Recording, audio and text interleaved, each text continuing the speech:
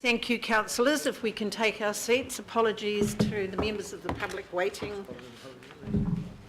Some people find it difficult to get over here by 9:30. Right, thank you, councillors. So, welcome to the members of the public and to the members of the regional facilities, regional amenities, who we're going to hear from in a few minutes. Welcome to members of, I see a couple of local board people here, Julia, Janet, Lindsay and Andy, sorry.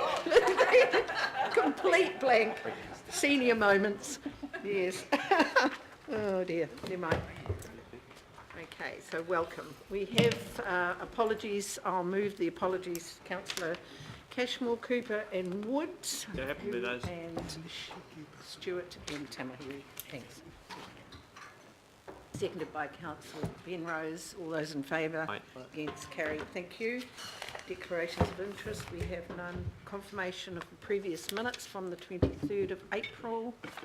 Someone move those as a true and correct record. Thank you, Kathy and Sir John.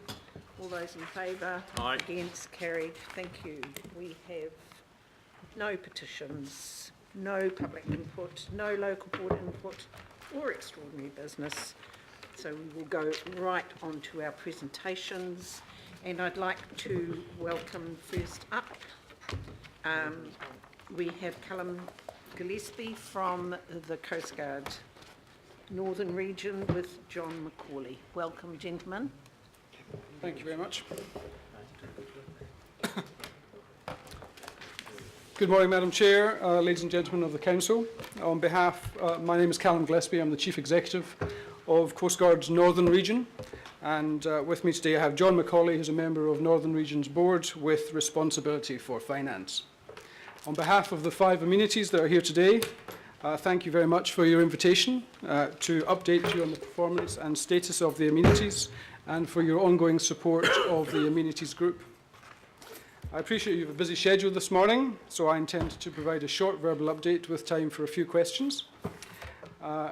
So, to recap on the role of Coast Guard, very briefly, we are the charity saving lives at sea. We do so by providing a 24-hour-a-day, 365-day-a-year rescue and recovery service for people in strife in our harbours and around our coast. We operate a VHF and UHF communications network that enables boat owners and operators to keep us informed of their movements and to keep them up to date with the weather and to enable Coast Guard, police, Westpac helicopter and surf and other services to coordinate a response where required. And we seek to educate the boating public so that they can enjoy and benefit from our great marine environment and avoid getting themselves in hot or cold water as appropriate. Coast Guard Northern Region is an entirely charitable organisation. We are a registered charity powered by 1,150 volunteers. Only 2% of our staff are paid. The Auckland region is served by 14 volunteer units from Waiuku in the west through to Kowau in the north. And as a volunteer organisation, our overheads are minimised, and our single biggest cost is payment to the units for the activity that they undertake. I've had the privilege of leading the Northern Region since February this year, and I have inherited an organisation that is in good shape and successfully delivering on its mission, I believe. In the 9 months of this financial year, we have undertaken 2,800 calls for assistance. We've had the busiest summer on record, with 929 Coast Guard operations and 58 search and rescue events in January alone. Clearly, these events range from assisting boat owners who have a range of problems, not always immediately life-threatening, but that may become so in time, through to very urgent, potentially fatal situations. Approximately 80% of the incidents that Coast Guard Northern Region manages occur in the Auckland region. And tragically, in the period of the last 9 months, we've also been directly or indirectly involved in operations where 18 people have died. Despite these pressures of modern life, our volunteers continue to turn out at all times of day and night. And last year, we calculate that volunteers expended 96,000 hours of their time in the service of the public. In the Auckland region, we have educated 1,300 members of the public in the last 9 months on a variety of different courses, and over 1,000 volunteers who are required to attend a variety of different modules in order to become fully qualified search and rescue crew members. And finally, we have fielded more than 112,000 radio calls through the period.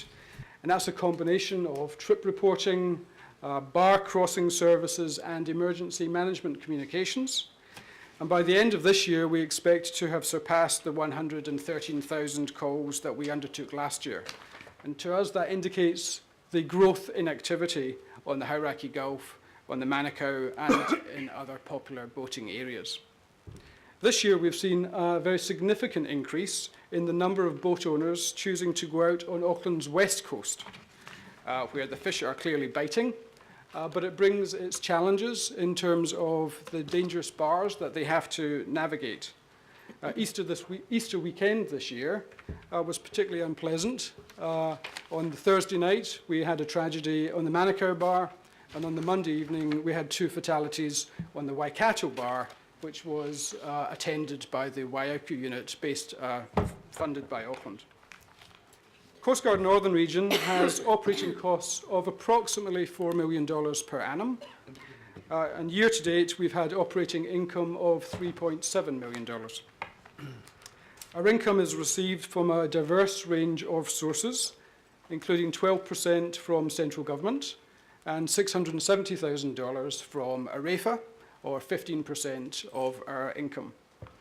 About 48% of Coast Guard's income is received either from member subscriptions or education services that we sell, with the remainder coming from grants, donations, sponsorships, and recovered search and rescue costs. We rely heavily on the generosity of organisations such as Foundation North, the Lion Foundation, and NZCT for the provision of grants to fund necessary vessel and infrastructure capital projects. And over the last 12 months, we've been unsuccessful with a number of these funding requests, and it's apparent to us that the gaming trusts have reducing funds to distribute as a result of changes in gaming machine laws. As mentioned earlier, boating activity on Auckland's west and east coasts accounts for about 80% of Northern Region's activities and 75% of our costs. As a result, AREFA funding is utilised to support our Marine Rescue Centre in Mechanics Bay, to support our Auckland units, and to provide the education outputs that I've described already. With less certainty of funds from historical sources such as the gaming trusts, AREFA funding provides us with an essential pillar that supports the service we provide. Now, thinking about strategy, I'd like to switch on our radar, if we may, and scan our environment ahead and look down our track to see what we can see. Auckland Coast Guard has a history that dates back to 1935. Since then, the organisation has evolved very considerably as it has sought to stay relevant and effective. That remains our challenge today, and while our organisation is shipshape, we face headwinds. In the next 2 years, these headwinds will include the need to adopt the new Maritime Operating Safety System and revised health and safety legislation. We have an expensive retuning of our VHF communications network that is required as a consequence of changes to international maritime organisation regulations, and we have a necessary midlife investment in the facility we share with Surf Lifesaving, the Maritime Police Unit, and the Harbour Master down at Mechanics Bay. In addition to these challenges, we forecast that Auckland's growing and diversifying population will see increased numbers enjoying our waterways with consequent demand on our services. We are thinking carefully about how we respond and have identified the following needs. Firstly, to raise awareness of Coast Guard's role and the benefit of our membership. We believe that Coast Guard members are better prepared boat users and that membership growth can also provide us with a revenue stream that mitigates other pressures. While growing our subscription revenues, we also wish to reduce our reliance on gaming trusts, and we seek to do this by achieving other forms of longer-term sustainable funding. And to that end, over the last 8 weeks, we have participated in both the Waikato and Northland long-term plan submissions, with the objective of achieving a proportionate funding from those regions for our activities in their areas of responsibility. And finally, it is also evident to us that more needs to be done to educate and upskill Auckland's population on the hazards associated with setting out on a boat. This financial year, we undertook an Old for New campaign on 35 popular boating ramps across the region that drew attention to the importance of life jackets and offered a cost-effective means of obtaining a new one.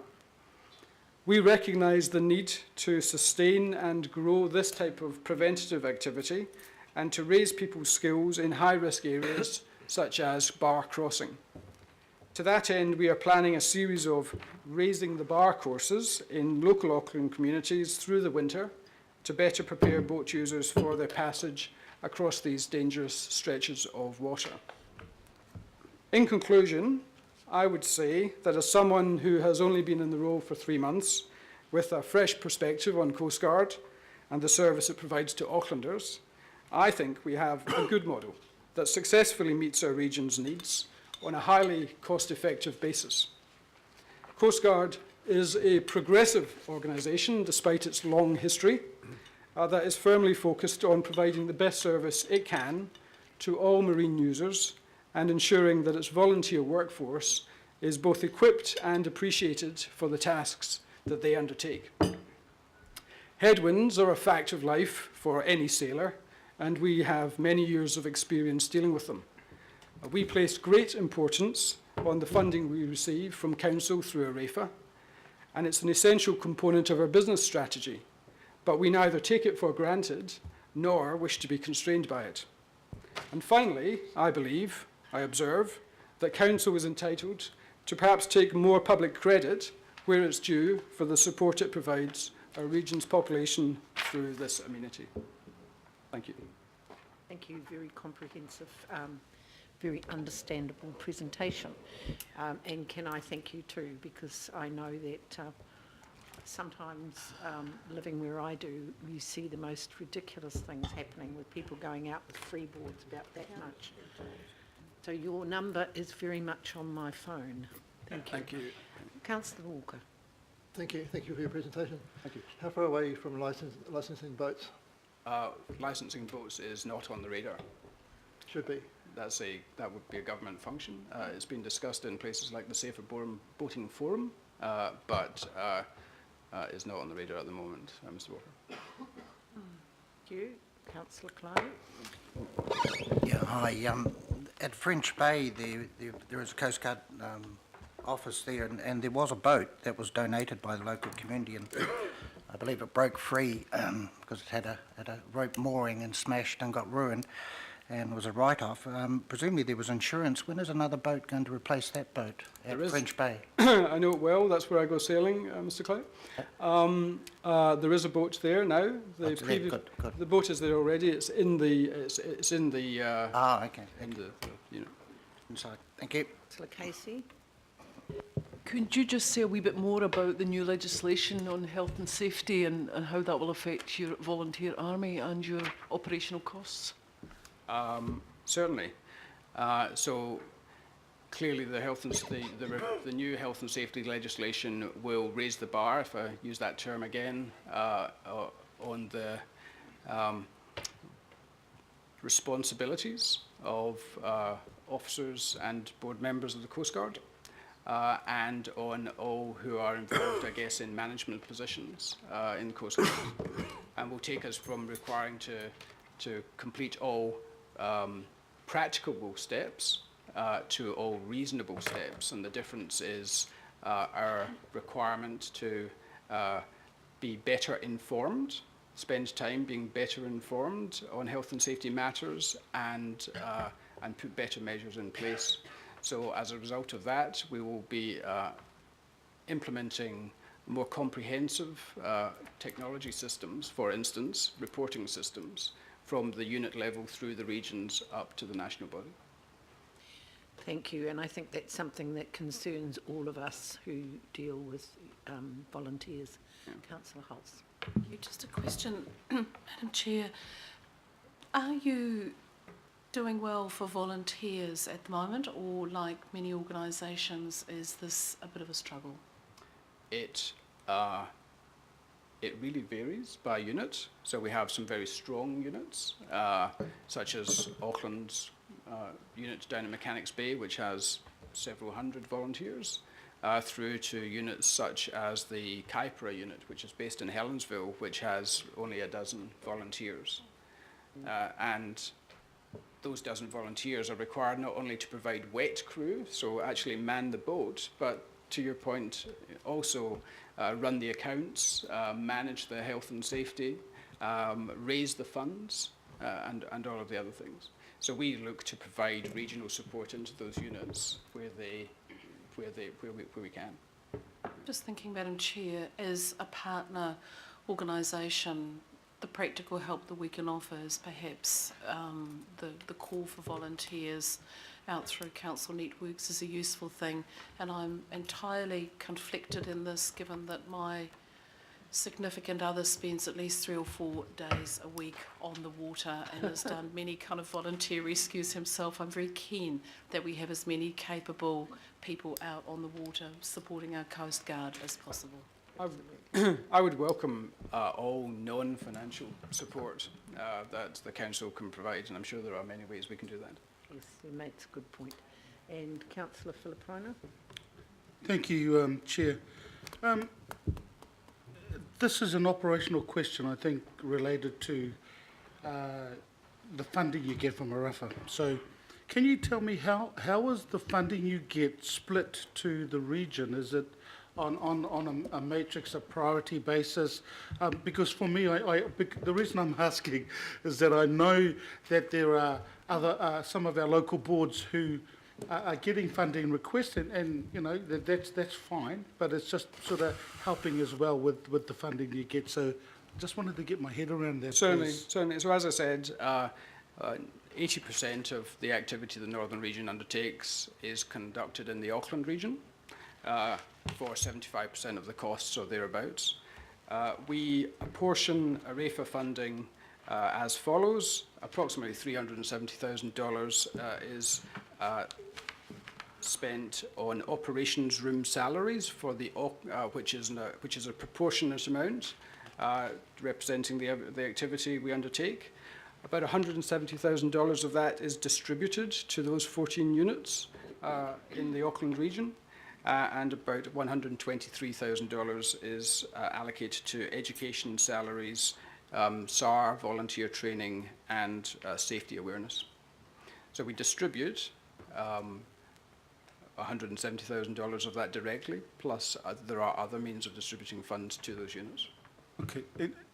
Chair, look, I just wanted to carry on from what our Deputy Mayor was saying around how we can do or help internally, by also saying that in regards to the life jackets anyway, and the work that you do, that the boating fraternity said right through the whole consultative process that they are there willing and waiting to assist in any way they can. So I think the utilisation of our boating committee, I have no doubt you would be looking at it, but it's important because they made that statement, and you know it's just getting everybody together. So. Thank you very much. And on matters such as the Raising the Bar series of courses that we want to do in our communities, yeah. particularly on the west coast, yeah.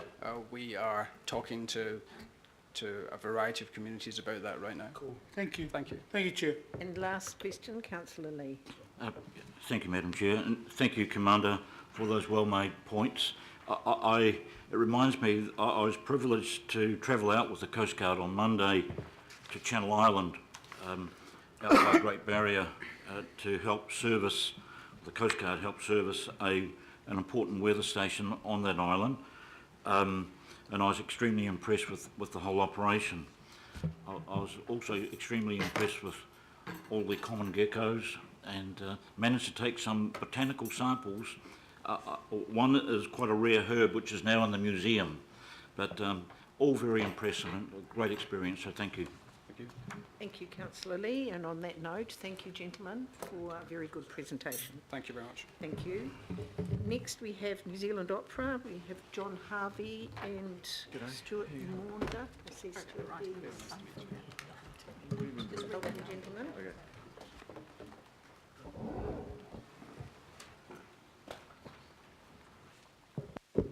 Thank you. Thank you, Madam Chair, and members of the Finance and Performance Committee. We welcome the opportunity to present to you the New Zealand Opera story. We're proud of our achievements and contribution to the City of Auckland, and I'll let Stuart talk in more detail on this in a moment, but I thought I would just update the councillors on New Zealand Opera and some of the changes that have taken place over the last 12 months, because I believe they should give you heart that the organisation of New Zealand Opera is firing well, governance is operating well. The first of those changes, I guess, is Stuart Maunder on my right. Stuart, as the General Director or Chief Executive of New Zealand Opera, has been in his position now for almost a year and has made a fantastic contribution to the opera company over that time. So I think Stuart is a great addition.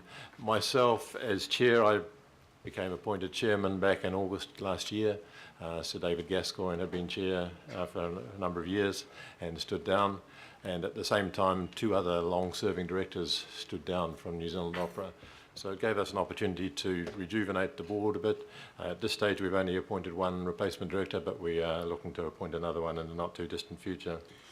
In addition, we've been upskilling and restructuring our team within New Zealand Opera. It's only a small team, but it's important that we have the right capabilities within that team, and we really are in a very good position there. The final part is that we've just completed and signed off on last week at our board meeting a very detailed strategic planning exercise, and this strategic plan will form the basis of our operations. Well, it's a 4-year looking document, but obviously these things move as they go along, but certainly it's the basis of our operating plans right now. So generally I think the opera company is in good heart. It's well managed and governance is strong, so I think you can take heart from that in terms of the way their RAFA funding is looked after. I'll get Stuart to talk in the details. Thank you. Thank you, Madam Chair, and hello, members of the Council. Look, we at New Zealand Opera are proud of the support that Auckland Council, we're proud to support your vision to make this town the most livable city, and we believe that having a resident provider of opera does just that. And New Zealand Opera is that vital element of the city's cultural fabric. Now, opera's been performed here in Auckland for over 150 years, and modern productions of those great works by the National Opera Company is part of what makes Auckland a memorable place to live and visit. And even though we perform here very regularly, each new opera is an event. For the company, it's a thrill to perform in the grand environment that's across the road there in the ASB Theatre at the Aotea Centre. And for audiences, of course, it's a chance to see and hear these great masterpieces in the way that they are meant to be seen and heard. The engagement of Auckland artists is also an important part of our work. New Zealand Opera harnesses Auckland's wealth of talent by employing local performers, designers and technicians, particularly the company's chorus of local singers, who are often recent graduates of your tertiary institutions. And for every production, we employ the city's orchestra, Auckland Philharmonia. And of course, performances in the pit, unfortunate word though it is, are an important part of that company's annual workload. Now, New Zealand Opera also has a policy of presenting New Zealand singers wherever possible, and many, of course, now have thriving international careers, and we believe that it's our job to endeavour to bring them home as much as we can, as we're doing with 3 expats currently performing in Cenerentola. Now, through the support of Auckland Regional Amenities Fund, you enable us to deliver to opera to Aucklanders, and specifically with the rent and utilities of our Onehunga Technical Centre and our Auckland office. You also provide support with the salaries of our OTC manager, some support for the head of education, a portion of our outreach activities in Auckland, and also a contribution to the Auckland overheads. This Onehunga Technical Centre, which came online in 2008, is probably the jewel in our crown. Last year, and this is not unusual, 4 separate operas were rehearsed there. The sets and costumes for 4 operas were built and refurbished, and the facility also built sets for 5 other local companies. We've had 20 separate education outreach activities with technical colleges, primary schools, secondary schools, and community groups, and we've been able to engage with communities who were previously unaware of the company, with the emphasis on participation. And we provide a rehearsal venue for groups like Viva Voce and other arts community groups. But most important, I think, is that this facility has given the company a home, a focus, and it's also a technical facility that has made us a very attractive co-production partner with overseas companies, including the Cenerentola that we'll see at the moment. Building productions mainly for companies in Australia, thereby creating more work for Aucklanders. But perhaps more importantly, we think, thanks to the Auckland Regional Amenities Fund, New Zealand Opera was successful in obtaining an increase in funding from July of this year, which allows us to engage an audience development officer to specifically work in the Auckland environs. And this role will include a time-consuming job of contacting participants in our workshops, community projects, and all of the free activities that we undertake. The initiatives detailed in the handout that we're distributing will demonstrate how New Zealand Opera is able to engage with these new potential audiences right across Auckland. And thanks to the funding board, we now have the resources to do that, to maximise this reach. Now, we're committed to continuing to provide Auckland audiences with the presentation of at least 2 main stage operas a year. And we're planning to add to these performance opportunities by co-presenting other performances and concerts in this city. We're also currently in discussion with Auckland-based collaborators and are planning to be represented twice in the 2016 festival and in the APO's season. We, of course, hire the major Auckland venues, and proudly so. And we continue to engage communities through education and outreach activities, from school children to seniors. And we have a very loyal local volunteer voice. Now, the local involvement that the company fosters here breeds this sense of strong ownership by Auckland and its people, and I'm glad to say Auckland comes out in force to support New Zealand Opera productions. We have a strong audience base here, and we can always improve and build. As John alluded to, we have a newly restructured organisation, and this new strategic plan that New Zealand Opera is bringing into force expects to build its contribution to the cultural life of Auckland by creating more opportunities for people to enjoy opera.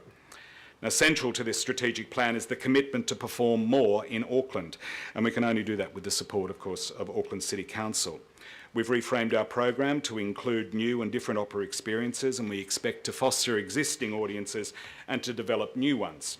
Hopefully increase our box office income and attract more core funding and increase philanthropic and sponsorship support. New Zealand Opera is a mixed funding model, and we're primarily funded through Creative New Zealand. This is unlike, of course, other national institutions like the Royal New Zealand Ballet and New Zealand Symphony Orchestra, who are centrally funded. But it's becoming clear that public funding is a challenge. We have to fight for every dollar that we get. There's no knight on a white charger to save us. We have to become sustainable. And we've had indications that Creative New Zealand does not have the resources to significantly increase our base. So to be prudent, ongoing, we must assume the current level of CNZ funding. At base, that means, of course, we have to live within our means. But we also must continue to build all our other revenue streams. Now, no one at New Zealand Opera or the board want to cut activity to meet the budget. If you reduce activity, especially main stage activity, I believe you die. We must certainly become sustainable, but for too long this company has lurched from financial crisis to financial crisis. So from 2016 to 2018, we're going to maximise our revenue in 3 basic ways: by our repertoire choice, In each year, we must tick that popular opera box. This is the most proven way to engage with new audiences. But we're also determined to build audiences by giving these potential people offerings that are slightly outside the top 10 repertoire, intriguing those who haven't tried us before and possibly providing more chances for loyal audiences to discover new operas. We're also attempting to maximise revenue in a slow burn way with our community outreach activities and our audience development areas that I alluded to earlier, and of course education.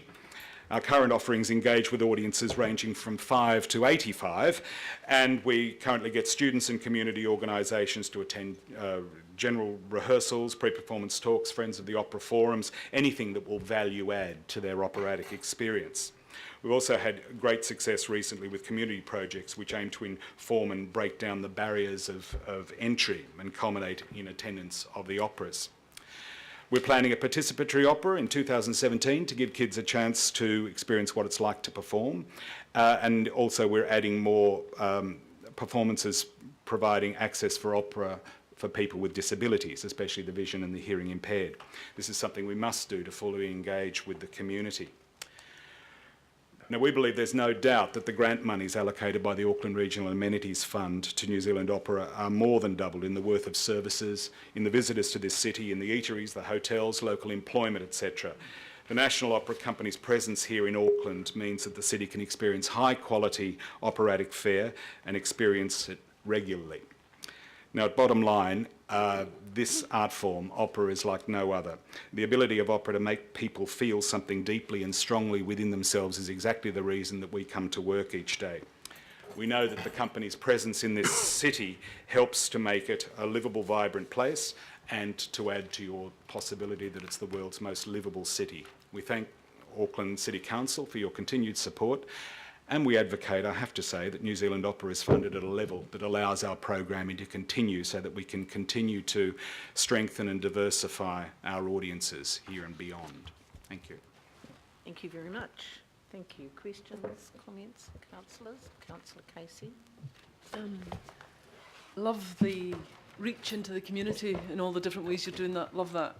I'm interested in whether you're extending the music in parks, because I understand that you're looking at other venues other than... Yes, we are. We've thank you, Councillor. We have started negotiations with Auckland Council now, the people that actually look after music in parks, to try and get into the South Auckland area and some other areas there. We have a product that we bring to Dingle Dell, God love it, in St Heliers each year, and we'd love to take that same product because, you know, the problem with opera really is getting people to come in the first place. Once they try it, usually they'll be repeat offenders. So we actually need to get it out to the people, and so we are definitely discussing that. Yes. Great. Thank you. Any other comments, questions? Councillor Darby. Thank you for the presentation and the update. I've been looking at your website. I'm impressed to see that you have some 50 sponsors at least listed. You might have others. Can you just give us a breakdown? You have Creative New Zealand as your funding partner, your core underwriter. What's the current quantum, and is that mainly OPEX? Is there much sort of CAPEX there? Is it all OPEX? And the other two, other than Auckland Council, Christchurch City and Wellington City, what sort of breakdown? I'll give you exactly what it is. I was attempting to keep the short. Creative New Zealand give us 2.475 million each year, or currently. The Auckland Regional Amenities Fund come to the party with $875,000, for which we're very grateful. Wellington City Council, and this looks a bit sad, is 52,000. Christchurch City Council, 130,000. Our donations and sponsorship generally add up to 2.1 million, and our box office is approximately 2.1 million at the moment as well. That's the rough breakdown. None of our sponsors are above 100,000. We have a couple of foundations, particularly the New Zealand Opera Foundation, which used to own us. Only reason, well, not the only reason, but one of the major reasons that this company exists and we can take opera to the whole country is because we have sizable support from Auckland City Council. Thank you very much, and very good to hear that your space in Onehunga is working well, because I know that's something that for many years was talked about, but obviously needing that place. Yes, Councillor, it's been a very exciting place for the last year, because we are able to engage with a lot of people from that particular area. And we did an open day recently, which is in the handout that I gave you. And it was just amazing to see the number of people that just walked in from the street that had no idea. A lot of the Asian community, a lot of the South Auckland community as well. Right. So it's heartening. Keep up the good work. Thank you very much. Thank you. Just a comment. Oh, sorry. Madam Chair. Sorry, councillor. Sorry. I just wanted to pass on my acknowledgement of one of your stars, and that being Donald Trott. And, you know, and I just encourage you, I know he remains on as a director of your board, but the fact that, you know, there's everyone from the Prime Minister down that knows who Donald is, and he's been a great representative and I think founding chair of your organisation post the construction of the RTS Centre and trying to use that more for opera, and his ability to kind of nurture talent and with the Onehunga workshops and his opera school in Wanganui, and so he's someone who's nationally acclaimed, and I know you as an organisation really I suppose appreciate that, but I just wanted to pass on, and I'm sure my colleagues would agree that he's a great ambassador, and his work continues to be recognised, and he's a great foreperson for you guys. Thank you, Councillor. Sorry, John. I was going to comment, thank you very much for those comments, and I certainly endorse your comments. And the part you left out in terms of his skill set is that he's very good at dragging money out of benefactors. And that's very valuable to us as an organisation as well. He's very hard to say no to. No, Yeah, absolutely. And may I add one more thing? He also has another job, another feather to his cap, in that he is the secretary to the amenities, and does a great job in that wing. And he'll be at every performance of Chenarentula. I didn't mention, did I, that Chenarentula is performing across at the ASB Centre? Okay. And he also, Madam Chair, just one quirky note with Donald. He went to school with my father, and he was the only one at the time that could ride up, in the 1950s, that could actually ride up the zigzag on St John's Hill in Wanganui. So do take that back, because he was the only one at that school that could ride up without getting off his bike, the zigzag. Well, he wanted to go Athletic ability as well. Could have been a politician. Thank you, councillor Brewer. That's very enlightening. Thank you, gentlemen. Thank you. Fantastic. Right, the third amenity we have is the Auckland Festival. I'm saying, who's Donald Trott? And we have John Judge, Shona Roberts, He's amazing. Arnie Herman, to name three. Welcome. Very nice to see you here.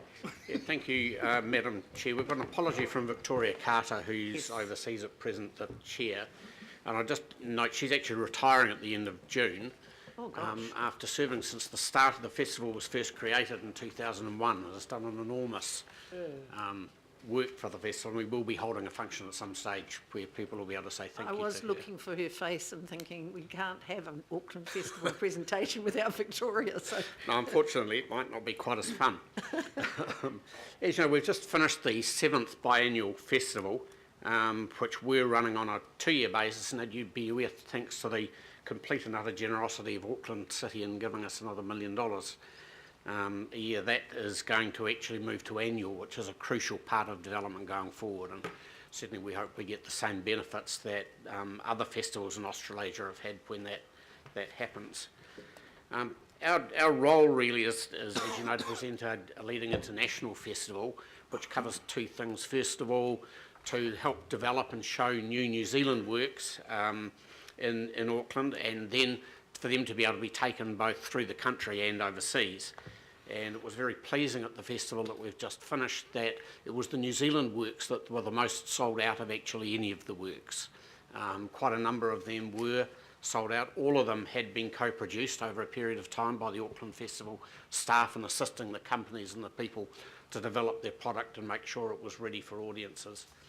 But we were thrilled really with the breadth of that work in both having Pacific, Maori, and for the first time domestically produced Asian work on the stage, which is a very important part of actually improving the audience so that it covers the whole of Auckland rather than only a segment of it. We're also, the other important role is to bring international work to New Zealand, to bring work here that otherwise wouldn't be seen. We had a slight hitch in the last festival when at the last minute the major English-speaking play that was coming to both Hong Kong and Adelaide and here was cancelled on all 3 festivals at the last minute, which left a hole in the program, but that's just, I think, part of the issues of running a festival. We had approximately 180,000, a bit over that, of people attended the festival events this year over the 19 days the festival was held. That was slightly down on 2 years ago, principally because of 2 things: the cancellation of the major play, which actually drives quite a lot of people coming to it, and the wet weather over the weekend, although not in the evening when Group F were performing up at the museum, which meant those numbers were slightly behind the year before. Box office income at 2.3 million was the second best. It was inside the top and bottom levels that we'd set in our budget, slightly nearer the bottom than I would have liked, but was still perfectly satisfactory. The program, I think, was improved on half on previous years, and that we had a greater focus on the development of audiences for people aged 1 to 18, and in fact it was pleasing that we had over 4,500 students came from 65 schools, attended festival events, the post-show talks, the pre-show talks, workshops in developing art, and another 3,500 students attended free events. That was particularly enhanced by one of the individual sponsors of the festival, who particularly gave us money to help move people from Manukau into the festival events that were in the centre of Auckland, which that does 2 things. I think it helps the students who are studying arts, but secondly it helps build audiences for the future. We've still, in terms of thinking in the future, need to work harder, I think, at bringing the right Asian works down to New Zealand that can appeal to the Asian population. It's obviously a young population in Auckland, so it's a slightly more difficult task.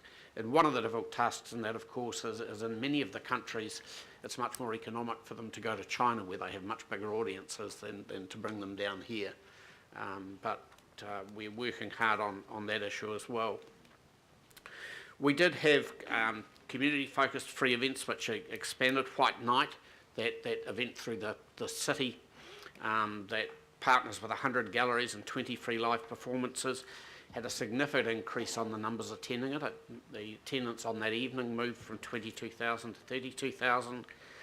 We ran a much larger daily free music program in the square here as part of trying to actually just invigorate the centre of Auckland and make sure that people are aware the festival is on, which will be easier running it every year, because everyone will then know in February we run a festival, as opposed to wondering whether it's on or it's not on. And so with the expanded White Night, the Family Garden Time and the Family Day program, we were pleased that it's an important part of the festival to have a significant number of free events that people who can't afford to perhaps go to festival events can come to in any event. We had 21 international directors from Singapore, Korea, China, Japan, Taiwan and Australia here for our Friends program, which is part of developing links with them both to assist us in bringing works to New Zealand and perhaps co-produce works to bring here, but equally to get them to see the quality of the New Zealand works, because one of the roles of the festival is not only in helping New Zealand companies develop their shows and improve them in terms of giving them the ability and the knowledge to actually put them on successfully, but introduce them to people so that they can take them overseas. We started an art accessibility program for deaf and vision impaired communities, so that we had audio described in sign language at most of the shows to improve the accessibility as far as that's concerned. And so across the whole festival of the 19 days, we had 145 ticketed events with 40 different shows, 53 free events, and just under 1,000 artists, of which 300 were international from 28 countries, and the balance coming from across New Zealand. We're currently working on the 2016 program. Clearly the staff now have to sort of double their workload in the middle to produce a thing every year. That'll be a gain to the organisation, not only because I think it spreads our people's work better, but it enables us to employ people every year, which will improve the end quality of the festival, but undoubtedly in the first couple of years is a challenge. And so in fact David and Carla are currently in London. They've been back through Europe again and tying down some of the major shows for the current program. We will be running a major English language play to attract a large Auckland and national audience. That is almost tied down, and we want it more tied down than last time. We'll have a major low-cost outdoor work. It will be different to the Group F that we've been running at the last two festivals up at the museum. Something quite different and in a different place, but should actually attract similar audiences, but over a longer period of time in terms of the night. Then continue working with, we'll actually be working with, for the first time, with the Wellington New Zealand Festival. I think with us going annual and them being biannual, it's very important that we work together. And as some of you would know, arts organisations don't always work well together, whether they're art galleries, well, actually art galleries do, but museums and festivals have not always done so. But we are working hard at that and determined to make sure that we are as cooperative as possible. Because New Zealand's a small place and there's a limited amount of money, as you're aware, and so it's quite important that it's used absolutely to best effect. We also will continue to strengthen our partnerships with other New Zealand leading arts companies. I mean, the APO, New Zealand Opera, the Royal New Zealand Ballet, the Art Gallery, the Museum, Black Grace. We obviously use a lot of venues in the city, which helps that work. So an important part of the festival really is making sure the investment you place in a whole lot of other things can work as well, and that again is part of our role. So that's probably, I think, a simple summary of what's been going on, and I would welcome any questions, and I've got two helpers here if I don't know the answers. Thank you very much. And certainly it was good to see what was going on in the square during the festival. Councillor Crum. Thank you for your presentation and good morning. The success of your New Zealand produced shows, how does that compare to the last festival, and how are you planning accordingly? More successful this time. We had many more of the shows were sold out.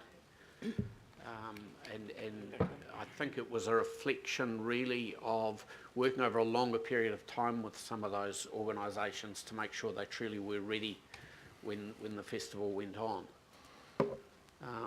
We're continuing with that and working through in partnerships with people. We actually run a series of programs where people can put works to us, and from them we can decide which ones we can work with in the shorter term to become ready and which ones we need to work with over a longer time to be ready. Thank you. Councillor Casey. John, I'm interested in your outreach into the region. It's the usual question I ask you when you come along, and what your plans are to, instead of busing kids in from Manukau, actually taking the festival to Manukau or up to the north or wherever.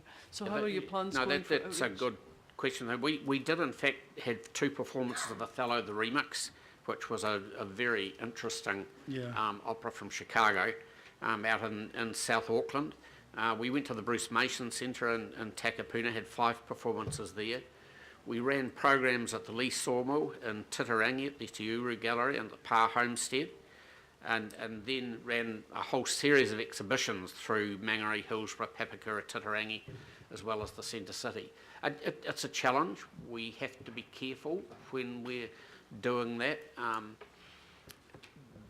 We have in previous years ended up taking things out which simply haven't sold and have not achieved what we want. So we need to make sure we're communicating well with the people in those areas and choose programs that we think will sell well and will get the attendance, and that is occasionally a challenge for us.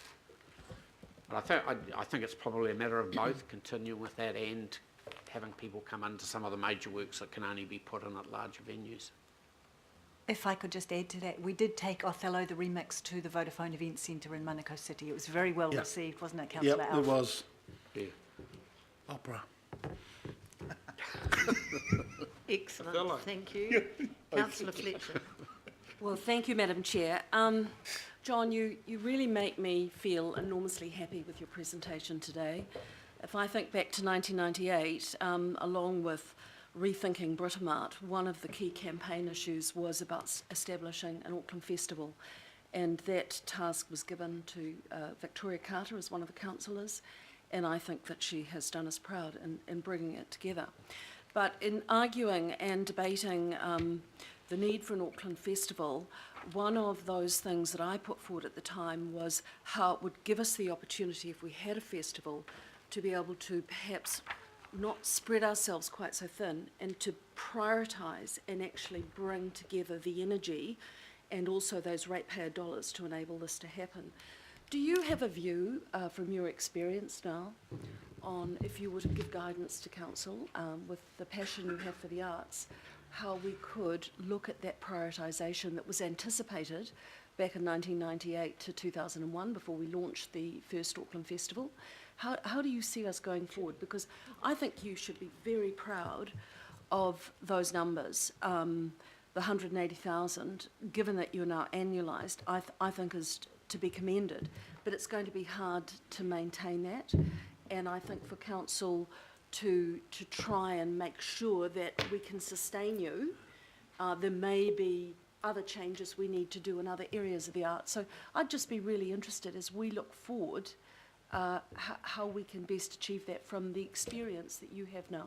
I think there's two things. Going annual has been a major step forward, and if we looked at Adelaide, Sydney and Melbourne, they were able over the 3 or 4 years after they went annual to develop their audiences into larger numbers, and we're hoping that we will be able to do the same thing here. I think that we've got to answer a really broad question, and this is my view, not the I am asking of for the your view. organisation. My belief is that we need to look at Edinburgh as the model. And if you have a look at Edinburgh, it runs a whole series of festivals across a year. There's a central organisation that helps make them work, and they involve other people in sort of subgroups, I suppose you'd call it, in helping the festivals. We took the first step this year towards a science festival.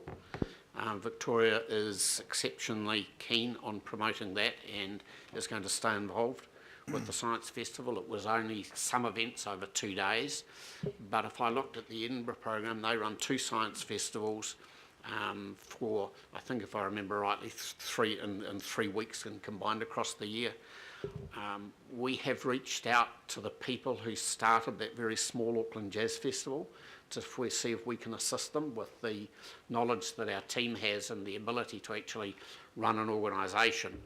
Because certainly from a personal point of view, I would like to see Auckland having a major jazz festival that went over 1 or 2 weeks of the year. That'll start small. I've talked to 2 or 3 people who are prepared to put up sponsorship dollars. So if we can talk with the people who are running that, because the aim is not, we don't want to be seen to be taking things over, we want to work with people to succeed. I think having reached out to the Wellington Festival, that will actually help Auckland as well, because we want to make sure that the dollars that happen really at any of the festivals across the country are utilised in more than one space. We're too small a country otherwise, yeah. We are. I mean, it was immensely frustrating when I chaired Te Papa in the inability to get the museums to cooperate, because the CEOs at the time didn't seem to like each other, compared with the galleries, where there was a lot of cooperation and enormous support between the art galleries, which was to good of New Zealand. So you know, in 5 years' time, if I was sitting before you, I would like to be able to say that we're now running a large science festival, that we've got a jazz festival that's one on the way, and instead of having 180,000 people, we've got 400,000 or 500,000 people attending festivals in Auckland with the same operational base, but obviously with more people. That's really interesting. Thank you for that. I mean, I feel that there may be, you know, where council's tentacles are at the moment, we may need to bring those in so that we can bring a focus to the work that you're doing. So thank you very much for giving us that overview. Last question, Councillor Wayne Walker. Sure. Commendations, John, and also to Victoria. Wonderful festival. Just picking up on the comments that Christine was making, those other cities that you refer to look at the whole year. They look at building events and activities so that the whole city's buzzing, and obviously that goes to the hospitality industry, goes to transport, goes to a bundle of things.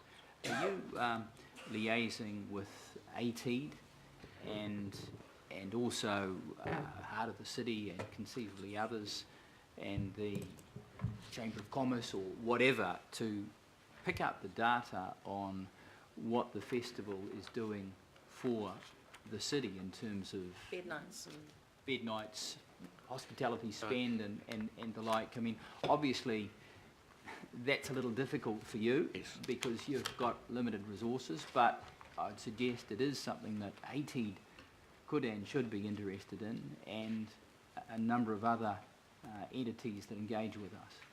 Yeah, I have had discussions with AT, but more particularly on the lines that if we were going to expand the Science Festival and have a Jazz Festival, what is the time of the year that they would rather that was, because we've got dip in bed nights and the least number of people visiting Auckland.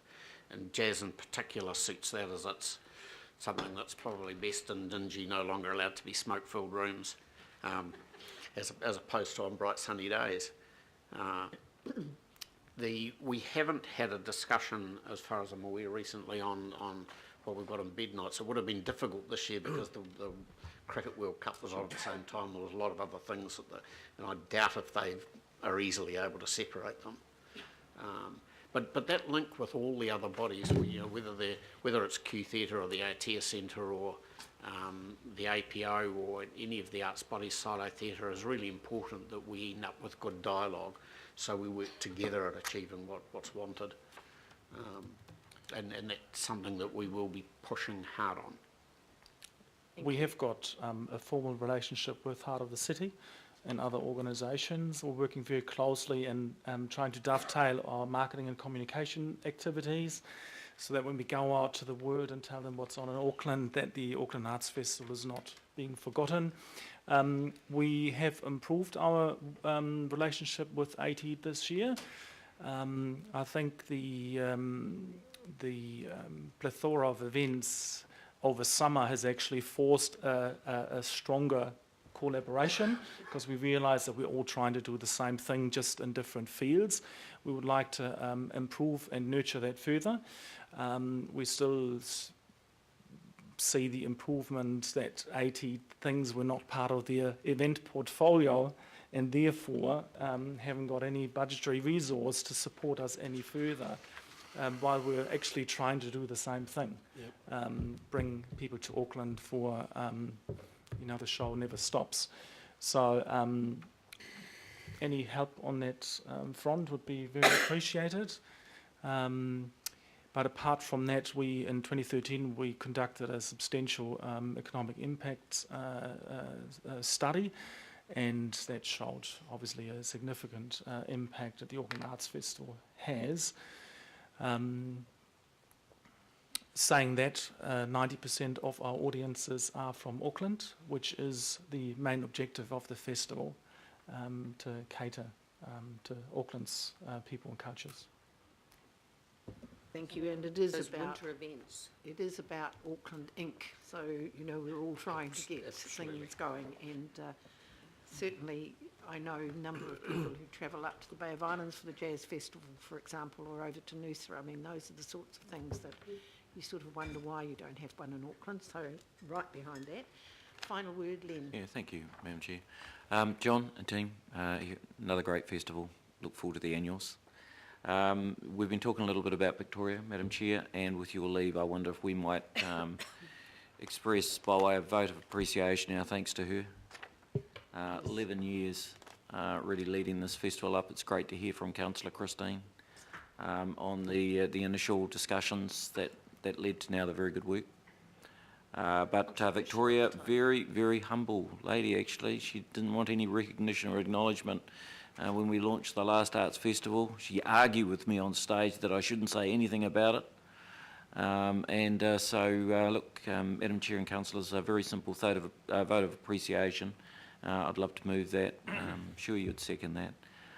To just convey to her, John, through you, how much appreciative we are of outstanding work by her. Thank you. Thank you. And I think if you move it, Christine would like to second that. So we will put that later. Thank you very much. Thank you, and more power to your arm. Fantastic. Thank you. Right, councillors, our next group is Surf Life Saving. David and Matt. And Matt has to be probably, of all of us, probably went to more have your say meetings during the LTP than anyone else in this room. Good morning, Madam Chair, Mayor Brown, ladies and gentlemen of the Council, Finance Committee and Performance Committee. First and foremost, I'd like to start by saying thank you very much for the opportunity to present here today. This is our opportunity to acknowledge and thank the Auckland Council for their ongoing support and their significant funding we receive every year. This funding helps keep hundreds of thousands of Auckland beachgoers safe every time they participate in recreational activity on our beaches. In an environment where Council is accountable for every dollar of ratepayer money, we are grateful for the trust and partnership you have extended to us over the last few years. It's a privilege to be here, and I'd like to introduce myself. I'm David Trail, Surf Life Saving Northern Region Board Member, and I'm currently in my third week of acting CEO until our new CEO joins us on the 2nd of June, and his name is Kenny Halliday. To my right, I'd also like to introduce Matthew Williams, who you all know, Portfolio Manager for Surf Life Saving Northern Region, and so whom many of you will be familiar with around his work with club sustainability and the Surf 1020 project. In our submission for Surf 1020, we asked the city to answer our call and stand behind us. I truly believe the support we have received for our organisation this year will leave a legacy that we can all be proud of and enhance the At the Beach experience in the Auckland region. So a huge thank you is due from us for the Councillors' advocacy for the Surf 1020 funding being included in the long-term plan budget. This funding is critical in enabling the upgrade and rebuild of our Auckland clubhouses, many of which were built in the 50s and 60s, and is fundamental to the ongoing service delivery by our nearly 1,100 qualified volunteer lifeguards in the Auckland region and the growth of this valued and iconic volunteer service. I know that Surf Life Saving Northern Region itself probably doesn't need too much of an introduction, but in essence we are a volunteer emergency rescue service whose mission is to prevent drowning and injury on the region's beaches and coastlines. We are a frontline emergency organisation just like fire, police, ambulance and Coast Guard, and to deliver this we coordinate the activities of 17 clubs in our region and ensure strong linkages into the wider emergency response and search and rescue service locally. Our clubs range from Waikato's Raglan Beach right up to the top of the North Island, with the 10 Auckland-based clubs covering an area from Kariatahi in the south to Omaha in the north, including patrols at 17 Auckland beaches. Due to Auckland's climate, accessibility and population, our region undertakes 33% of the total life-saving activity for the whole of New Zealand. Our main activities include surf life-saving services, club development, community education, sport and leadership development, all of which support the core business of public safety and emergency services. So what does this really mean? It means that every year some of the most frequented and dangerous beaches in New Zealand and Auckland are kept safe thanks to the work of our volunteer surf lifeguards. When we look at our recent key achievements and outcomes, we've had the highest beach user statistics in the country, yet fewer people drown on our beaches per head of population because of the work we do. While acting as the infrastructure that allows safe, monitored recreation to occur at our city's favourite coastal playgrounds, we have helped over 250,000 unique beachgoers enjoy the water in our patrolled areas over the last year. At the same time, the Auckland region has experienced its lowest drowning toll since 2006, with 14 drowning deaths, despite having a long summer where drownings have featured in our national news regularly. This season has been a very busy one, and in high demand periods we continue to deliver to public need. This season our volunteer and paid lifeguards have put in over 61,000 hours of patrolling. In total we have rescued 263 people at Auckland's beaches, which is 27 more lives saved than last season. They have provided 645 first aid treatments and kept over 76,000 people from getting into difficulty in the surf through preventative actions. A big part of our role are these preventative actions, safety interventions before people need rescuing. And we know we've been doing our job well in a busy season when our preventative actions have increased by 50% on last year. Our ongoing quest for sustainability has also met with success in both the financial and club sustainability areas.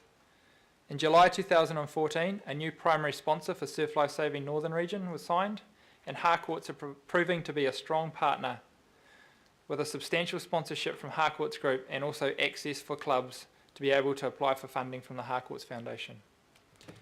As previously mentioned, the funding that has been secured in the Auckland Council long-term plan is vital to the ongoing sustainability to our surf clubs in the Auckland region. The 1.9 million awarded for the first 4 years and up to 6.4 million over the 10-year period provides the cornerstone funding to ensure that our clubhouses are fit for purpose and continue to deliver high-quality life-saving services and experiences on our beaches. And of course, a big part of our sustainable future is about our people and our membership base.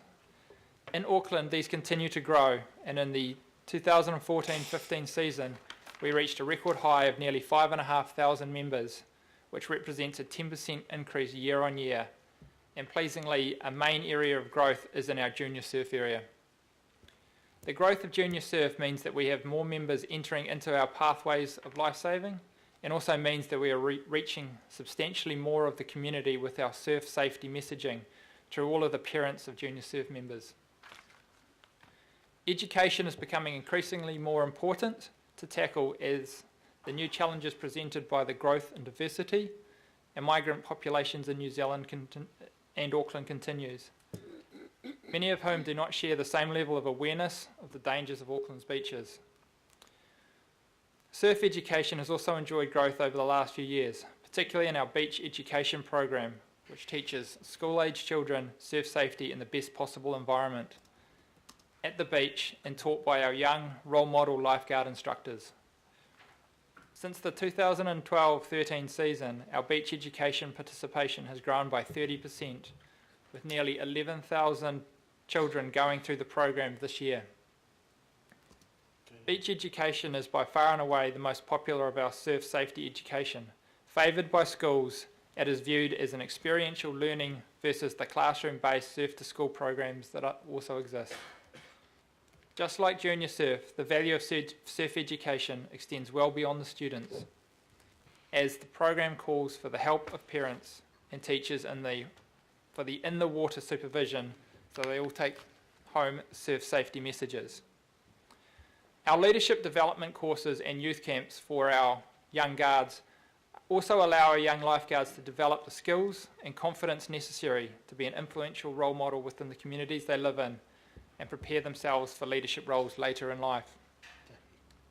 And finally, with the growing number of different ethnic groups in Auckland, the Diversity Project is an initiative that we launched in 2013. And to date, we have had over 50 secondary school students from diverse ethnic backgrounds enter into the program, which has the long-term aim of them earning their Bronze Medallion Award and becoming role models for others to follow, and also allowing us as an organisation to understand how we can bring more of that group into our movement. From the first intake of students, 30% of those students have now achieved their bronze, and there have been other additional outcomes from their training. Many of them have already been using their first aid skills to help others, and one of them ended up rescuing a fellow student at their school swimming sports.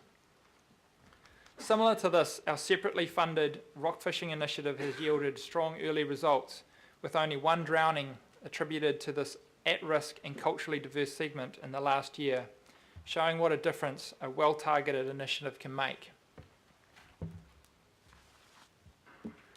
Looking forward to the future, we have plenty of new initiatives planned in the coming year to continue our growth and enhance the value we create within the Auckland region.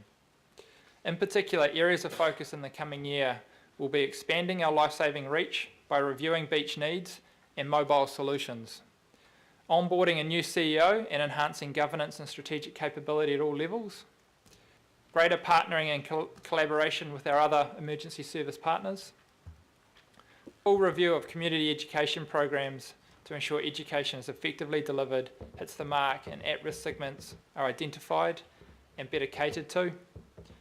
Strengthen our junior surf pathways to ensure membership growth and retention of future leadership talent within the volunteer movement into the life-saving arm. continue to build superior event safety capability to support the growth of Auckland as a leading region for water sports. Showcase to the world the sports side of surf lifesaving on our Auckland beaches as part of the World Masters Games. Develop a future-proof digital strategy, including upgrading our radio network. Continue to strengthen financial capability through long-term commercial and community partnerships, and strengthen club sustainability through the effective delivery of the Surf 1020 program and enhance governance, constitutional and strategic disciplines. What we are hoping to achieve from this. As an organisation, we understand acutely the responsibility we have to deliver value to the community we serve.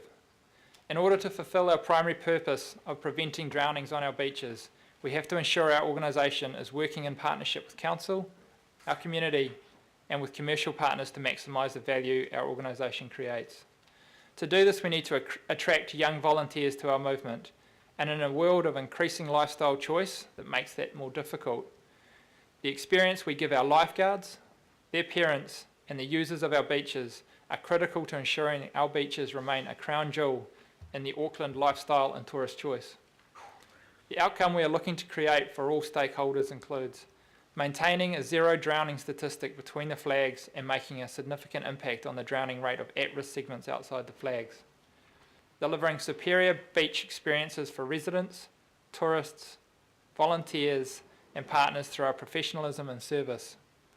Growing our reputation as a leading organisation within the emergency services and water safety education sectors.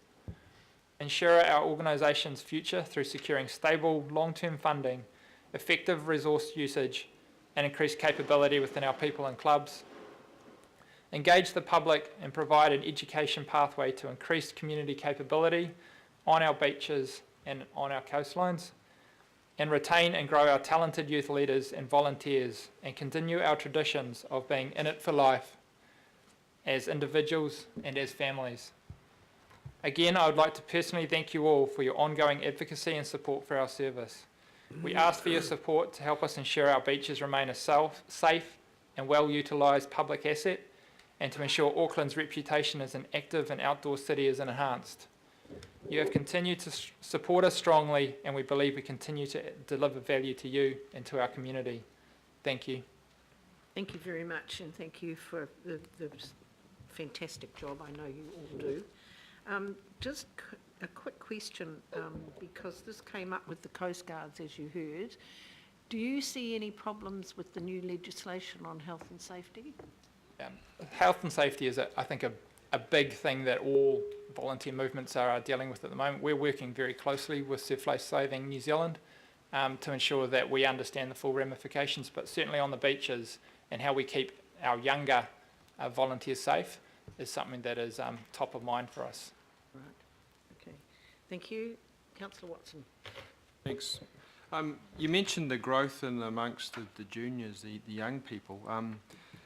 From my observation on the North Shore, and particularly in places like Orewa and Red Beach, that growth is phenomenal. I mean, just absolutely phenomenal. And there's going to be a lot more people pouring into those very areas that are close to those surf clubs. Even with the program, do you think you'll have the capacity to cope with that huge growth that I assume is greater in some areas than others? The biggest difficulty for those North Shore beaches like Marangi Bay, and you would have heard us harp on about it through Surf 1020, is that the clubs can't cope with them. So we provide a very cost-effective, attractive model for families to bring their children to the beach and learn, but Marangi Bay was turning people away last season because they just got too full, and we don't want to be in that position. We need to be set for our future and to grow with it. Also, we need to find a model that makes sure we retain these 6- and 7-year-old junior lifeguards or nippers through to being the guys in red and yellow on the beach, through to guys that stay with the organisation in their 30s. So that's going to be our biggest part, is not just attracting the new membership, but having facilities and a movement that manages to keep those people throughout. We've got the likes of David Trail and Malcolm here with up to 60 years experience between them, so we want to keep that going for the future. Thank you. Any other questions? Go, Councillor Reiner. Thank you, Chair. A few years ago, and I asked the question of surf lifesaving a few years ago. There was a Pacific gentleman that drowned on Kareoitahi Beach in Waiuku. And I got involved with it, and I spoke to the young boy who pulled this gentleman out of the beach, but couldn't revive him. And talking to the mother of the young 14-year-old that saved, or that at least got him out of the water, she sort of mentioned the fact that he was obviously traumatized. He was, you know, but there was no support for him. So I asked the question of surf life-saving when that incident happened. I got involved with it as the Pacific liaison in the police around the drowning, informing the parents. So I asked the question around any assistance that surf life-saving will give to the lifeguards. So is that an ongoing, you know, around the... I think, you know what I'm saying, you know, it's just, the mother was just really, really concerned about him. Yeah. And she says, look, I'm not really getting that much support, and, you know, I wish that I was getting the support from my young 14-year-old. Yeah. It is one of the biggest things that we need to focus on. I mean, many life-saving patrols are actually dominated by young people that are sort of 18 years old and haven't actually had to go through those experiences before. Certainly, Surf Life Saving New Zealand, Surf Life Saving Northern Region has a full EAP service. So any lifeguard that is involved in a traumatic event can access that. We've continued to try and lift the visibility of that so people do get plugged into that quickly. I was involved in a few events up in Northland this year where we actually had a few drownings, and I guess the duty officers, which are our more experienced guards that do kind of go out to events and actually make sure that people are supported in their debrief, they do take that very, very seriously now. And I was very, very impressed by one of our individuals who made sure that every single young guard that had been involved was actually spoken to, knew what they were able to get. So certainly something that we will take very seriously, because you're not going to keep people in the movement otherwise. From a process point of view, we do have, every time there's a patrol and there's someone, a duty or a manager who's specifically rostered to go and respond to that. But to add some presence to it, we had a similar drowning, a search for a Pacific Island male who ended up drowning early January in Bethels Beach this year, and the police senior sergeant actually in a written report quoted the quality level of victim support provided to the lifeguards by Bethels Beach Surf Club, but also to the victims. So we often find ourselves not just looking after our own members now, but the victim space in lieu of victim support getting there. Yeah, that's pleasing. Sorry, that's pleasing to hear, because from, I think it was 2011, when this particular incident happened, from hearing the mother to now hearing what you're saying is very pleasing. So thank you.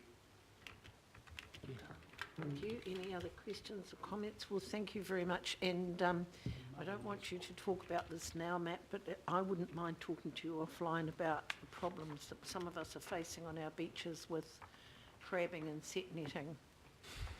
I know is an issue at Omaha and some of the other areas. So, yeah, it's a cultural thing, but it is an issue, particularly with the drowning at Urititi.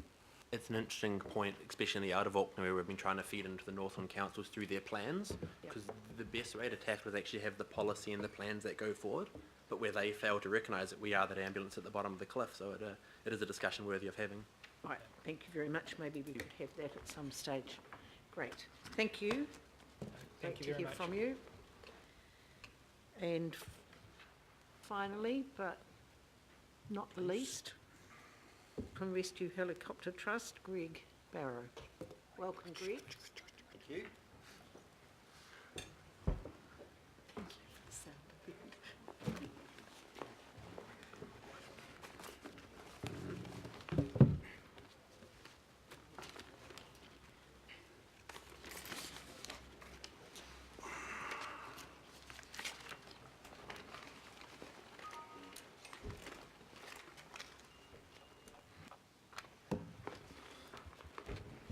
Good morning, and thank you for this opportunity to talk to you this morning. My name's Greg Barrow, and I'm the Chief Executive at the Auckland Rescue Helicopter Trust. I'd also like to thank you for the recent support that you've just shown the Helicopter Trust. It's gratefully received. The Auckland Rescue Helicopter Trust is a clinically focused emergency service. We're the oldest civilian air rescue service in the Southern Hemisphere, having commenced services in 1970. Our purposes in life are to insert critical care into the most inaccessible places, to provide pre-hospital medical care for the sick and injured, transport the sick and injured from an accident scene or any location to specialist care hospitals, provide a rescue service for distressed trampers and boaties and others in need. And we provide an air asset for other emergency services such as Coast Guard and surf lifesaving. We provide an air asset for civil defence, and when required we provide additional air assets for the New Zealand Police. We provide an air asset to the New Zealand Rescue Coordination Centre to carry out services when required. Our services are available 24/7, 365 days of the year. On one hand, we're a very good fundraiser and enjoy wonderful community support. On the other hand, we are a capital hungry and intensive organisation. In the year to March 31, we flew 1,104 missions, which is an average of 3 for each day of the year. Our average response time was 7 minutes for operations during daylight hours and 11 minutes for operations at night. We partner with the Auckland District Health Board to be the only air rescue service in New Zealand to provide specialist doctors as part of our clinical teams. We were the first New Zealand service to provide pre-hospital ultrasound, and in conjunction with the New Zealand Blood Service, we're the only civilian rescue emergency helicopter service who provide pre-hospital blood, enabling on-site or in-the-air blood transfusions. We have invested in video laryngoscope technology, enabling seamless intubation of patients. We have introduced a clinical education facility to provide continuing education for our clinical teams. We are the only rescue helicopter trust accredited by the Australian College for Emergency Medicine to train doctors in pre-hospital care. Recently, we have introduced a rapid response vehicle enabling us to provide our clinical teams in an urban setting, that is to the Auckland CBD and the surrounding suburbs. We've recently built and achieved civil aviation approval for our own helicopter flight simulator, enabling better and more cost-effective training for our pilots. We've worked with the Civil Defence to develop a pre-tsunami warning public broadcast system. We've invested significantly in our fundraising enterprise. We now employ a direct marketing donor service manager to develop our mail-based fundraising campaign, and we now employ a full-time bequest program manager to develop a bequest side of our fundraising enterprise.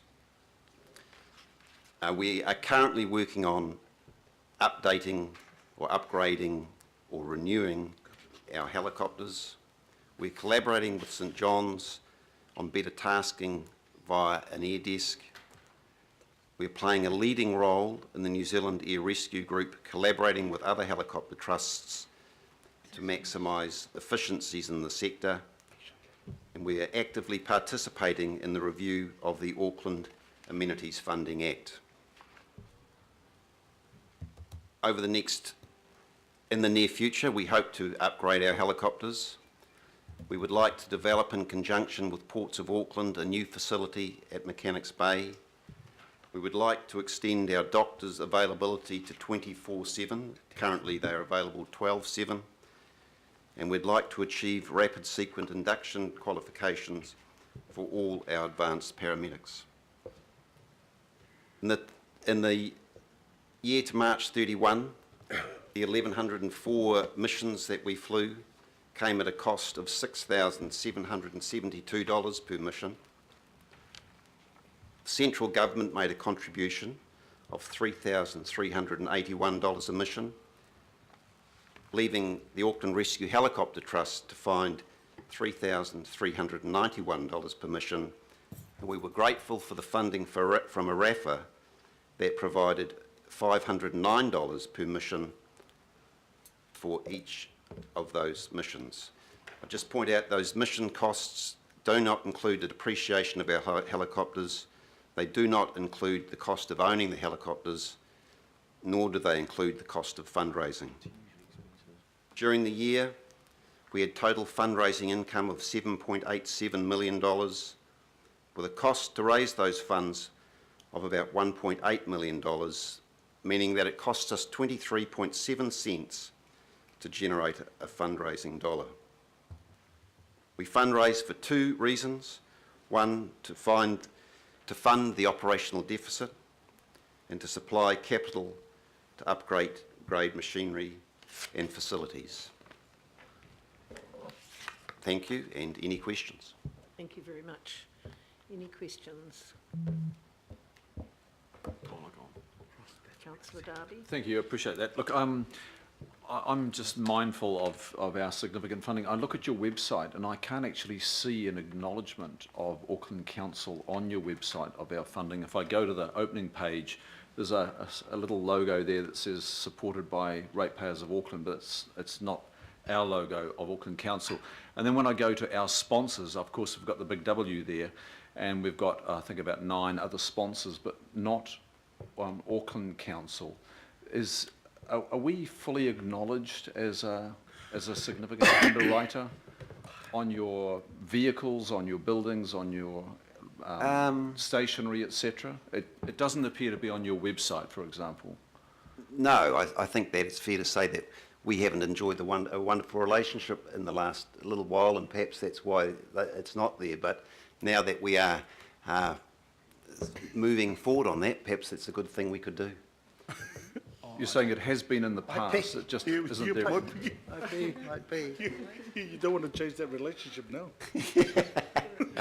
Sorry, you're saying it has been there I in the past. I think on our helicopter we've branded, you're branded there, but it wouldn't be difficult for us to change the website, and if that's what you'd like us to do, we'd be happy to do that. I'll leave it with the staff and ARAFA. Thank you. Any other questions or comments? No? Well, thank you very much, Greg. Thank you. For your presentation.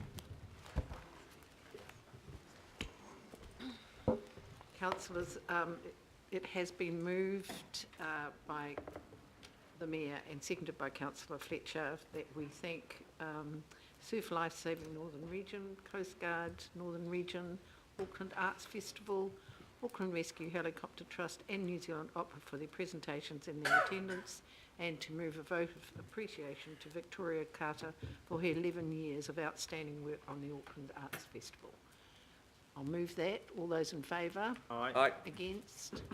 Carried. Thank you very much, councillors, and thank you to those amenities who attended. Very interesting start to the morning. Our next item on the agenda, councillors, is the Auckland Regional Amenities Funding Act Funding Model Review. Evaluation criteria. Welcome, Alistair. Morning, Madam Chair, councillors. I'm conscious you've got a very long agenda in front of you today, so I'll be relatively brief. Just remind councillors that the governing body adopted the terms of reference for the review of the ARAFA funding model in February. The terms of reference contained issues that have been identified with the current funding model. Staff are working with representatives from the amenities to develop options which will hopefully address those identified issues. The purpose of today's report is to get your endorsement of criteria which will be used to assess the options that we are working on with the amenities to see whether in fact they do address the issues set out in the terms of reference. The criteria we've worked on are hopefully self-explanatory and are just set out in the recommendations. They address issues raised by both the amenities and council. Just running through them very quickly, looking at whether any any funding model would be provide financial sustainability and certainty to the amenities around the funding that they receive, whether the funding model would be affordable and the impact on rates wouldn't be too excessive, looking at the independence and continuity of any decision making relating to the funding model, accountability and transparency for the money that is provided to the amenities, making sure that we know what we're getting for the money that we're taking from the ratepayers, ensuring that any options are administratively efficient. We could come up with the best funding model in the world, but if it is cumbersome and expensive, there may not be any point. We'll also be looking at how any of the proposed funding model options would align the funding that is received with outcomes that Auckland Council is trying to achieve. Also look at the fairness of funding between the different amenities, and finally looking to ensure that we have a funding model which is flexible to respond to changing circumstances, and that would include situations as is in the current funding regime to add or to remove amenities as times change. So I think I'll leave it at that, but I'm happy to take any questions. Well, Alistair, you'll be aware that I've been given a further recommendation. Was that, are you happy with that? The additional recommendation is consistent with the criteria that we've set out there, so I think it just clarifies rather than adds anything. So yes, I'm happy with that. Okay, we'll just put it in as a B. We don't need to put it in as an amendment. I mean, the same thing goes for all of the criteria, presumably. Yes. Thank you, Councillor Fletcher. Oh, Madam Chair, I was just going to say that I think this matter has been well workshopped. The officers under Alistair have done a really good job. Councillors have had a great input into this, and I just look forward to seeing the work being reported back, so I'm happy to move these. Right, thank you. You moved. Do you want to second it, Councillor Crowe? I'll second it. Okay. So you're adding the amendment in? I'm adding the amendment as B. Absolutely. Okay. Any other questions or comments? I think Councillor Fletcher put it very well. We have workshopped this if there's nothing else. I'll move the recommendation. All those in favour? Aye. It's carried. Thank you, Alistair. Your team, excellent. Right, we are on to item 11. We have David's. Item 11. Oh, Vern, sorry, I didn't see you there earlier. Hello, goodbye.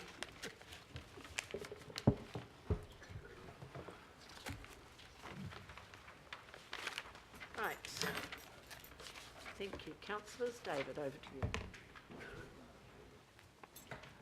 Morning, Madam Chair and councillors. It's good to be here. I'm going to just make three very brief introductory comments because as we had for the last item, I think this has been fairly well discussed. I'm sure councillors have additional questions, but we workshopped it the other day. We have worked with a number of councillors independently who've had questions. I think they've largely been addressed, and so we're here very happy to answer any final questions. The three things that I would like to just acknowledge is, first of all, from a management point of view, I'd just like to say we are all very conscious of the angst this funding arrangement has caused councillors and the pressure from a ratepayer point of view. And I suppose it strikes all of us again the responsibility of wisely allocating and then spending and implementing the funding that's here.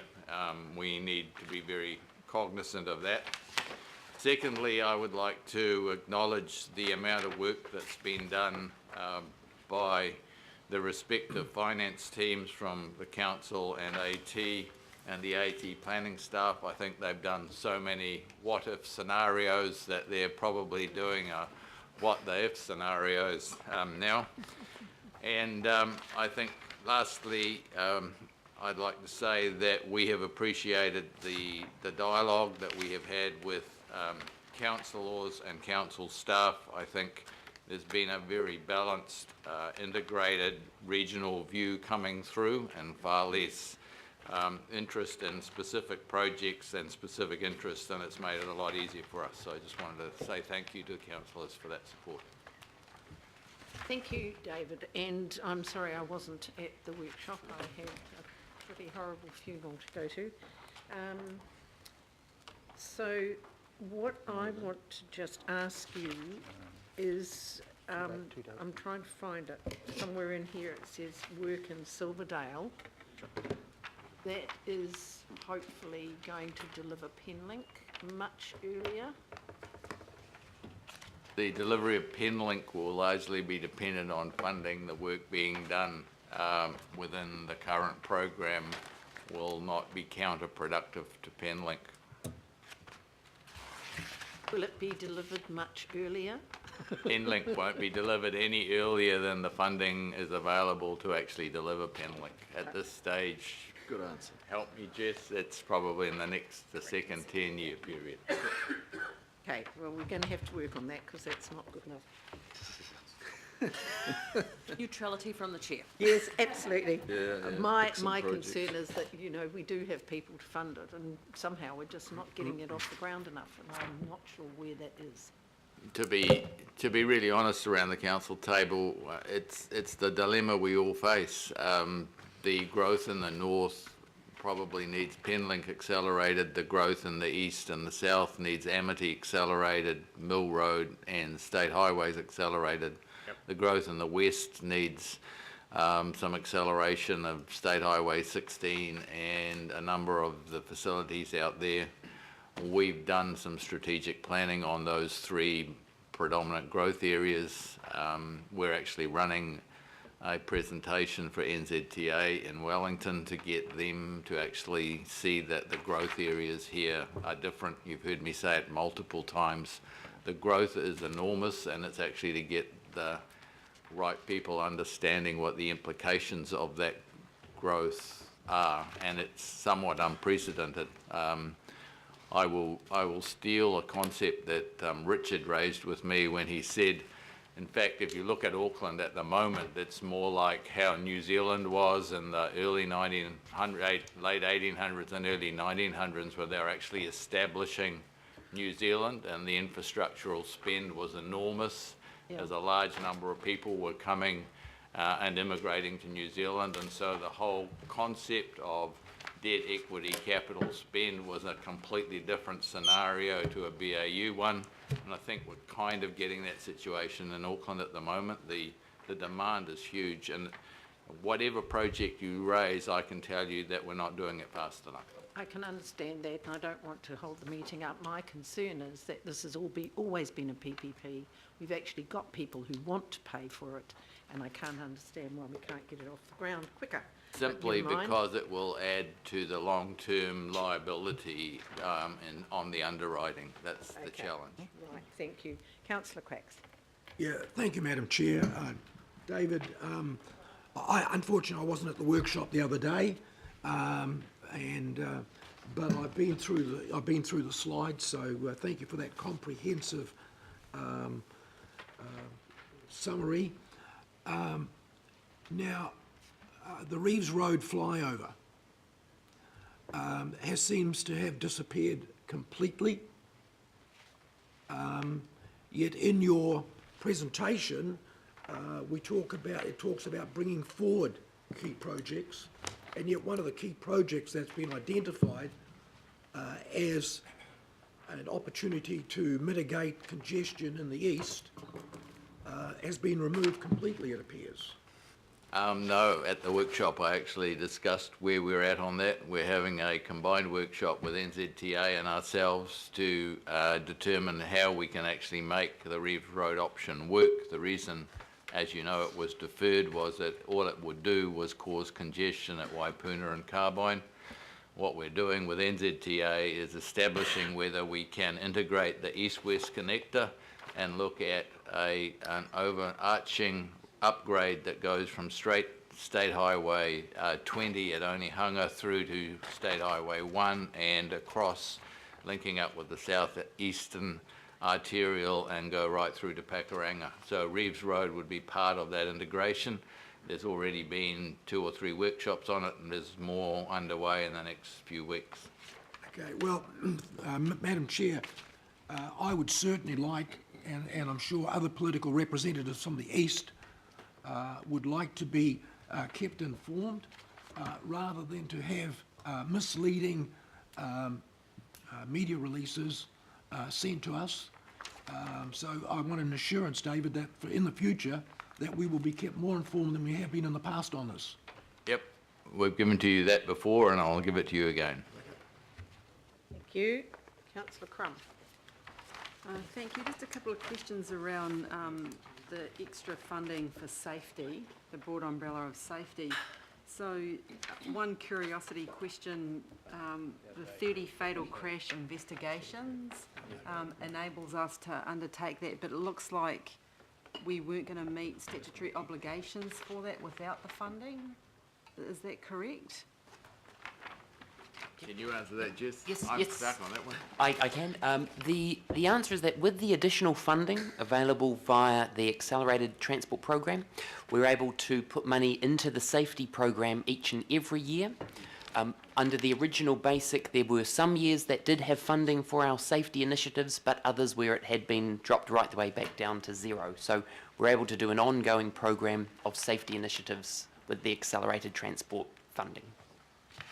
Through the chair, if I might add, it not specifically on the question, but one of the interesting things, this morning we actually had a safety upgrade report from Andrew Allen. What they've noticed is that last year they had a safety initiative in the north and had a much lower serious accident death response. Sorry, the year before. Last year they put their emphasis in the south, and the serious accident and death accident numbers went down, but they went up in the north.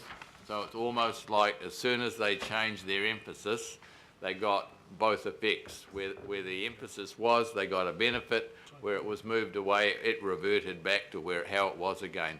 So positive that these programs, the safety programs, which is capital, educational and enforcement, integrated safety program, it's not just one or the other, is working, and it really highlights the need for us to put more into that so we can spread it across the whole region. And when you're talking about safety in general and the extra 61 million attributed against that category, public transport safety and security improvements, CCTV, fencing, gating, does that come under that umbrella, or is that under the public transport umbrella infrastructure? That particular item is classified under the public transport category in the report and in the attachments at the back of the report, but you're absolutely right. There is, in addition to the traditional road-based regional safety programs, the Accelerated Transport Program also has a dedicated line item for public transport safety and security initiatives of 1.8 million per annum. That wasn't in the basic transport network.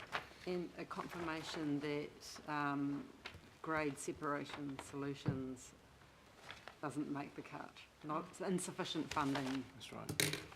So yes, there's insufficient funding for any additional grade separation other than the one that's currently in the program, which is Sarawea Street or Newmarket, the one at Newmarket. The other ones aren't there, they are prioritised, and we're in conversation with Kiwi Rail and NZTA to see if we can get combined funding to do something, but at this stage there's no funding in our budget for it. Okay. Thank you. Councillor Casey. Thanks, David. I've got 3 parochial questions because the local boards weren't at the workshop the other day, so I'd like to ask some of you. The first is level crossings. There's money in the budget for Newmarket and then 26 million over 5 years for the rest of improving to level crossings. Can you advise me if any of that is directed at any of the level crossings in Albert, Eden, Roscoe? Secondly, light rail and how it might affect the Dominion Road upgrade, which is not coming in until after 2020, and how that's going to marry up. And that will do me. Thank you.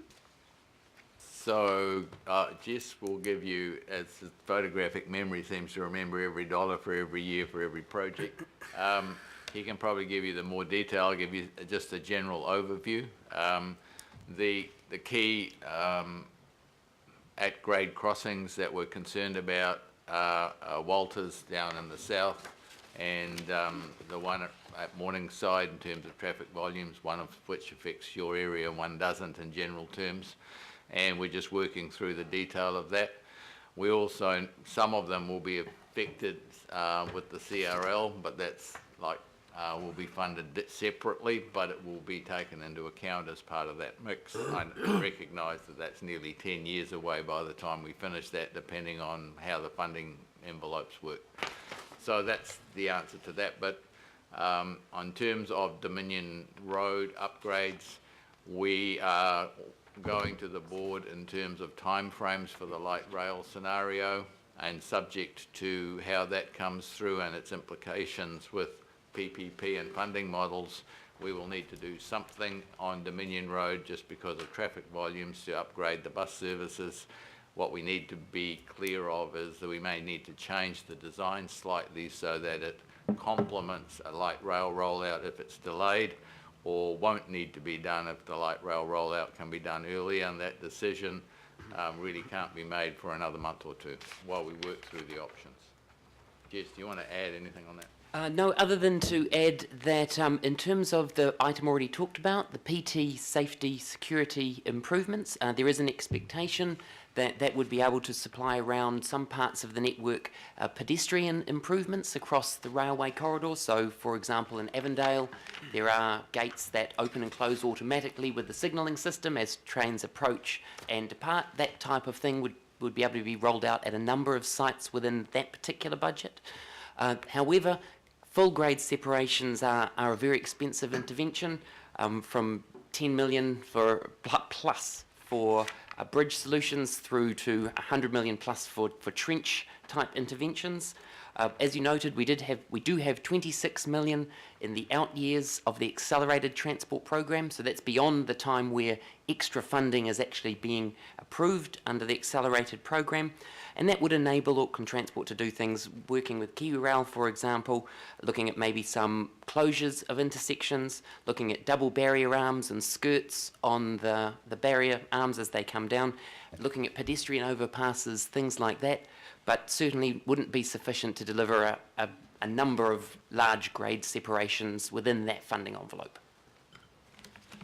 The real challenge with the at-grade ones is that you could gate them to the point of achieving safety, but as I mentioned, some of the crossings with the increased frequencies of rail could end up with the gates being across for 40 minutes in the hour, which will only cause another round of problems.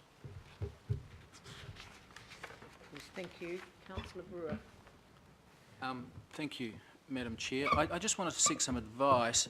When we ratified the long-term plan on, whenever it was, May the 8th, I think, a couple of my items got referred to the Finance and Performance Committee, and I presume pertain to transport, and I presume it was that this should be the item and this should be the day that they are referred to. And one was the Tamaki Drive Master Plan, David, and I've had some, I got a couple of slides back from Pete Clark that said while the accelerated transport plan did not allude to it directly in those terms, nonetheless here are some breakout projects which show some capital going into Tamaki Drive. Ironically, one is traffic lights at Ngāpipi Road, Tamaki Drive, which no one wants, but nonetheless there's 4.3 million there. And so my suggestion, Madam, and the other one is Selwyn Station, and the recommendation that I put up and that was passed, seconded by Councillor Fletcher, was that we just note that the Selwyn Station feasibility study is in Parewa Valley is underway, that we direct the outcome of this study to be reported back to the Infrastructure Committee when it's completed later this year, and that any possible budget considerations regarding that station be considered as part of a 2016-2017 annual plan process. And so I suppose I'm just asking for some guidance, Madam Chair, because I just want to keep those two, they were referred to this committee and I want to keep them alive, but obviously I'm not asking for any rejigging of priorities or capital here. What I'm saying is that can we note that the Tamaki Drive Master Plan, that while the Tamaki Drive Master Plan may not be directly referred to in this schedule, the committee acknowledges that there are some initiatives in the accelerated transport plan to which to build on. I think that would be helpful. And two, that, as I said, that just reiterating that around the Selwyn station, that there's a feasibility study underway, that the infrastructure committee will have a report back, and that a future budget may decide to take it further. So I just wonder, I think the relatively helpful amendments that keep both those subjects that were referred to this committee in ink and a focus on them without any financial commitment or any greater priority.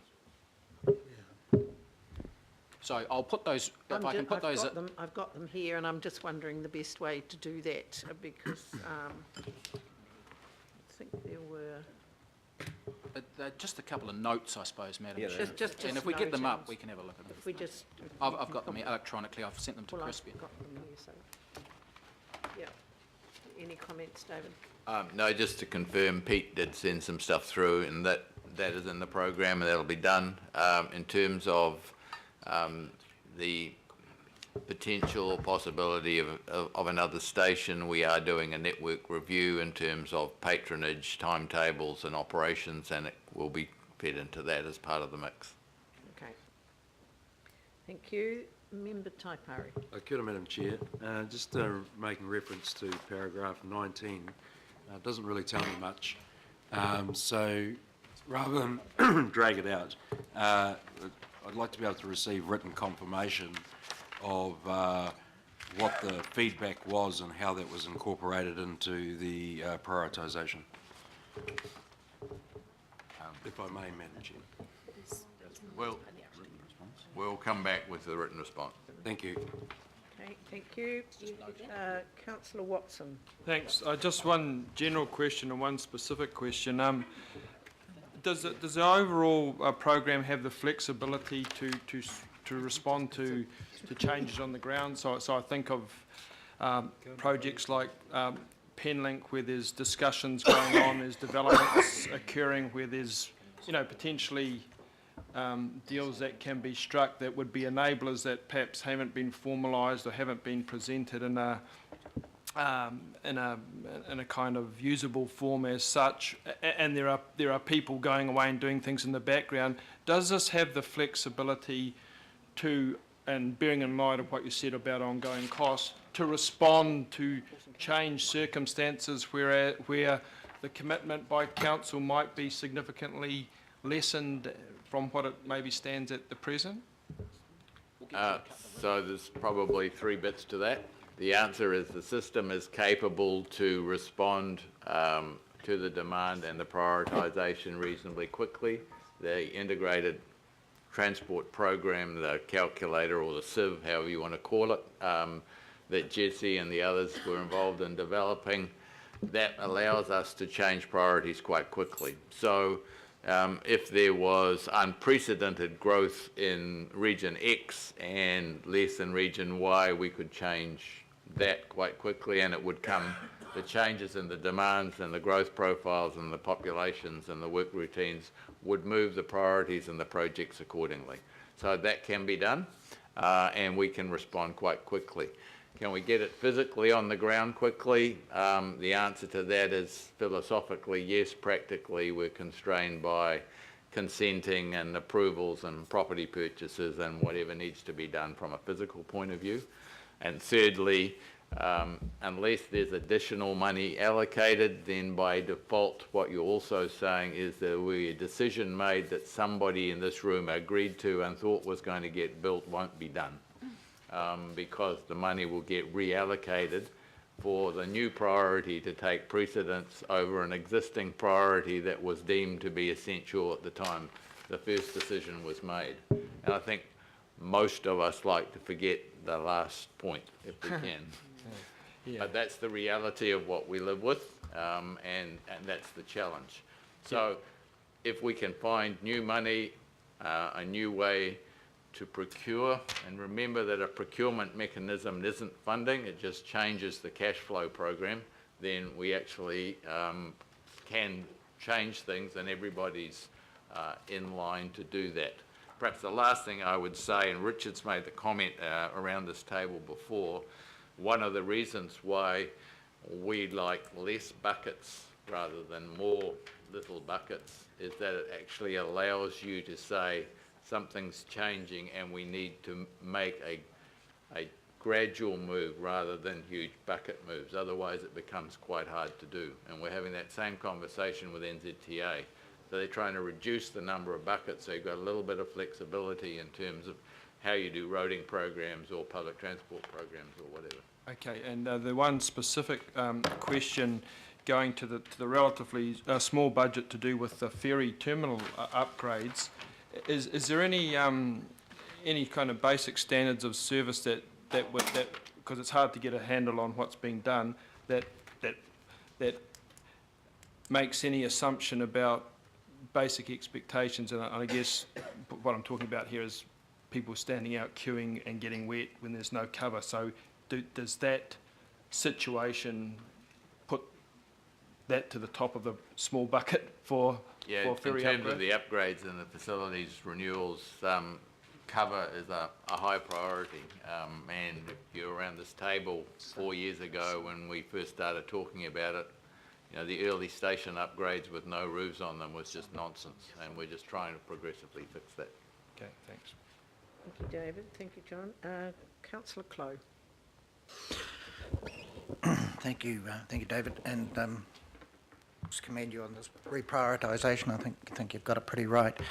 Just back to this at-grade crossings thing again, and it was good to hear there are some other flexible options and obviously lower cost options, and that because those of us who represent the West know the sheer cost of trenching, for example, at Newland. It was just astronomical, but it's been fantastic.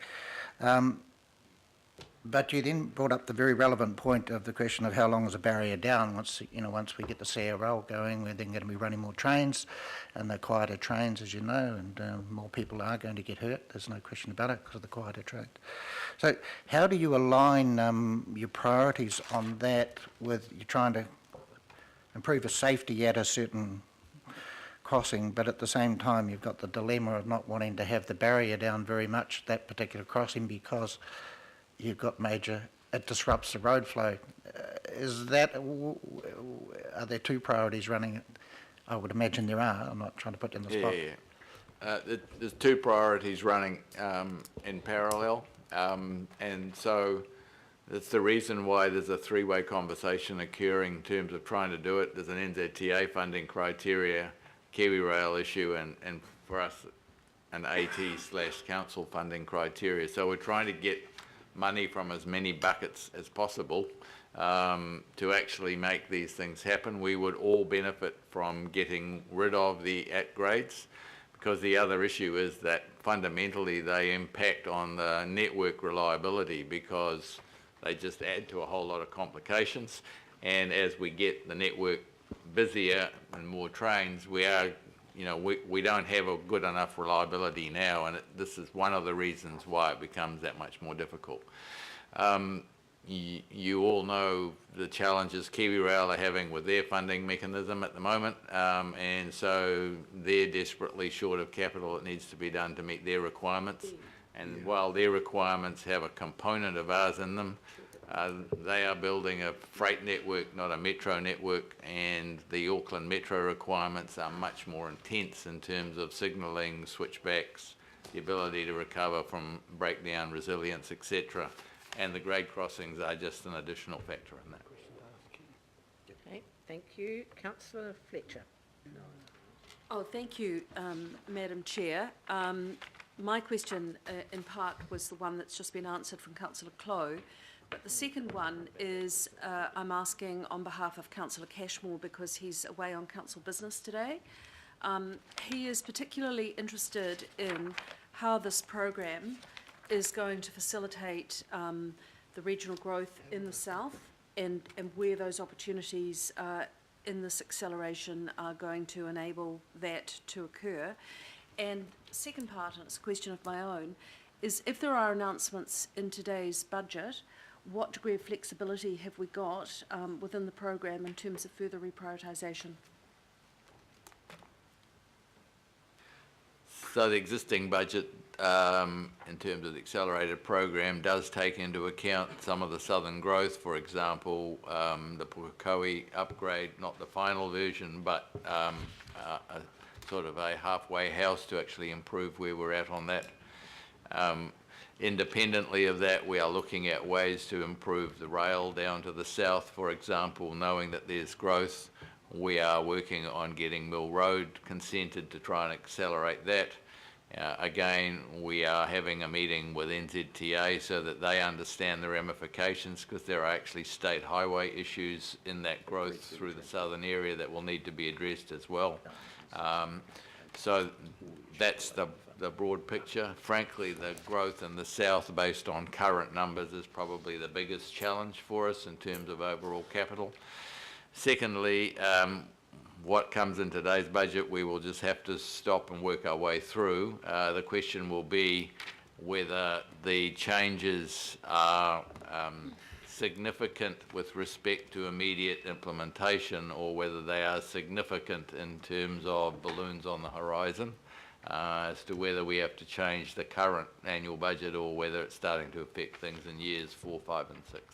Thank you. Madam Chair, if you will indulge me further, I know that Councillor Quacks, perhaps in the same way that Councillor Brewer is interested in making sure that options are preserved for the future, I'm aware that he has some comfort in the explanations given by David Warburton to the committee, but I wonder whether there could be some consideration by you to a D to the effect that we acknowledge the work that's being undertaken by Auckland Transport with NZTA to make sure that there is appropriate alignment or integration on the work around the Reeves Road flyover, Madam Chair. So if you could give that some consideration, and can I conclude by just thanking Auckland Transport for the communication. A lot of people were contacting me assuming that this funding package was simply about the CRL, which is just not the case. This has been, I think, a very worthy endeavour to spread funding equitably across the region, and I want to commend David Warburton and his team for that. Yes, thank you, and I'll echo that to Councillor Fletcher, because actually wherever I have been to ratepayers groups and they've said, why are you supporting public transport in Queen Street? I've said this is not for public transport in Queen Street, it's for right throughout the region, which is why I'm very eager to get some of our other programs off the ground. It's Albert Street.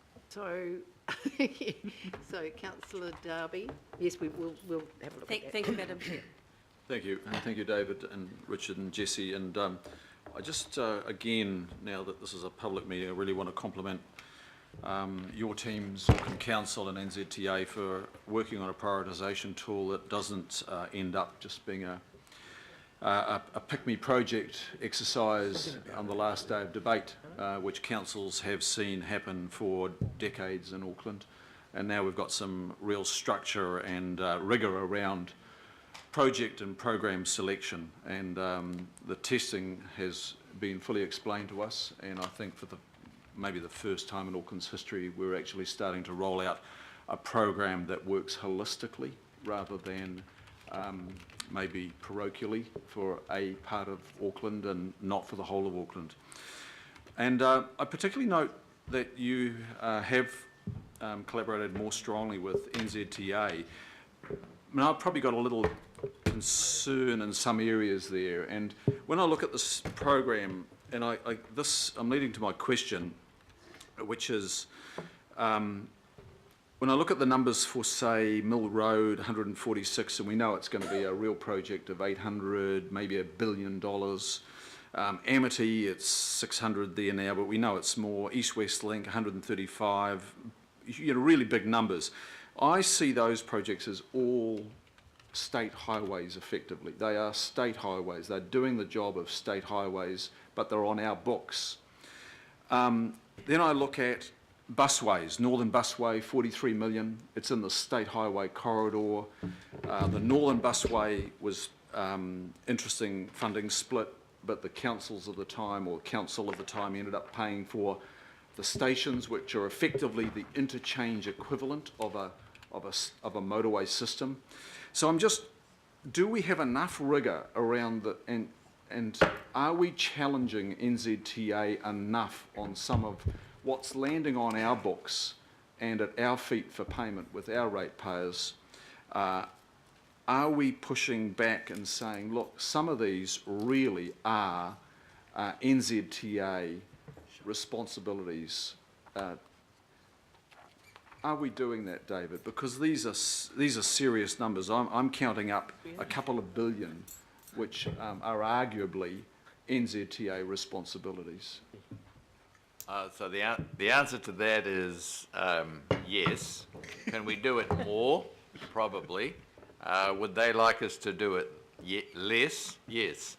The best example, of course, is the one I've just given you in terms of the East-West Connector, which started off as a regional arterial, and we are now having a conversation about converting that into a state highway that goes from State Highway 20 across through to Pakuranga. So, for example, it would move Reeves Road from being an arterial into a state highway at the flyover, because you'd run it right through to there. So that's part of the conversation.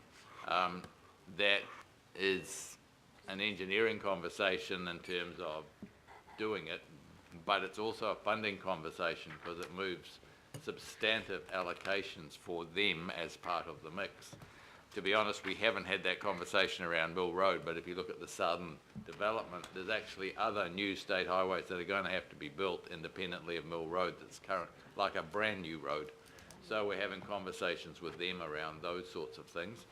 In terms of the Northern Busway, yes, we are saying at very least it's the same sort of scenario that happened with the rail upgrade, where in fact we, by that I mean the ratepayer and NZTA, have paid for the stations, whereas Kiwi Rail and the Crown paid for the track and the wires. So, you know, if there's a parallel scenario, then maybe the Northern Busway extension, as we head further and further north and further west, that may be the model that we start working on. So we spend 20 million, they spend 220 million kind of thing, depending on the relative ratios.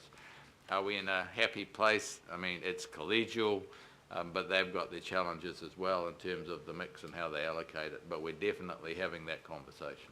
Okay, good to hear that. And just, we've discussed this informally, you and I, before, the Lake Road Haraki to Belmont section.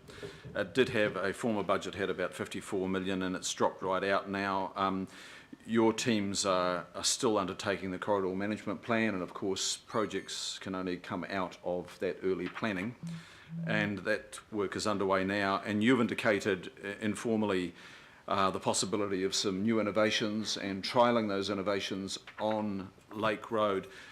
Just for the record here, David, would you mind just repeating some of your ideas around those innovations and the possible timing of those innovations on Lake Road, Haraki Belmont? Yes, so I mentioned it at the workshop because Councillor Wood raised a similar question. The issue is that to upgrade Lake Road becomes exceedingly expensive if we've got to widen the corridor just because of the nature of its location.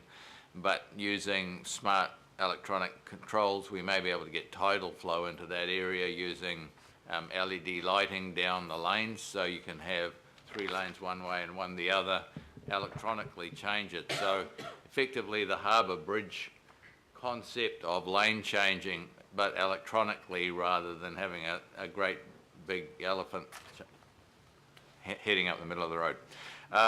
So that's what we're working on. We've got the technology that can do it. We're looking at how we integrate that into Smales, the ATOC at Smales and down at the wharf, so we can actually control it the same way we control traffic lights and everything else.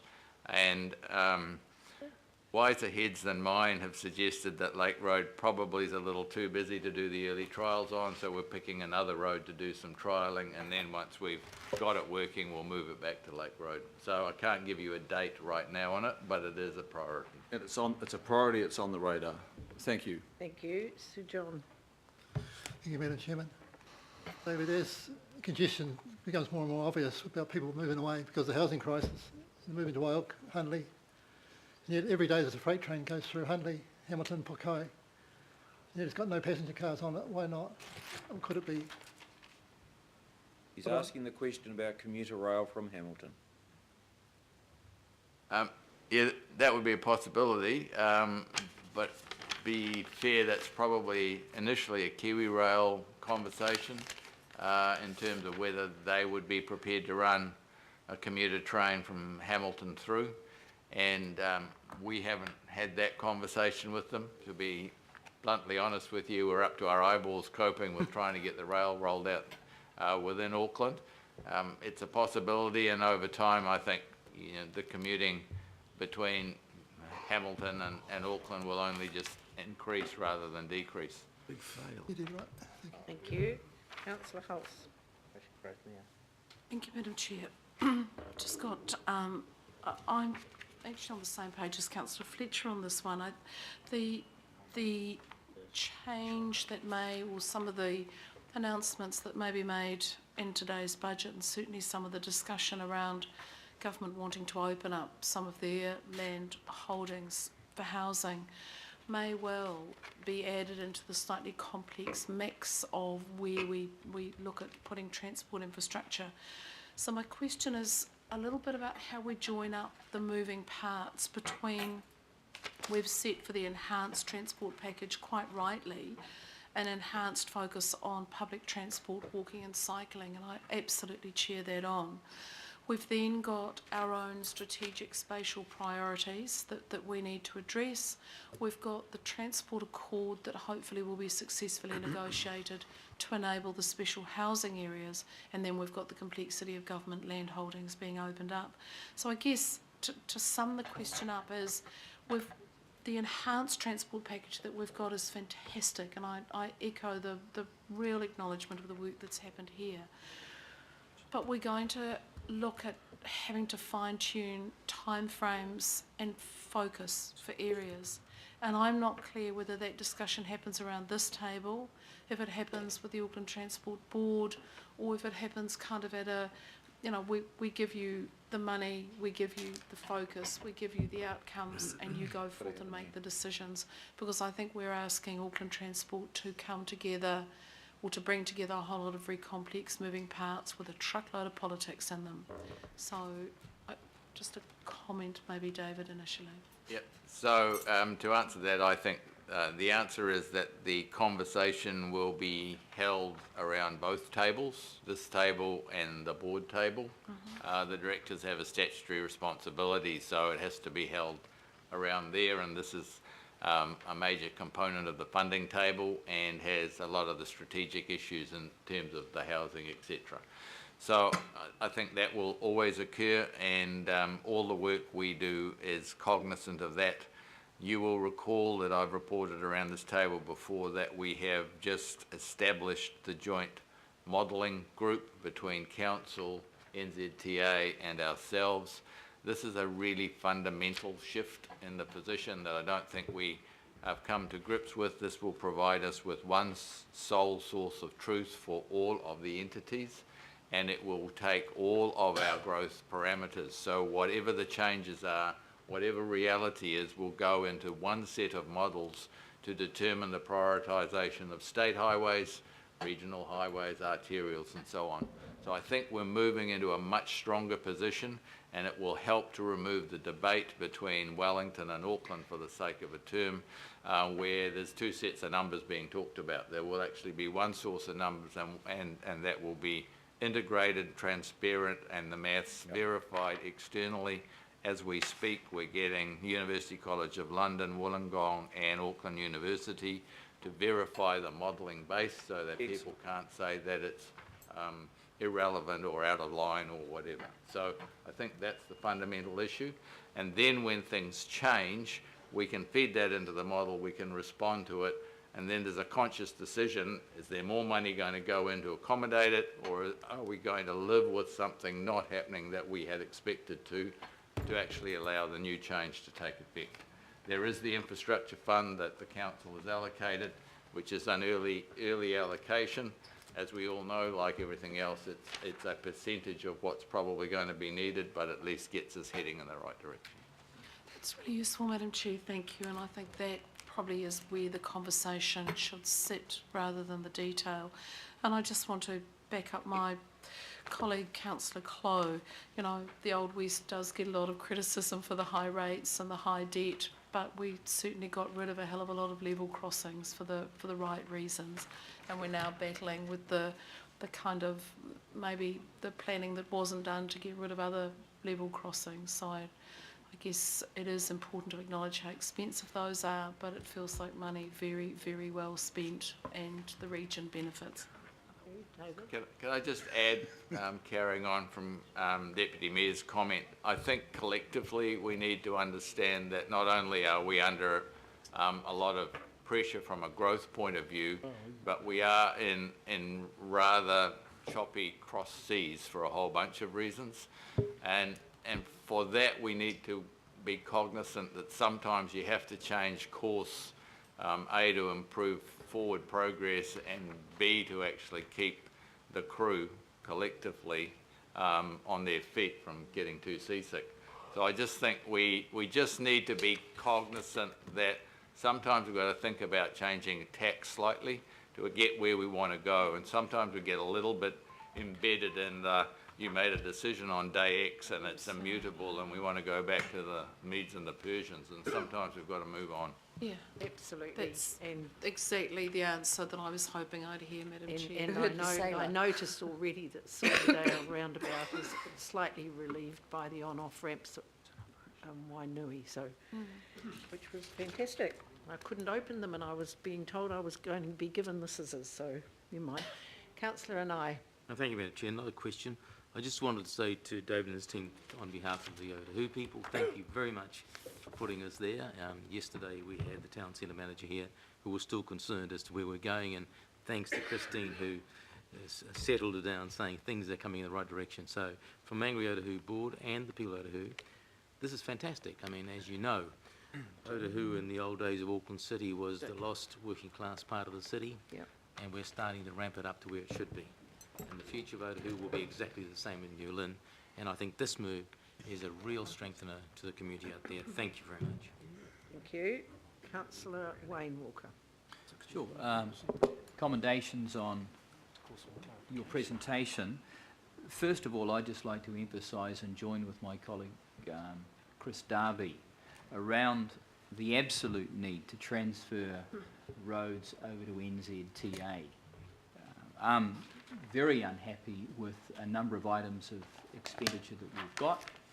I'm disappointed that we're not able to defer some of those projects, and I would suggest in terms of communication we should be clearer to ourselves and to the people of Auckland just what these important routes are, and that they are important nationally and to the government, and that the government should be funding them.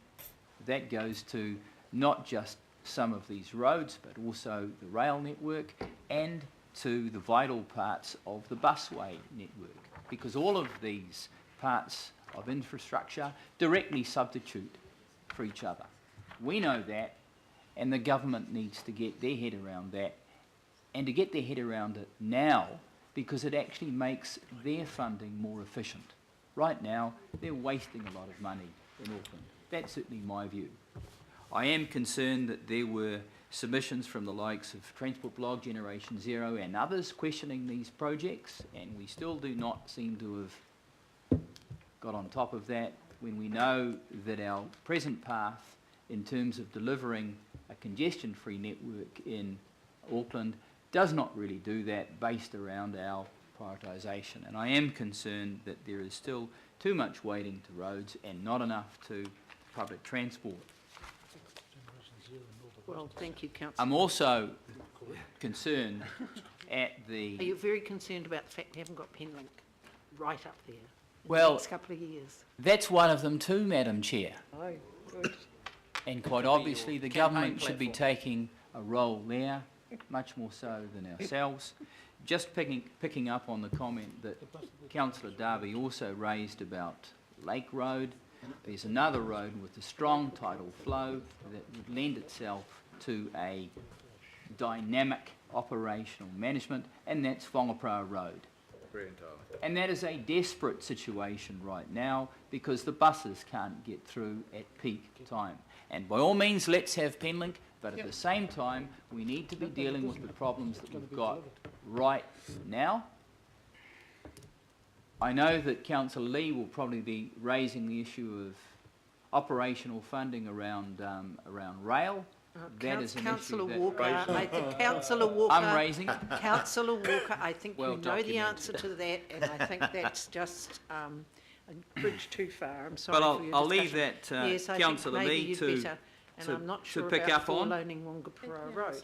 And there was one last thing that I'm certainly interested in because it's a constant criticism that people in my ward make, and that is that all the money's being spent in the centre, and they refer to the City Rail Link. And Councillor Walker, this program is absolutely, and that's exactly what Councillor Fletcher said, this program makes it clear that it doesn't all come into the centre. And I understand that. But you're repeating what other people have said. But I don't need you interrupting me all the time, Madam Chair, otherwise I can't communicate. Chair. So what I'm coming to is you identified the other day the importance of light rail as it goes to a number of networks, a number of parts of the city that we need to sort. People in my neck of the woods have been talking about light rail over to the shore. That can substitute conceivably for a second harbour crossing. We know the bridge can take it, and the northern busway has been designed for light rail. So my understanding is that in terms of your investigations, you're looking at light rail for the shore as part of your planning. That's a question. Very good question. Light rail will operate on the shore, but in terms of the current growth volumes, light rail I don't think would be heading to the shore for the next probably 2 to 3 decades. Thank you. Within your lifetime. Kathy, did you want to ask another Yeah, question? it's just a follow-up question on level crossings, David. As you know, it's of concern to a number of councils and a number of wards, especially with the EMUs coming through. You know the 26 million in the 5 outer years. So we've got in the first 5 years is the new market elimination. The next 5 years is 26 million. And from what you said today, it's general improvements around level crossings and some stations and gating and so on. But look, what if Kiwi Rail, and you didn't have to apologise for Kiwi Rail. Kiwi Rail needs to come to the party with some funding, and that's your job to sort them out. But let's say they do within the next 10 years. Where is the forward? Where's the money for the forward planning of grade separation, the consenting, the design, the build? Where is it in that budget? Because I don't see any room for it. Tell me. Well, we're doing a lot of that now. I mean, we have a design office that's doing some of that. We're working in with Kiwi Rail. A lot of the work that's being done within CRL to actually optimise the network as part of CRL. We've got a team of basically world recognised engineers and rail designers. So actually feeding all of that material into the overall network requirements as to what needs to be done. And the final answer obviously is it's just a sit-down design detail. If you're going to do an overbridge at Walters, you will sit down once you know that there's some money there for it. Our challenge is we can probably design it far faster than we will get the funding and the consenting to actually deliver it. So the design isn't the constraint at this point in time. There have been some high-level designs of what it would look like if we put an overbridge in, and we are planning around that for it, and similarly with the other intersections that we talked about.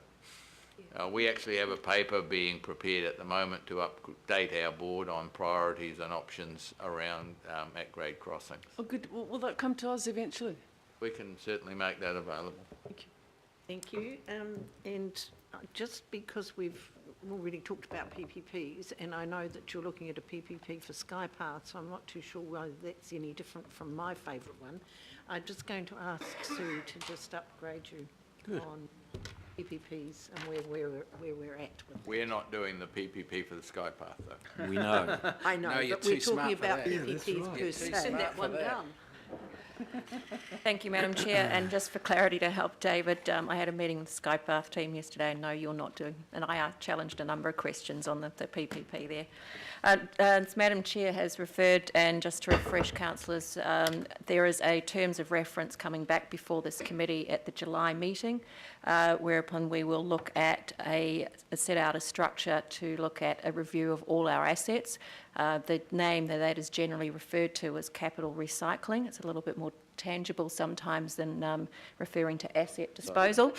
And it also will detail how we intend to look at all alternate funding sources that are available to us, and those are not limited to PPPs. PPP is one option. It is highly complex, and I would just remind councillors that it is not off balance sheet. It is on balance sheet, because you are still liable for the debt and the operating cost of the debt. If I can make two other comments, if I may, Madam Chair. Just with respect to our debt levels, given my background as a banker, I feel I should actually inform you of a couple of things just to be mindful of. If we looked at significantly increasing our debt levels, we would signal an unexpected change to all our bankers and our investors. That will cause them, most likely, to re-examine all their financial performance ratios. Those are referred to by bankers as covenants, and covenants are monitored regularly. If you breach a covenant, you do pay a penalty for breaching that same covenant. You can also, depending on the seriousness of that breach, trigger an event of default. So not wisely recommended, hence why I will look at all the alternate funding sources. The other points I'd just like to make with that with respect to debt is we have to be mindful of the credit rating agencies. If we significantly increased our debt levels, we would most likely be placed on negative watch. That would eventually result in a ratings downgrade. The impact of both of those things is that you will most likely increase your basis risk premiums on all your facilities. That significantly increases your borrowing costs. Hence, Madam Chair, why the terms of reference for the alternate funding sources and looking at how we recycle our capital is very significant. Thank you, and that's very clear. Thank you very much. We're looking forward to that meeting in July. Thank you. David, thank you very much. Madam Chair, I put my hand up right early in the... Oh, at the beginning. Councillor Penrose, they did right. Put it up at 9:30. Sorry, go on. Yeah, sorry. Everybody forgets about him. Yeah, exactly. I just want to say, Madam Chair, I just want to acknowledge AT, and I just want to acknowledge all involved. I mean, to say this is something that doesn't come lightly. I mean, to say we've all had to sort of bite the bullet. Most of us had to bite the bullet, and in particular some of our local communities where the rates are impacting immensely on some of our people. But this in particular, sitting as a regional councillor, gives us room to be able to move around the whole region, because not just focus on our own patch, but we all commute, whether I'm in Papakura, whether I go through Manurewa, whether I go through Onehunga, we all commute in different parts of the region all the time. What I continue to hear from people is that the trucks on the road, our freighting trucks, those who deliver to all us every day, is impounding in regards to their costs. It's costing Aucklanders dearly. Yes, I'd love to have the government right beside us at the moment. And a number of us around this table are working closely with the NZTA, AT, and all people to try and find a way forward. So I'm hoping, Madam Chair, that when the time comes, that, some supported, some didn't, some changed their mind, that when the time comes, that we get them behind us. I see this Reeve Road, for argument's sakes, and correct me if I'm wrong here, David, that this will actually front load and get this moving to a point. There's a lot of avenues here. I see what's out in the south. The growth in the south is... Okay, David, you've got to answer that. Yes, this has taken us a long way forward from where we were with the basic plan. Yep. But I think we would not be being honest with ourselves if we think that there will be a substantive change in congestion levels on the basis of this 3-year commitment, because the growth in Auckland is just way larger than that. We would need to probably, to have a significant impact, do this again and then do it for the next 10 years as a commitment to actually break over some of the hurdles. And I'm not saying that we should do it, I'm saying that's what the reality is given the current growth rates. And Madam Chair, so seeing what's in the package for the South in particular, where the growth is, it'll make a huge impact and bring stuff forward. And I know that some of the local boards are concerned that there's not a lot in this sheet, but I'm sure if they sit with their local budget, with AT as well, and with the levy, there's some traction to move on a number of key priorities. But I also sit on that motorway like I did this morning at 20 to 6, and it was just a flow of traffic, just constantly, every half second I would say, going past the Jury and off-ramp, coming from over from the Bombay Hills. Auckland has just grown at a speed we've never ever seen it before. So sadly, you know, I'd love to see that electrification to Pukekohe. I'd love it tomorrow. But we've got to make some steps and we've got to bite the bullet and do it. And I think if we stop and look at it, 32 cents a day on average per household, per week, sorry, equates to, if we sit and stop and see what we think about that, sitting in congestion and traffic on the motorway, you know, if we look at wear and tear on our vehicles sitting on the motorway, it's huge. So. Thank you. And David, just one query from me. With the road sealing, I believe priority number 1 is to scenic routes or something. How do we get that change that number 1 priority is school bus routes? The prioritisation is basically a combination of traffic volumes on the road, safety issues, and so scenic will be picked up by traffic volumes rather than just scenic per se. Yeah. But we can certainly have a look at the overall criteria. Some of it's a safety issue as well, where roads perhaps would benefit from being sealed because they're very windy and it becomes a safety issue. So yeah, happy to go through the prioritisation criteria for the seal extension work that's in the budget. Thank you. And just finally, having been involved when we 4-laned Wangapura before, I'd be very, very careful before you do that, because it's chaos and there's nowhere else for people to go. And unfortunately, recently, when we did have a bus crash on Wangapura, the Auckland transport staff were very helpful. They told everyone to turn around and go on the ferry, and there wasn't one.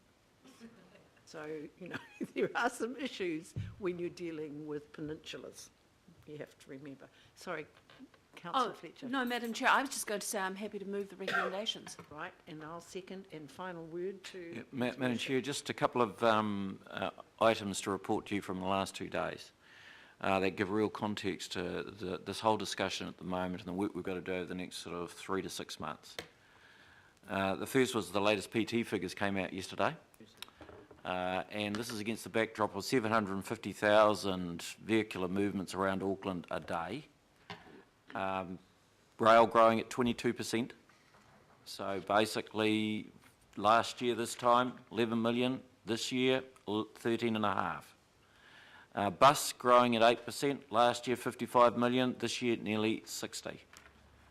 All right, so PT growing at around 10%. With the continued increasing growth of vehicular movements around Auckland.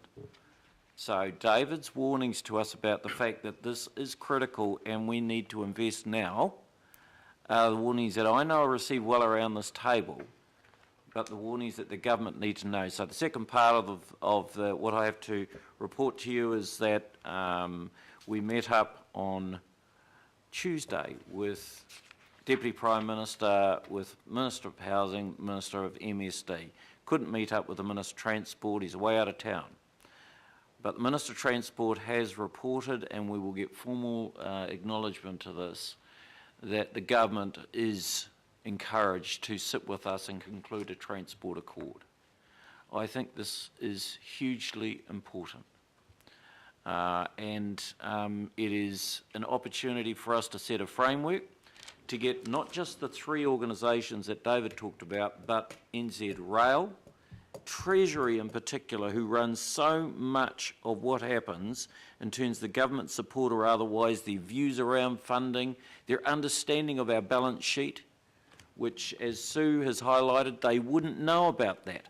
We know about that. They do not know about the fact that we have to be constrained around debt levels. They don't know that. They just think that we're trying to somehow or rather use that as a bargaining chip. We are being completely genuine in the way in which we're dealing with the government. And secondly, the fact that we will bring all those agencies into this discussion to conclude the Transport Accord. Now, there is a caveat. When you're in a negotiation and with the government, and many of you around the table have done this in your former lives and continue to do this now, you've got to give some to get some. And so we know what we want. We know what our priorities are around transport. We know that government has a slightly different look on this. And my hope, and David used this word, we're going to be presented with the truth around transport data. And my assessment is with all those agencies there, and particularly MOT, sitting in the same room, that their advice to myself, to our team, and to government will be exactly the same. So I think that the sense that there's a little difference at the moment around timing. I think the Minister of Transport would like to see this done in a year. In my view, it should be done maximum 3 to 6 months. But I think that against the backdrop of everything else we're doing and the discussions and debates that we've been having, and that the very clear views of our community, that this is the perfect outcome of a continuum of really engaging the government, and of course completely contrary to all the stuff that you'd want to read if you chose to. But it's just us doing work with the government, again. Yep. And so, look, we'll wait for a formal acknowledgement, but you know, in all of our discussions thus far, and marry them up to housing, land use planning and transport, opportunities to align ourselves, and the building and development of that other thing is so critical, and is a significant context to all of the other discussions we have, such as this. So, Madam Chair, I'm very happy to support the recommendation. Just keep the discussion going. Thank you. It's been moved and seconded. All those in favour? Aye. Aye. Against? Carried. Thank you. Thank you, David. Thank you to the team. And Stephen, who's not here. I think you've done a great job. Thank you. Councillors, I'd like to get down to item break for lunch after item 14, if that's okay with you guys, with everybody, because then we can go. We've got visitors coming this afternoon. Little difference around timing. Come on. Okay. Disagrees so the next with one, the plan. Sorry? The Minister publicly says he disagrees with the transport plan, period. It's not a disagreement around timing. Well, we'll wait forward to see what Bill English says today. But he doesn't necessarily disagree with the programme. See what says in, moving on to item 12. See what they say in budget Cameron, today. I love you. It's Thank all you. right. Thank you. I love you, Mr. Lommy. Can we move on to item 12? That's funny. Well, amending the licence to see what English occupy says. remission scheme to include proposed timing transport levy. I'm happy to move that, Madam Chair. Wanted to move this? Yeah, I'm happy to move this, Want Madam to Chair. second that? Right, okay. I'm happy to second.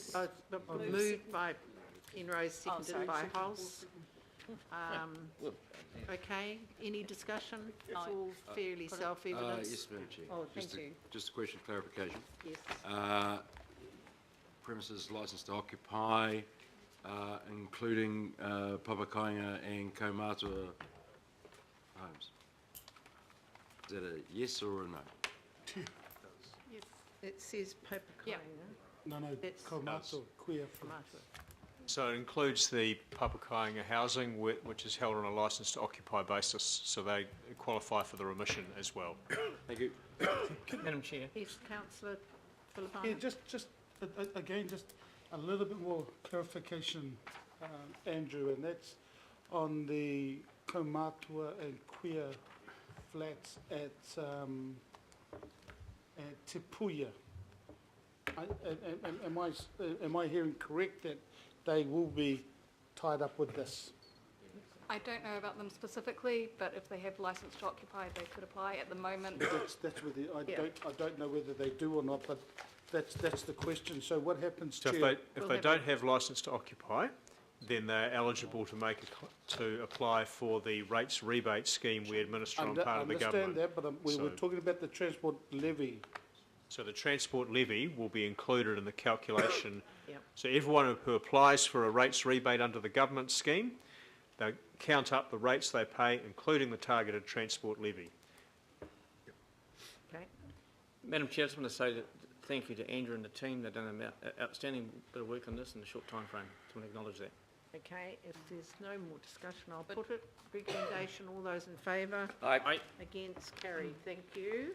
Item 13, which is in your addendum. Is this sorted? Yeah. Sorted? Oh, sorry, it's in the Oh, in no, the no. main page, sorry. Yeah, not till you review the transcript. Illustration, yeah, sorry. Page 29, yes. Right, councillor Fletcher. Madam Chair, on the update at the appropriate time, I'd like to ask a question about the provision of sports fields in the central area, which has been highlighted by local board chairs. So if I could just signal my query about that. Yep. Do you want to make some comments first? Yeah, this is just a request for 1.3 million of an unbudgeted item for urgent repair work down at Wynyard Quarter. Yep. That is sitting in the waterfront boundary. It relates to this current budget. Yep, right. That's, so councillor Fletcher, would you like to? Well, Madam Chair, I tried to identify where within the program that we have today would be an appropriate place to ask the question. But there has been concern expressed, and I know that from Denkington down there's been discussion around this issue, which relates to the sports fields in the Auckland Central area, and I wondered whether you were able to give us some guidance as to what progress we're making. Would that be for this one or or for item 20, which is the council performance? I'm happy not for it sure. to be in either. I'll want be to- directed by you. Okay. Through the chair, I would recommend that this is discussed later and we can actually ask. So you can get someone- that information get that and information. report back Thank on you. that item, okay? Thank you. Right, okay. Any other questions or comments about this item? Councillor Brewer? Oh, well, Madam Chair, this to me seems like a huge quantum when you compare it to Waterfront Auckland's annual operational budget expenditure. Coming from council, I understand, looking at our schedules here, it's 8.5 million for the current financial year 14-15. So to add in at the last minute with 5 weeks to go or whatever of this annual year, another 1.3 million is a huge percentage rise on operational funding from this council, and I just struggle to see why this couldn't be foreseen and why this wasn't argued at long-term plan instead of lifting the budget to 9.8 million OPEX for Waterfront Auckland. Why didn't they argue then to lift it to, I don't know, whatever it is, 11.1 million instead of trying to push it through this current financial year? So to me, I have a problem with it because it's, I know the office says it's just 1.3 million, but it's a big percentage of an $8.5 million OPEX funding that we give them every year. Do you want to explain it? Do you want? Through you, Madam Chair, if I To may. me, it's a health and safety. It's totally unexpected issue of expenditure. We've had some work going on in the Waitemata Plaza. We were upgrading the Waitemata Plaza, and during that work, one of the contractors discovered an electrical seepage via a shock coming from tunnels which are actually parallel to the seawall. So there's 380 metres of tunnels which were, when the original viaduct was built, unfortunately the cabling that was put into that tunnel would not have been to the specifications we'd require today, and neither were the cable trays that they were laid on. This area is actually inundated in king tides, And what we've seen is the deterioration of both the cable trays and the cable have now led to health and safety issues with potential electric shocks, and therefore the powers have to be shut down in that area. And this has restricted and reduced the lighting arrangements. So we're coming into other problems there. This is actually an urgent issue that's come up for us, not something we had anticipated at all. Sue, do you want to- But Madam Chair, if I may add to that, later in the agenda items 2021, you'll see the year-to-date performance. The reality is this is a health and safety issue that we simply have to fix. Otherwise, we risk someone being electrocuted, as I understand it, Carl. Which that's a place we don't want to go to. It can be accommodated within current year overall group budgets, so there will be no long-term impact. Well, Madam Chair, I hear what you're saying, people being electrocuted and that, but I also want to share with the committee today that the gross operating expenditure of Waterfront Auckland is 41 million. Council contributes, from looking at this schedule, operating 8.5 million, and so you're coming, you've got a big part of it is of your operating expenditure is coming from other sources, and I'm saying why come straight to council and ask for 1.3 million, and why not delve into your other operational budget, or have you already? Is this just a fraction of the cost that you're exposed to? Because you get 41.8 million in operational expenditure every year, 8.5 million from council. My suggestion is go and find it within your other $30 million stream instead of just coming to your minority funder, who is council, even though we're probably the softest touch. So I want to find out this, if it was proportional, it must be about a $5 million issue, and you're getting 1.3 from council. Is that how I should understand it? Unfortunately not. Waterfront Auckland is funded through the SOI for repairs and maintenance on public areas and public assets, and this is unfortunately in a public area and a public asset. We do, this year, we're scheduled to pay a 3 million dividend to council. Obviously there's a money go round there that could happen, and we could pay less than dividend and move the money across, but for openness, transparency and clarity, we've come this way to explain to council what the issue is on the public asset and the impact on public expenditure. We're trying to be open about this. Councillor Walker. It suits them to come to us. Just want to raise a related issue. I think that these sorts of instances where you've got the impact of inundation are going to be much more commonplace. So I just ask a question. Are you looking at the possibility of doing something that's an alternative that is conceivably more resilient, that might look at LEDs, solar, distributed power systems? Those sorts of things are available for dealing with small areas like this. Often now, rather than connect a lighting system to the grid, it's much cheaper and more economical to have something that's self-sufficient. Have you looked at that? Again, through you, Chair, yes, we have looked at that. The difficulties we've got is the length of the tunnel's 360 metres, and in terms of the power supplies that come off of there are also other connections and connectivity within that trunking area. So yes, we've looked, but unfortunately the most optimal solution is to replace with a improved higher specification cable, which won't be attacked by the aggressive saltwater inundation. Thank you. I'm happy to move this. If I got a seconder. Thank you, Councillor Filipaina. All those in favour? Aye. Aye. No. Carried. Thank you. And moving right on to item number 14. I'll move it. Thank you. And Glenda, I believe that we have to thank you for a lot of the success of this. Thank you very much. I've been hearing glowing reports. Hospital pass. No, but a very good one, apparently. Thank you very much. So it's been moved by Kathy Casey. I'll second that. Seconded by Member Taipari. Can we get the item up? Are there any comments you want to make? Thank you, Madam Chair, and good morning or good afternoon, councillors. I think that this recommendation and report from to the committee actually brings to an end a long history of this particular loan. It's been on the books for the better part of 16 years, and the time is right now that the trust is in a position to pay a very substantial amount of money back to the council that that we look at closing the books on this particular item. So I'm happy to answer any questions. Thank you. Councillor Filipaina. Thank you, Chair.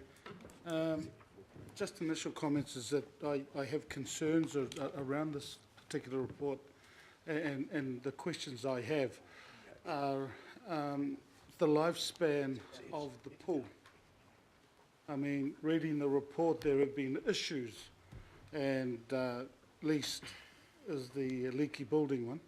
So what is the lifespan of the pool, bearing in mind we've got $3.2 million going in there?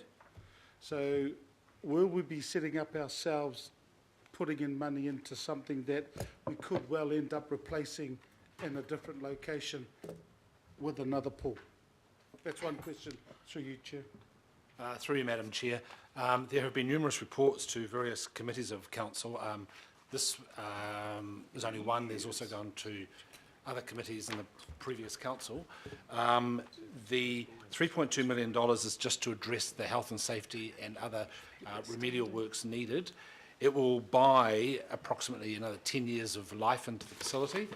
As has previously been reported to council, the intention is that there will be investigations done to determine whether or not there will be a new pool relocated to service the Mount Albert area, in which case, at the expiration of that time, which is estimated to be 10 years, if approval is given, then this pool will actually be decommissioned. Okay, question. On the $750,000, is that going to be put back into the pool? I know it was a grant/loan that's coming back to council. Will that be made available to offset the 3.2 OSH issues? Or is that going back into council budget?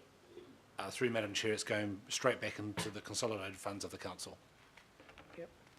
If I could just point out, there was money set aside, I think 9 or 10 million for a rebuild. The trust chose not to do that. It chose because the reality is that the school don't want the pool on their site anymore. It was built in 1997, 1998, when the school was half the size, doubled in size, taken in girls now as well as boys. The school needs that land for their own needs, so that that's why we chose only to do the running repairs for the leaky buildings rather than really give it an uplift for the next, 20, 30 years. So we forsook, we didn't have the 10 million, we only took the 3.2, and we're giving the money back that we loaned, hoping that this will be taken into account as a good record when we come back looking for that new pool, which, 10 years is the maximum time, but it's between 5 to 10 years that we've got to look for another site. And I understand the local board is actively seeking and has found another site, but that's all in the middle of consultation at the moment. Thank you. Just two more questions, Chair, and I hate to delay this, but reading the report, that question is around the CCO that we have currently, and that's the trust. Is there any other governance structure that we could use instead of what we have there now? I see that they've got 200, I think it was 200,000 or $100,000 in there, and they're just there just for the sake of being the CCO. Is there a governance structure that, because we're putting in the 3.2? Because I think that we're just throwing money at something that, as Glenda just said, will definitely have to be replaced possibly within the next 5 years. It just seems to throw money at it at the moment. Madam Chair. Admittedly, if we were starting this process today, then this may not be the best governance structure. The governance structure is what it is for the time being. In the event of the structure changing, that would mean changes to the licence to occupy. There are clauses in the licence to occupy with the school, which means to say that the swimming pool would actually revert to ownership of the school, as opposed to necessarily being retained in ownership of the trust. we have an agreement with the Trust where council has now got full control of the facility, something which it has never had in the last 16 years.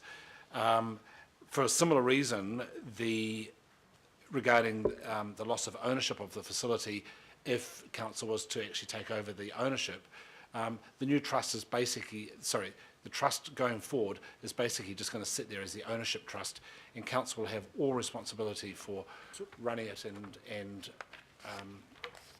looking after its day-to-day operations. Okay. Last question, and it's based on paragraph 27, which is setting a precedent through you, Chair. If in fact we are setting a precedent, are there any other projects, issues around grants or loans that we've given, whether it be here or our legacy council, that it may come back and bite us? Through Madam Chair, that's a very broad question. I don't know that I have the answer. Well, I'm asking through either yourself or our executives here. Councillor Filipina, can I just ask Sue to comment on that? Yes, thank you, Madam Chair.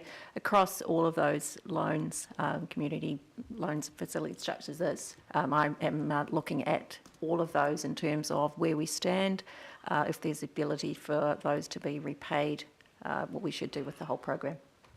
Okay, so will something be coming back here? It will to say, come back, look, yes. This is the precedent we've set? It will. It will come back to this committee, councillor. Okay, thank you. Great. Right, it's been moved and seconded. Kathy, as the mover, do you want to make any comments? Yeah, I wanted to refer councillors, especially Councillor Filipina, to paragraph 32, that if the trust has no funds to operate, then in effect the ownership of the pool could revert to the school.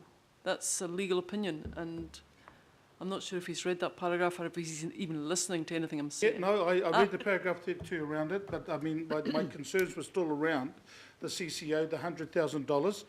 There were concerns around, this is why I've asked the question around the trust. And I would refer him to paragraph 33, which was my next point, which says that there are ongoing costs for the small trust that's been in place. And I'd just like to congratulate Glenda and the board for the work that they've done. The Mayor mentioned a hospital pass. It was actually worse than that. And I thank you for us still having a pool, Glenda and the board, and you can take that back to them. So I'd just like unanimous support for this. It's got the sign-off of the local board. Yep. And, you know, it is and the report says it's a tidy solution. It is. And it keeps us operating with a swimming pool in Mount Albert for at least the present time. Yep. So it's been moved and seconded. All those in favour? Aye. Aye. Against? Carried. Thank you very much. And Glenda, as I said, thank you to you and the board. We'll break for lunch, councillors, and lunch is downstairs, and we'll be back here at 1 o'clock. Thanks for that.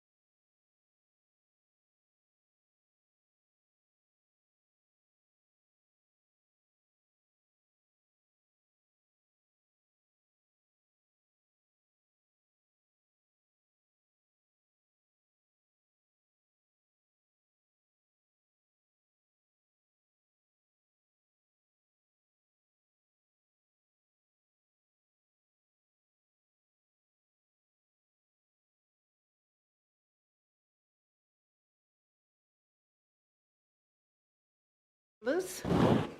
My apologies, team. I did say 1 o'clock, but it was a bit short for them to... Well, yeah, well, in the mornings, well, what I would try and do is get it done. Here's Al, so we're getting... So I can be in here.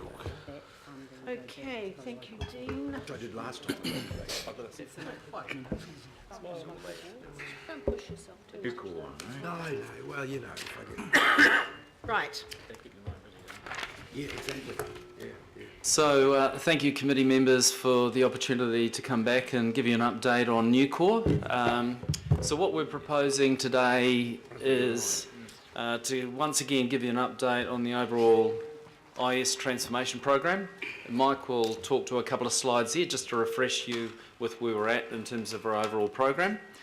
Paul Tombleson will talk to you about the specifics of where we're at with respect to Nucor. And arising out of the last discussion, there was interest in having Paul Mann from Ernst Young to come and give you an independent view and their role as independent quality advisors onto this program on where we're at.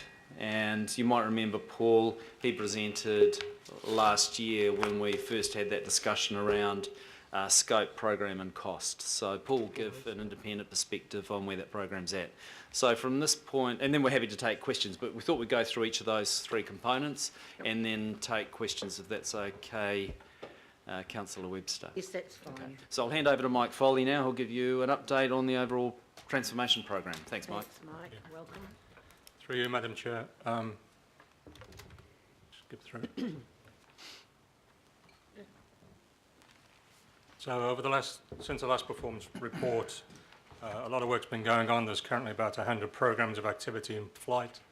Those that have been completed to date include those on the screen or in your pack. So we've consolidated the call centres in terms of the technology platform, taking 9 systems down to 1. Likewise, we've consolidated our asset management system into 1. We've deployed the ability to look at our human resources information across 1 single platform. We've completely upgraded the desktop in terms of the standardized Windows environment. Over the last couple of months, we've upgraded the new library system to its newest version, and we've rolled out the reporting platform for managers across the organisation around fiscal management and, again, through human resources management as well. In flight, obviously, Paul will talk to Nucor shortly. Ongoing is a consolidation of our data centres out of the legacy environment into a purpose-built environment that's outsourced, taking 2,000 servers currently down to about 1,000. Phase 2 will then take that down to about 700. We've upgraded the SAP system to its new platform for ongoing longevity, and we're about to deploy a e-commerce component of the platform itself to allow us to do more online transactions longer term once we build out the capability. We're about to do second phase of our network, which is linking 350 periphery sites across the region into the core telephony and data platform at a better standard and better speed and at a lower cost at the end of the day. Ongoing is the deployment of the workplace strategy, giving staff the capability to be more mobile with laptops, Wi-Fi, to operate across the region in any offices. Recently we've deployed, through these type of devices, the tablets, building engineers to go on site, and instead of using 27 pieces of paper to fill in, they can now do it online, which then they obviously save time and effort. We're in the process of migrating our geospatial information onto 1 single platform, taking all the legacy systems onto 1 and cascading those into a single delivery mechanism. And then we've brought the financial systems up to a relevant support spec to give us more stability in that space before we move it to the next generation ongoing. Overall, the budgets are as specified in the deck. We're on track. This year's capital plan will meet the target that we had within about $1 million or $2 million. So we're close to where we should have been for this year's spend. And apologies for the voice. So, Paul. Thanks, Mike, and through you, Madam Chair. So, with regards to Nucor, since our last update for the quarter ending end of March. The key achievements we've made through that time has been, as we have our design sprints, property consents. Property consents was a project that was subject to where we made that technology decision around pathway moving to SAP, and we had adopted an agile, what is known as an agile approach for that. So they commenced slightly ahead of plan in February and are currently well progressed through that process. Our vendor delivery model, which is around where we re-looked at the commercial relationships we had with our vendors, looking at the appropriate risk and share relationships we had within those, and just ensuring they're appropriate for the program. So we have reviewed those, updated them, and entered into new agreements where that has been appropriate, and we completed that work prior to the end of March. And we have a regular ongoing review that occurs on those commercial agreements we have. Our property consents lean blueprint, which is the design. So it is the design of how property consents will work when Nucor goes live, was completed on schedule at the end of March. And that was a forerunner to moving into some of the sprints that we have talked about just before. We now, every quarter, go through a full bottom-up reforecast of our costs for Nucor, which also includes looking at our plans, just to validate that we are still on track, that our costs are in line, and looking for where we can for opportunities to further reduce those. We did that in March, which validated that our costs are still within the budget that we have. We'll do that again in the month of June, so next month. Data governance forum in all ERP projects, one of the areas of greatest risk is around data and data quality, and it's important that we put in place an appropriate forum to help us to effectively manage and monitor the data aspects of the program. That has been established, is in place, and there are fortnightly meetings which are scheduled, which occur to where we can take, if required, any issues or guidance that we need around the data. In terms of upcoming milestones, we are in the last stages of doing an exercise which is around the traceability of our requirements back to our business case, which will be completed in this calendar month. So we're just in the last parts of completing that, which enables us to formally finalise the outputs from the reset phase. We have next month what we are calling a risk review session, which will be facilitated by the Westpac Australia CIO, who ran the CBA Significant IT program, where they looked at doing a similar type of exercise as Auckland Council, but on a much grander scale, who will come in to provide us with some lessons learned and help to facilitate a risk review session, where we'll look at not just at specifically at Nucor from a program perspective, but also what impacts that may have organisationally as well, just to ensure that we understand what those risks are and we can take appropriate actions or mitigations for those. We are in the midst of our data migration testing. There's a lot of activity happening. As I've just mentioned before, data is one of the key areas of risk in a program such as this. We all up have over 12 or 13 different cycles of data migration testing we do. We're moving into cycles 4, 5 and 6 over the next few months as we go through that to testing. And last in terms of our coming milestones is that we move into our whole, what we call our end-to-end testing, sometimes known as system integration testing. We're on track for that to commence in August of this year. This is a significant part. This is when we have completed design and build, and we now go through and do a range of testing to ensure that what we have designed and what we have built also meets those requirements for council. So it's a rather extensive period. That end-to-end testing covers a calendar period of around 7 months, which goes through Christmas as well. In terms of so the key risks that we are dealing with and we discuss at a steerco level and within the program, data quality, I've already touched on it a couple of times, having the data governance forum and the multiple cycles of testing, a couple of the key mitigants we have in place around data quality. Transformational change is around Nucor potentially has quite a significant impact upon how we conduct and the activities that and how council can operate.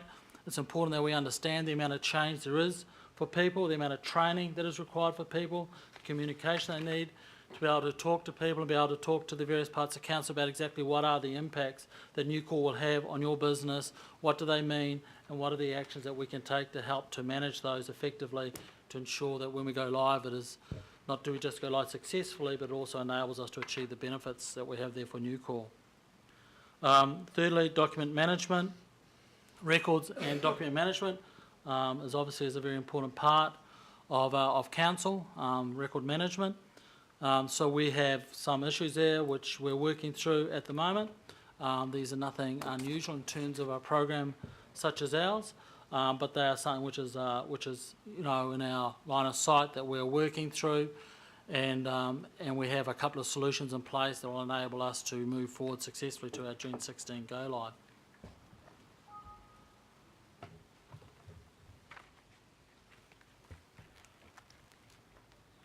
Progress, last time when I had the progress up, asked me what does that percentage actually mean. I guess at a high level what this tells us is that we are tracking to our plan. We have completed design, we're well progressed through build, and we're into the first stages of testing, which is where we would expect to be, all working towards at the moment to August. We move into the end-to-end testing that we do, so we are tracking as we would expect or as we plan to be at this point. Our project costs also, the cost for the program, are tracking. As I mentioned before, we've done a reforecast which also confirms through online, and we're tracking through on our costs through this financial year and also for our program as whole of life. You can see some more details on the costs, etc., in the additional material that we've supplied as well with the report.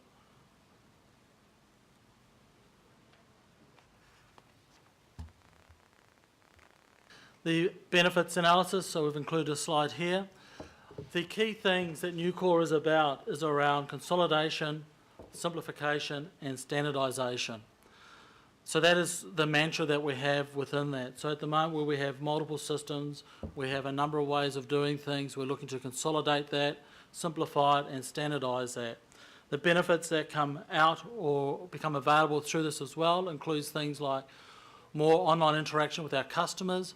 So there are some things we're delivering through Nucor for this, but we're also putting in place a capability for that to extend beyond the life of Nucor, to be able to extend those online interactions with our customers. Improvements in customer services, lower processing costs, and the shared administrative services that we have up there. Through the work that we're doing, through the simplification and standardisation, that will assist us to have more consistent level of services that we provide, to have a common way of being able to provide them regardless of where you may be within the Auckland region, and to be able to do that in a more simplified and consistent way through that. We also have the opportunity for streamlining of this and service enhancements of the regulatory, property and financial processes. So this really gives us a significant opportunity, and to give an example, at the moment there are some areas where billing and the collection of money is carried out in a number of places within council. Through the introduction of Nucor, we have the ability to bring that into as a shared services function, so it can be done consistently in the same way with the same group of people and produce some efficiencies in the processing through that. Prior to Nucor coming in, it would be difficult to do because those things are done on different systems at the moment. We're also going through an exercise where we are refreshing, as we do a cost reforecast periodically. We're also in the process of refreshing our benefits around Nucor as well, and part of our context of work we're doing wider within Auckland Council. So that is the Nucor update. We also have, but I won't go through, we also have an appendices there with some additional slides, which include our exec stairco update from back in April. Also, there are a couple of slides which talk a little bit about what to expect in terms of key activities coming up for the remainder of this calendar year as well, which obviously you can read at your leisure. Thank you. So what I'd like to do now, thanks for that, Paul, Madam Chair and committee members, is introduce to you Paul Mann, who will give you his independent view as IQA on Independent Quality Advisor on this program. So, Paul, I know you're behind me. Yes, he's coming up. Welcome.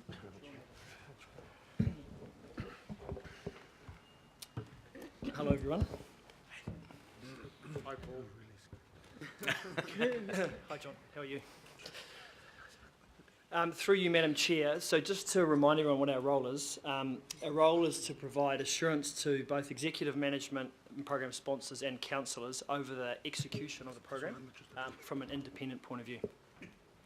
So since we last spoke, the good points to note is there has been significant improvement in the overall governance, management and execution of the program. There's been some changes in key personnel, Paul being one of those, that's brought some more rigour and discipline to how the program has been managed. There's also been a greater level of improvement in reporting, more transparency, and the issues are now discussed through steering committees and the right forums. There's also better engagement with key vendors. As Paul talked about before, the vendor delivery model has changed. You're now shortened the number of vendors you're using, and there's some robust, good discussions going on with those vendors to make sure they deliver the outcomes that are for the greater good of council. But there are still risks. Any program of this size always has risks, and these change. And the first one I'd like to point out is the business transformation element. So New Core is very much a foundational program for council and how council is going to operate. So the system alone is one part, but actually making sure the operating model, making sure the organisation changes to use the tools and systems that have been put in is really important. Operational heads are working underway to get a program going to make sure that the transformation is pushed right across council. So that risk will be there right through to the end, and it's something you'll see as the program starts to come alive. Data is always a risk in big scale programs, particularly when you're moving from a legacy environment to a new environment, which is what you're doing. Further complicated by the fact you've got 8 different legacy environments combining into a new one. So the quality of data, the governance over data and how you migrate that into the new system is absolutely paramount. So forums have been set up, which is good to see. Vendors have been engaged to work through the process, but this is probably one of the most major risks you'll see going all the way through the program. It's the older adage, garbage in, garbage out. You can have the greatest system, but you've got to make sure the data is accurate as you go through migration.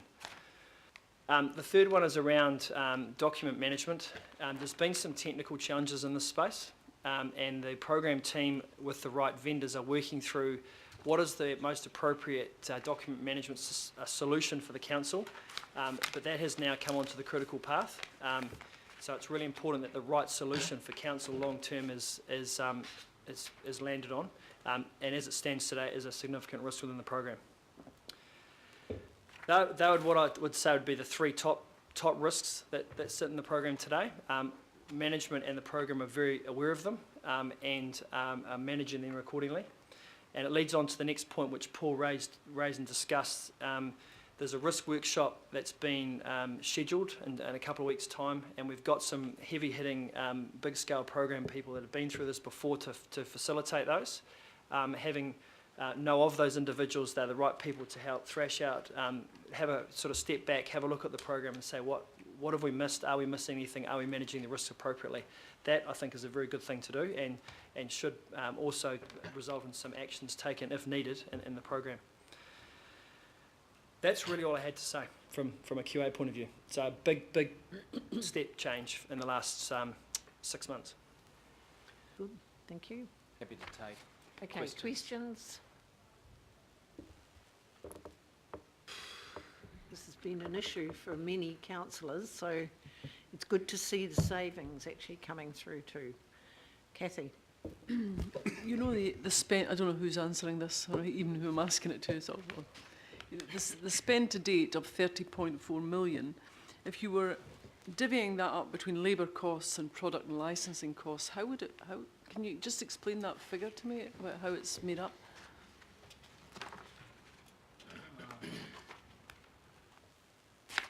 Yeah, I'm just trying to remember what the exact numbers are, but typically at our run rate at the moment, which is around the 3.5 mil a month at the stage of the program that we're in, around just over, probably around 2.5 mil of that would relate to labour costs, either being internal staff, contractors, or the professional services we may have on board within the program.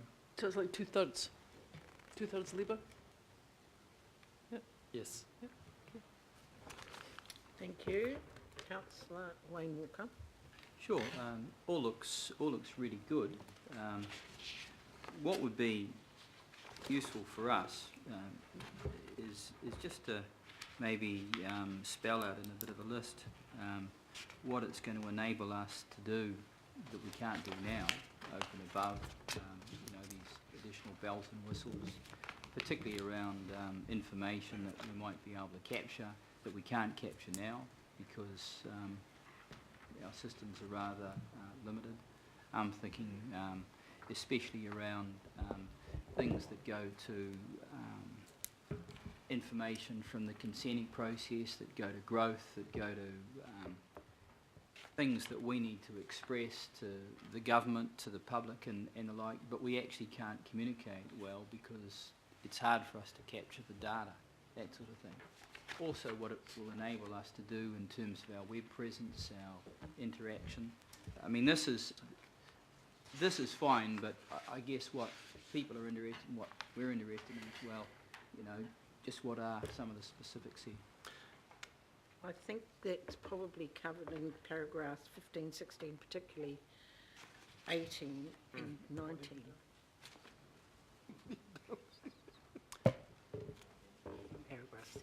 Maybe to add to that, if I can, look, we've certainly provided this information before.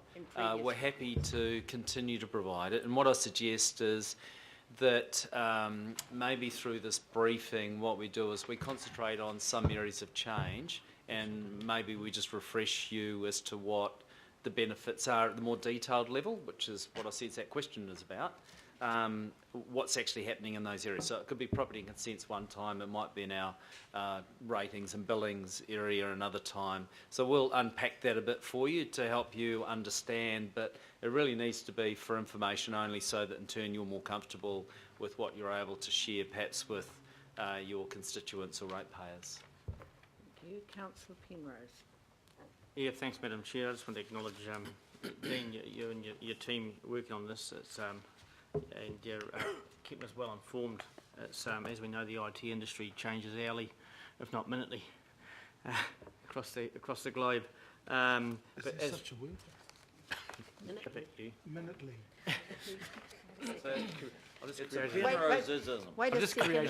Wait a second. Use that sort of word in Cal's bakery shop. That's it. Could be like quaxing. Yeah, but as we know, yesterday we had the Office of the Auditor General at the Audit and Risk, and talking about our regulatory area, i.e. /building sector. And I, for one, welcome the new tablet that guys, their building guys have out in the field. It certainly makes life a hell of a lot easier for them. And to me, it can't come quick enough. Working on different platforms in the regulatory area across the region is damn difficult. And it's even harder on the industry. It's harder on the developers, i.e. /builders, and those who are trying to access council information. So good work. Keep it up. Excellent. Well done. Thank you. Councillor Lee. Oh, sorry, Madam Chair, I wasn't going to ask a question, but it is such a huge area of expenditure. One should ask a question if one's doing one's job. The budget line there starts in 2013-14, but work on the system began in 2010, and the total cost of it will be around about half $500 million, and it would be good to get full transparency on those costs, because it is one of those classic IT changeover meltdowns that the public sector is plagued with every now and then. And I can say the scale of the cost would have meant that had this been known to the public and the TAs and everyone else, even the government perhaps, if the scale of this project was known at the start of the Super City process, it probably would have stopped the Super City cold dead. That's how big this cost is. Thank you. You don't need to answer. I mean, is there an answer to that?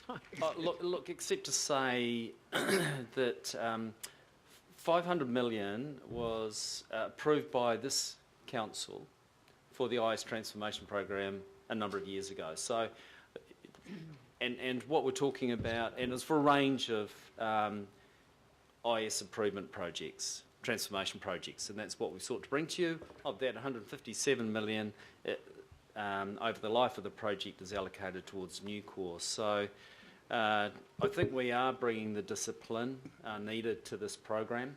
I think we are bringing the transparency needed for this program, and yes, it is a very tough program. And that's probably all I'd like to say. Thank you. On And that they matter. are, aren't they? And I mean, we have to remember that the whole life project is 60.9 million and it's under budget.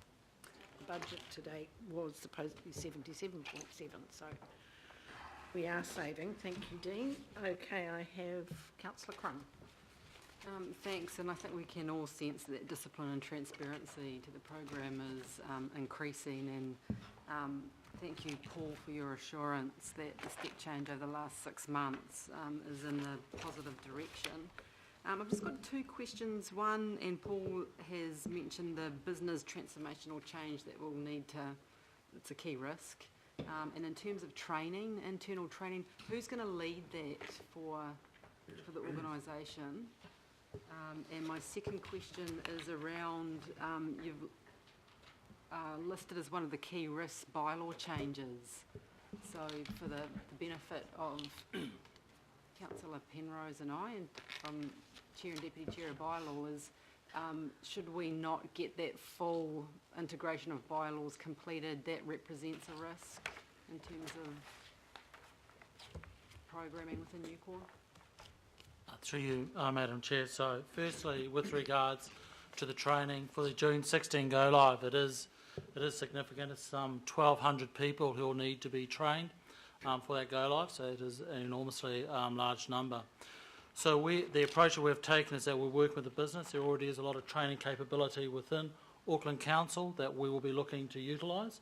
And also we have looked to partner with, as part of that vendor delivery model, with a supplier to help us in the assistance, especially around the preparation of the training material and technical writing areas. So we've partnered with Systoc in that particular space, having gone through an RFP process for that. So we do recognise that, and we're working with council, and also, just physically venues and the logistics around that also has some challenges with it. But we have that in our plans, and we're working with that, and we're engaged with the various parts of the business within Auckland Council to enable us to be able to deliver that. So we've just been going through and work on our training needs analysis, which helps us to inform that. And you would have seen in the pack that went out, I think it was reflected through, there's a slide there which shows what does June 16 mean, and talks there a bit about some of that training, so we're working through that now. With regards to bylaws, so the risk we had around bylaws was all around timing. So as I said, we move in August into our full end-to-end testing. During that time, we like to have, or we need to have some stability around what it is that we're testing. We don't want to have constant changes coming through because of changes elsewhere. Bylaws working towards a timeline, by and large, around July when they come into effect, but there are some that might go beyond that. It's around understanding what are the changes that there are going to be in bylaws that might have an impact on the new core solution. So we've been working very closely with a team around that, and we have worked through those, and we are about to remove that risk. Has been one of our top risks now, because we've worked through to understand what are the implications that exist there. It will remain a risk because there's still some potential of changes occurring, but we've agreed a framework with that, and we work closely with the project team looking after that to be able to manage that effectively. Okay. Sue, would you like to make a comment? Thank you, Madam Chair. Just to pick up on, expand a couple points that Paul made, Councillor Crum, your question. Paul from EY mentioned the risk review session we're holding on the 12th of June involving the Westpac Group CIO. That is a session that I've organised. I was part of that CBA migration, and it took us 5 years to do it. And it was significantly larger, as Paul has alluded to. The key thing, one of the reasons I asked Dave Curran, his gentleman's name, to come and facilitate this session for us, is there is some very good learning that he can share with us in terms of what worked for them, particularly with respect to change management, and what didn't. And the two key things that you've really got to focus on is you've got to focus on how you change your processes, and therefore then how you embed those processes and how your people go about doing that. Because human nature being what it is, that we will all try and find a way to do something and short-circuit something if we can. So it's quite a significant session, so part of that is sharing the lessons learned with us, but also he will facilitate a challenge session of the execs and the team present around the risks that we've captured, that we've got the right risks, we've got them rated correctly, and whether we've missed anything. It will be a very valuable session. Okay. Any other questions or comments? No. Well, I'm quite happy to move the update, the progress. Have I got a seconder for that?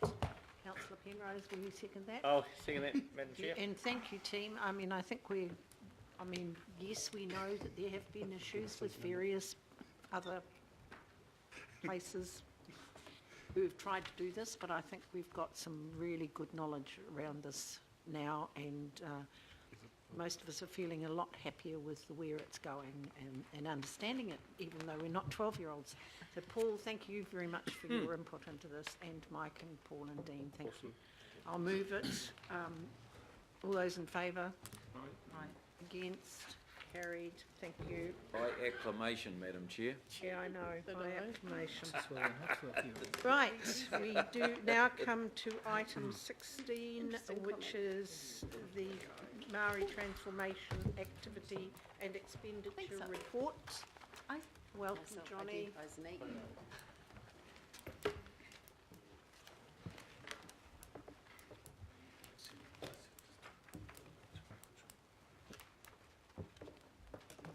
Over to you. Kia ora tātou.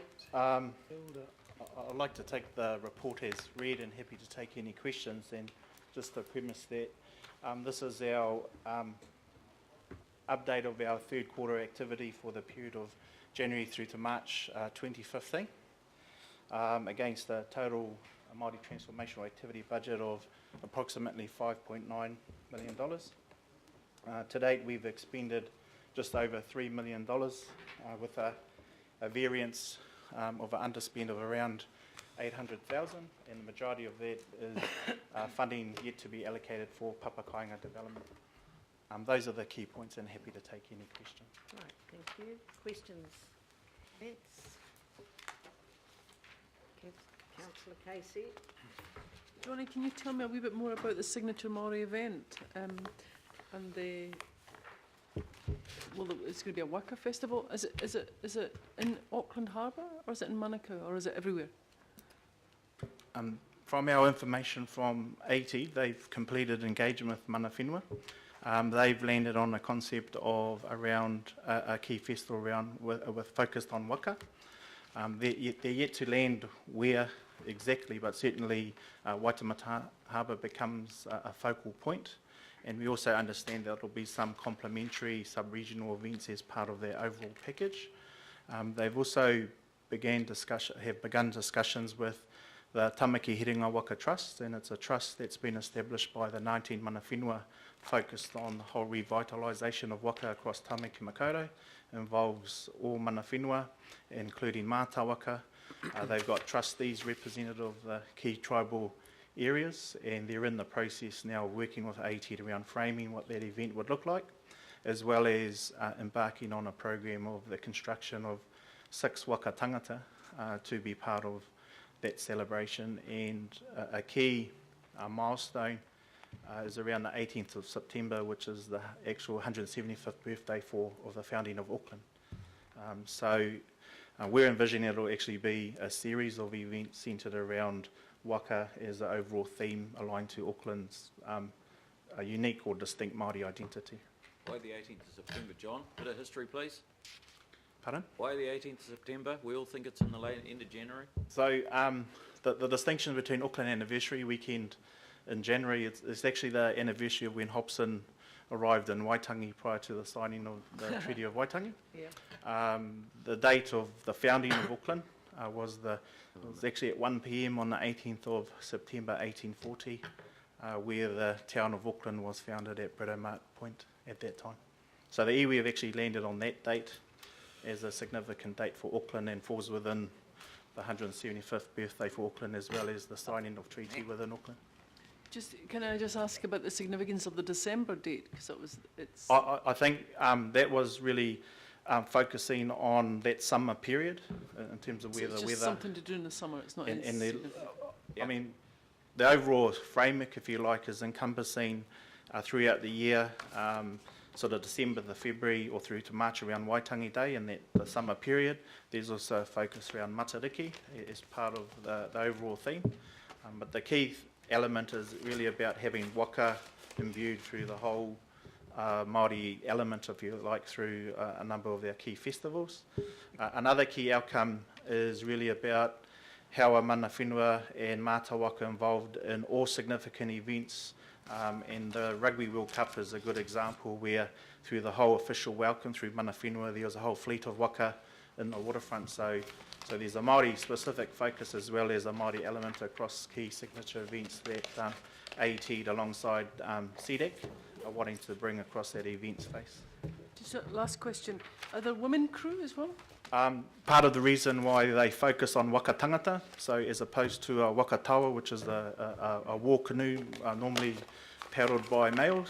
Yes. A waka tangata is for male, female, young, old, and so it's something for everyone. And the mātā waka element actually brings in something for the whole of Auckland. Another key element that will drop out of the work of the Trust is the focus on the education element for young people, children, and actually about connecting people to the water through waka. The activities will fall basically between the Waikato River, the Manukau Harbour, the Waitemata Harbour and the Kaipara Harbour in terms of that the water context of Auckland, if you like. Very sensible. Thank you. Councillor Wayne Walker. Yeah, so just a question, just going to the signature event, and I may not have picked it up. So is this a reenactment type event? Is that part of it? I would suggest it's a reconnection, certainly through the late 19th century through to the early 1910s. As part of the Auckland Anniversary Regatta, there was actually waka races as part of that. From about 1880 through to the late 1890s, there was actually what they called the Devonport Waka Festival, and it, between Boxing Day through to the 5th of January, there's a significant waka festival hosted in Devonport, and so it's really a reconnection to the past within a contemporary context and an opportunity for Aucklanders to be part of that celebration. Okay. Interesting. Well done. Any other questions or comments? Comments? Kia ora, Madam Chair. I have no questions at this stage, only to acknowledge that the reporting systems are getting better, and that there's still a fair amount of work to be done and being focused on the financial and non-financial components. But I'm sure when we get KPMG in to do another report, it will look rather favourable, Madam Chair. Oh, well done, Member Taipara. Fantastic, thank you.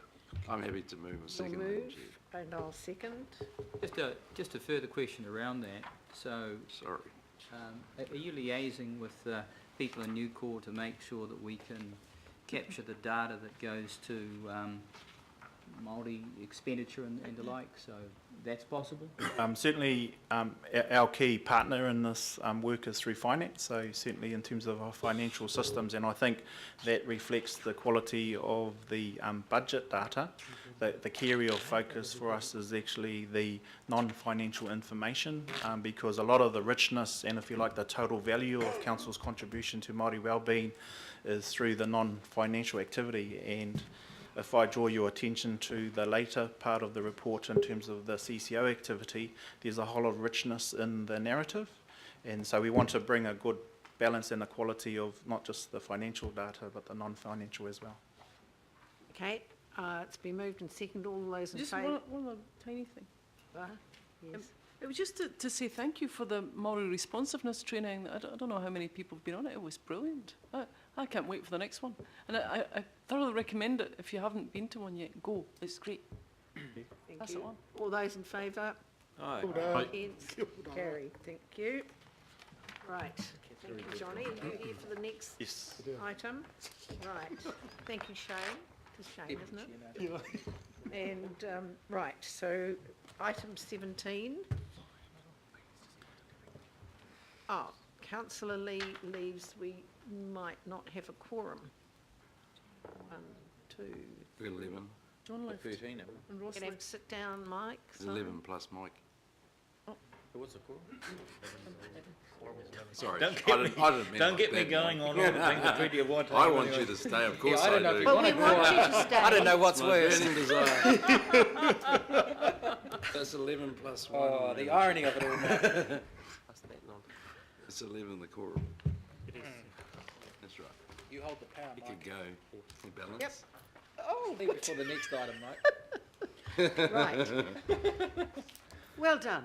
Thank you, Johnny. Order. Again, I take this report as being read. This just provides an update of our Treaty of Audit Response Program for the last quarter. And I understand there's a supplementary item We have attached to got a this. supplementary item. So at this stage, I'm happy to take questions in relation to the update report. Okay, so councillors, we're going to take this report, which is the Response Work Programme update, and then David's going to present. Are you going to present? No, I'm not. PricewaterhouseCoopers. Oh, PricewaterhouseCoopers will be presenting the Love to, yeah, the treaty audit report. So at this stage, the questions are for Johnny's report and Lillian's, sorry. He's gone to cheer on Bill English, I guess. Mike. What's up? No, I just, I I want to think- go to the bathroom, and I know you're not going to have a quorum, so I that's just the said, I think problem. Councillor Lee's gone to cheer on the Minister of Finance for the 2 o'clock delivery. That's right. Right, okay.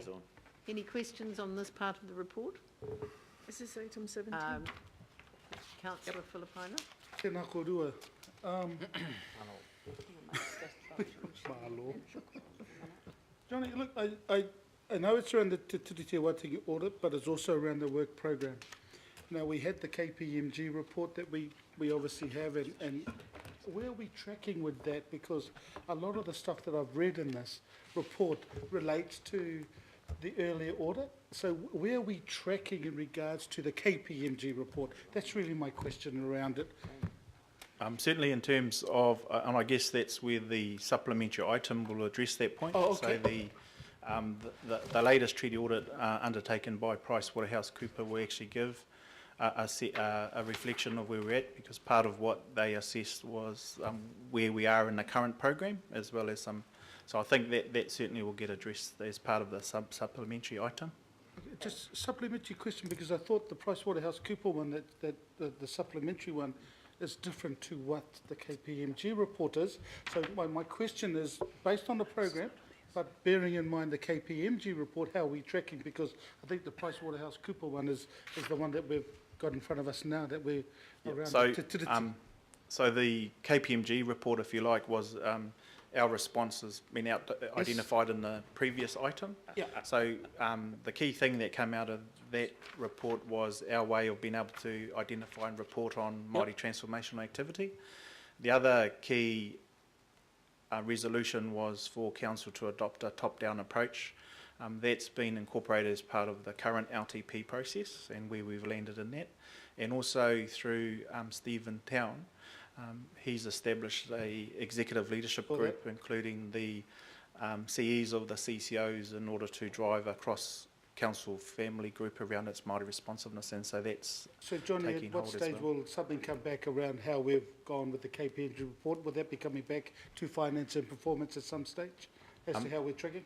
We can, I guess, bring back the whole summary of those actions. Okay. The resolutions that were agreed to last year, we've reported back on those key resolutions as we've progressed. So we're happy to provide some information. Thank you. Okay, well, we'll leave, there may be some questions after, so Johnny, why don't we do the I've got 2 questions. item B, 17B. Oh, is it on this one? Yeah, okay. One about local boards and one about the hearings policy. On local boards, that seems a big job, Johnny. I'm looking at page 87, that you're a small department. How are you actually physically going to do that?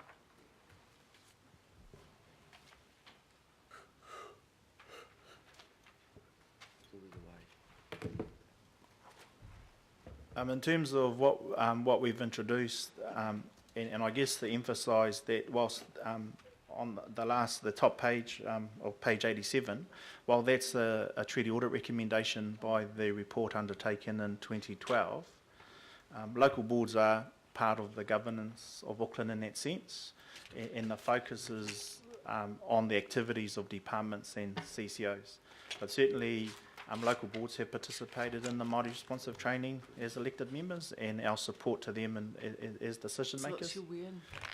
And as an outcome of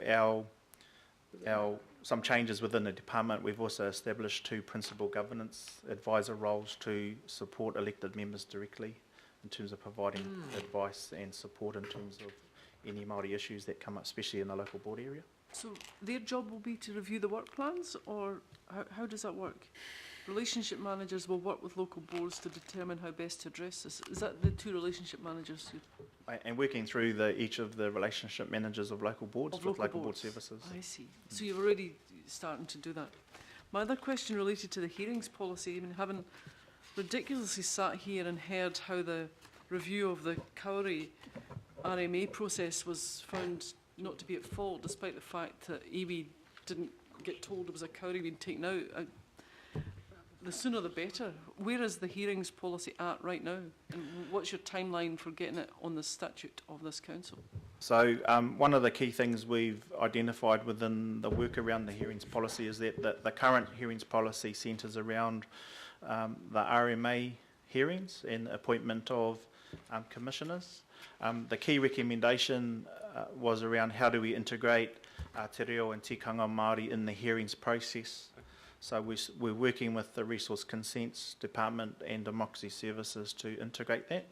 From a policy perspective, the likely solution is through the significance and engagement policy, which actually provides the overarching drive and really how we integrate te reo tikanga within our processes.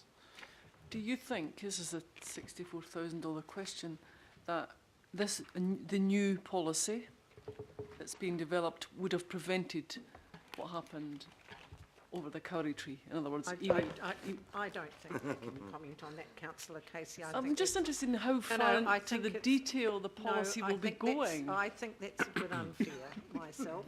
That trigger word, use the trigger word, Kauri. Goodness gracious me. You don't have to answer that. Vegetation, sorry, vegetation. Right.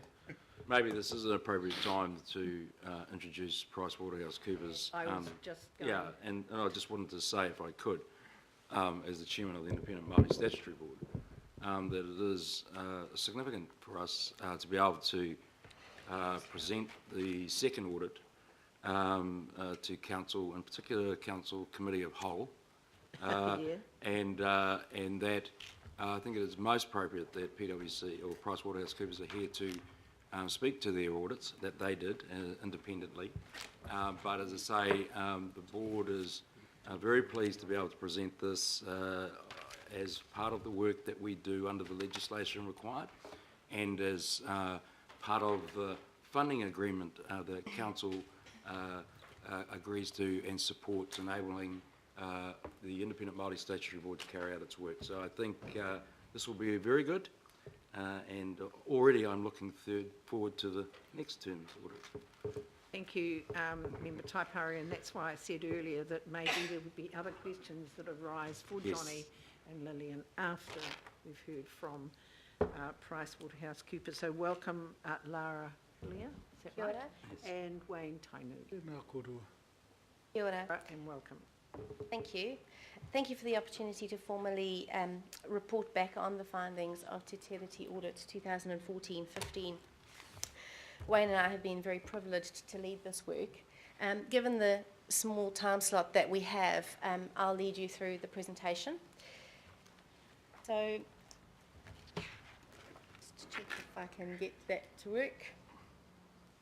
Can somebody tell me where to point? There, right.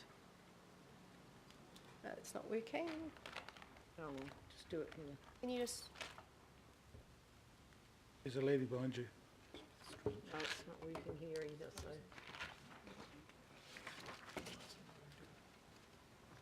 Something's... That's why we need an IT system, new call. Yeah.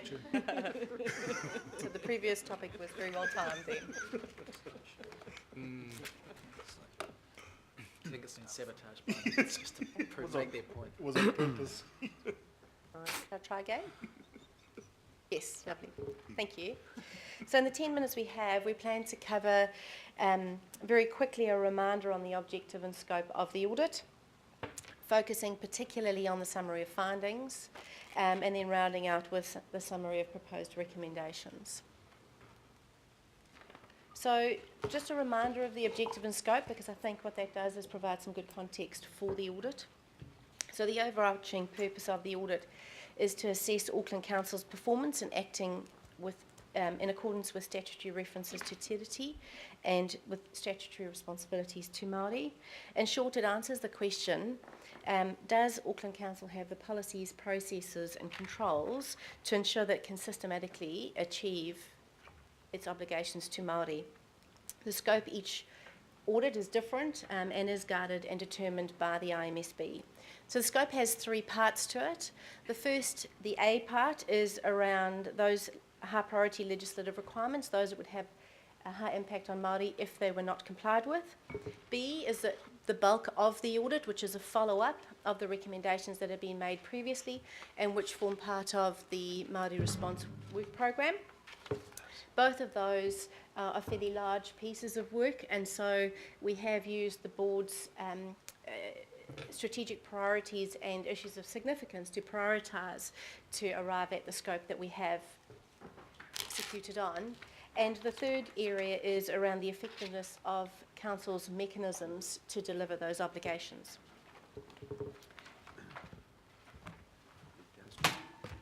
Turning to our findings, I think it's helpful just to step back and set out how Council has responded to the first audit.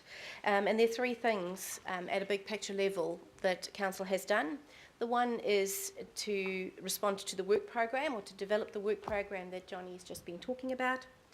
The second is to establish a Māori responsiveness framework, which in essence is a legislative compliance framework as it relates to Māori. And that is supported by Māori responsiveness plans, so effectively legislative compliance plans that sit behind that. And then, as Johnny mentioned, there's also the Te Toa Takitini Executive Leadership Group. So in terms of the findings, while those are very positive, and there's certainly the steps in the right direction, what the audit has showed us is that there is significant work to be done for those Māori responsiveness plans to be rolled out across all departments and aspects of Auckland Council. The second thing on the second bullet there is also, and that relates very specifically to the work program, that's the policies, process and controls that are currently under development need work to ensure that they are matured and embedded in council processes. And that's probably a good point just to drop down to the graph that we have in front of you. So just to orient you to that, on the left-hand side, the council's assessment of progress that was reported to us as we commenced the audit. And so that status was that 28 of the in-scope recommendations were in progress and 14 were complete. The audit's assessment of that progress was different in that 3 were closed, 28 were in progress and 11 had not been started. So there's a few things that we learned through that work program. Is the starting point, the work has been started much later in that 3-year work program, and so the action dates and completion dates have been weighted towards the end of that 3-year program. And I guess the other thing is it's not uncommon for an internal or independent audit to reinstate some of those findings that are considered closed by management, where we look for a level of embedding or stickability, if you like, for the change before we close something off. Moving to the summary, or just expanding on that summary of findings and the status, of actions. I'll just orient you to this diagram in our report. So on the left-hand side, we talk through the different areas of, or typical areas of a control framework, and within that we have some themes under which the detailed findings actually fall. And essentially what we've done in the middle in the colour coding is just indicate how many recommendations across each of those themes are either not started, in progress or complete. So it's just an expansion of that diagram or the graph on the previous page. What you can see there is that the best progress has been made in terms of closing items in the knowledge of obligations piece, which is where Auckland Council has identified the legislative obligations in a framework and has run training and awareness sessions. It is very difficult, given the few items that are actually closed off, to be able to say that the ratings are any different from the first report to the second. I do acknowledge, however, that there is a good evidential base for a substantial amount of work that is underway in that in progress column.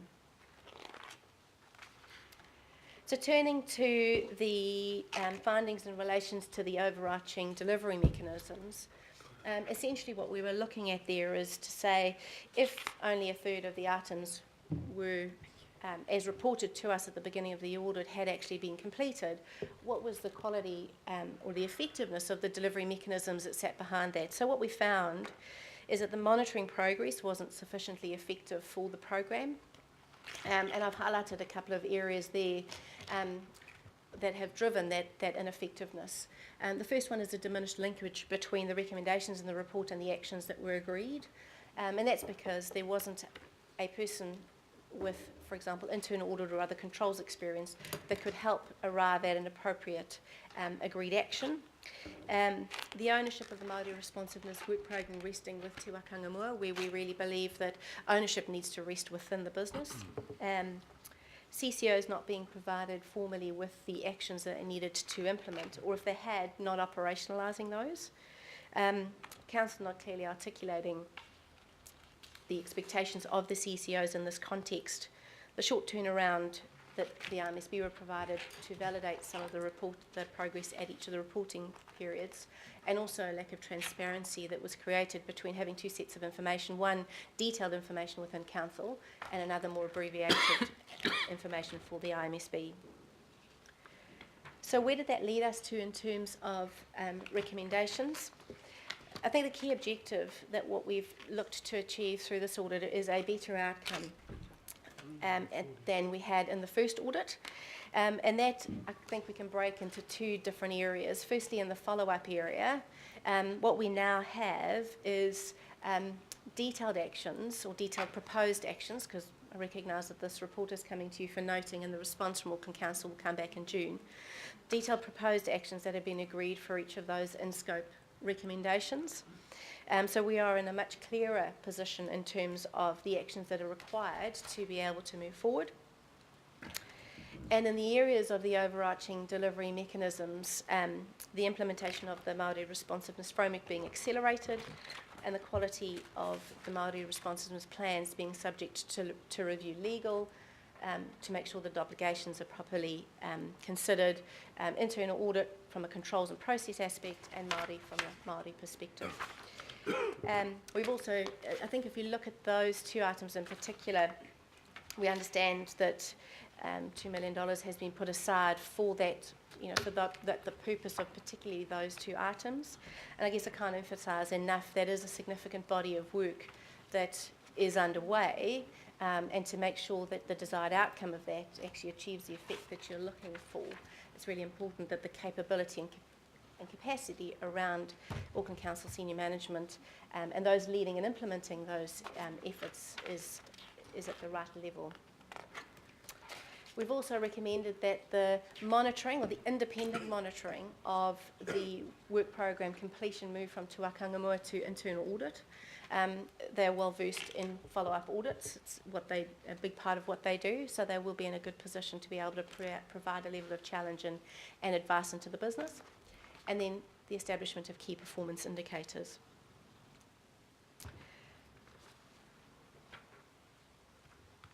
That is a very quick run through, and appreciate time-wise, but I think I'd pause there and just take any questions. Thank you. If I'm hearing you correctly, you're saying that really we need to disband Te Wakarangamua, and because, I mean, we're often told, and well pointed out, and David's very good to doing this to us, Member Taipari, that the IMSB is not the arm of, that actually liaises with iwi for us. Yes. So in our previous councils, most of us had somebody who did that work. So I'm just trying to get my head around what the last few points were, that shouldn't be done by Te Wakarangamua. Perfect, no problem. I can clarify that. We're not saying disband Te Wakarangamua. We're just saying within their responsibility and their ambit, the monitoring of that work program and ensuring that it's actually implemented is not the best use of their time. What we're suggesting is internal audit as a function within council will have a process and a mechanism to follow up outstanding actions from internal audit, external audit, compliance audit and the like. They have the mechanisms and the skills and experience to be able to look at outstanding audit findings and determine whether the progress that's been made is sufficient to close off that item. And so what we're saying is they're in a better position to do the monitoring of the work program at an independent level rather than Te Wakarangamua. So it's just one of Te Wakarangamua's responsibilities. There's also a business responsibility for that, and there is a work stream that will be owned by Patricia, and her surname escapes me for the moment. So at a business level, it should be owned. So all we're suggesting is that in the past, the responsibility's fallen entirely to TBWA to actually monitor and make sure that those progress has been made, when actually the responsibility as it's now going to be going forward is that the executives responsible for those areas, the business units, take responsibility and own that, and internal audit as an independent can actually come in and monitor and make sure that things are on track. Okay. That helped to clarify, Councillor Thank you. Webster. Councillor Fletcher. I'm sorry, I'm just asking. No idea what she's saying. Thank you. It's called raise the capacity of council, Your Worship. Sorry, Councillor Fletcher. Sorry. Thank you for this. And there's a lot of information in this that we are trying to come to grips with. Correct. I guess my question is, at a high level, this council is going through some real financial challenges. We are mindful of our statutory obligations. We welcome the audits that are undertaken to give us the confidence that we are doing things in accordance with the statutory provisions.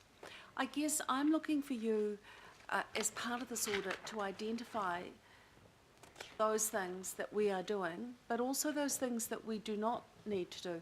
My great fear is, as we go through the environment where we continue to raise rates because we are required to, and we've got the delivery of all these services along with our statutory responsibilities, I do not want to see race relations in New Zealand and certainly in Auckland deteriorating because the perception is that the council is not delivering appropriately.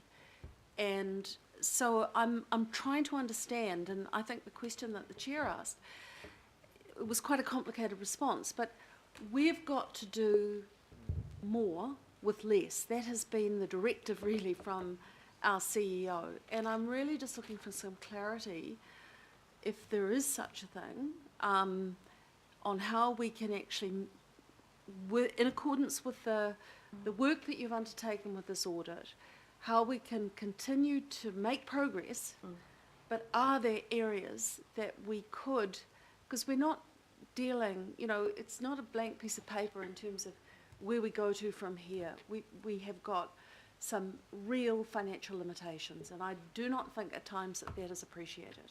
So it's a pretty broad-ranging question I'm putting to you. So I'll attempt to answer that. Thank you. I'm certainly happy to come back and answer Mayor's questions as well. I think there's two lenses to this. One is when we have worked through the recommendations, we've done that with a view to how do these things dovetail with existing process. existing policy.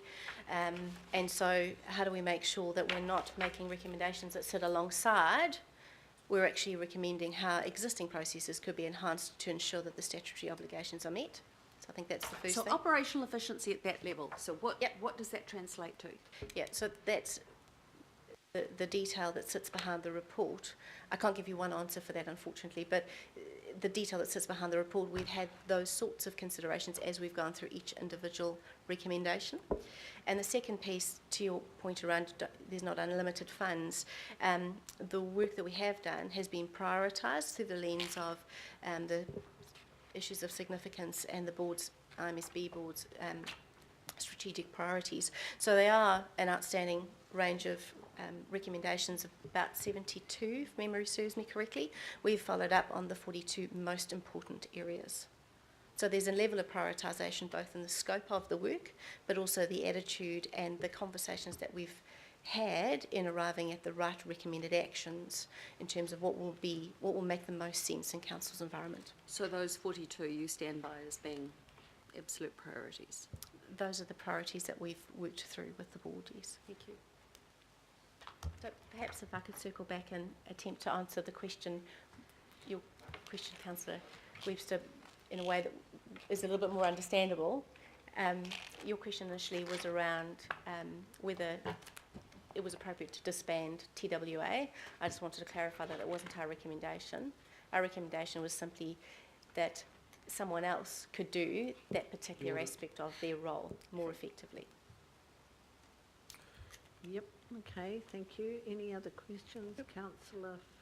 Councillor Casey and then Councillor Philippine. I've got 2 questions. My first one is around the CCOs and the need for them to have their moral responsiveness plans. It was to ask you if there are any at the moment. Are we starting a baseline of 0, or is there any in preparation? There has been 4 or 5 that have been worked through on a pilot basis.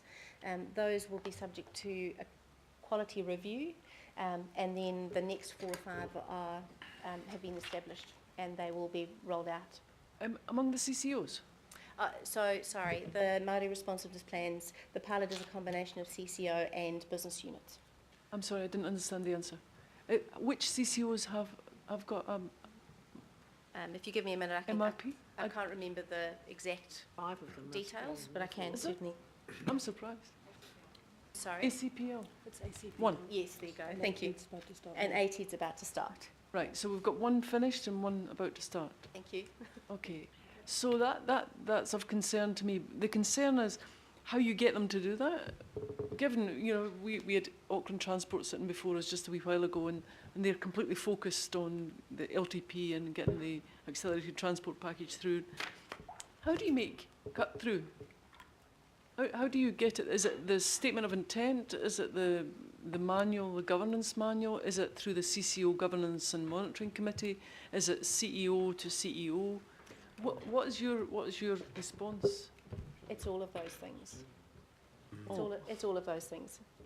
It's the engagement, it's the tone at the top, which I think Stephen has set through this process. What we can certainly comment on, Stephen has set the tone for, we want to understand exactly where we're at with this, and we want to make sure that we're moving forward, and we're moving forward in the right way.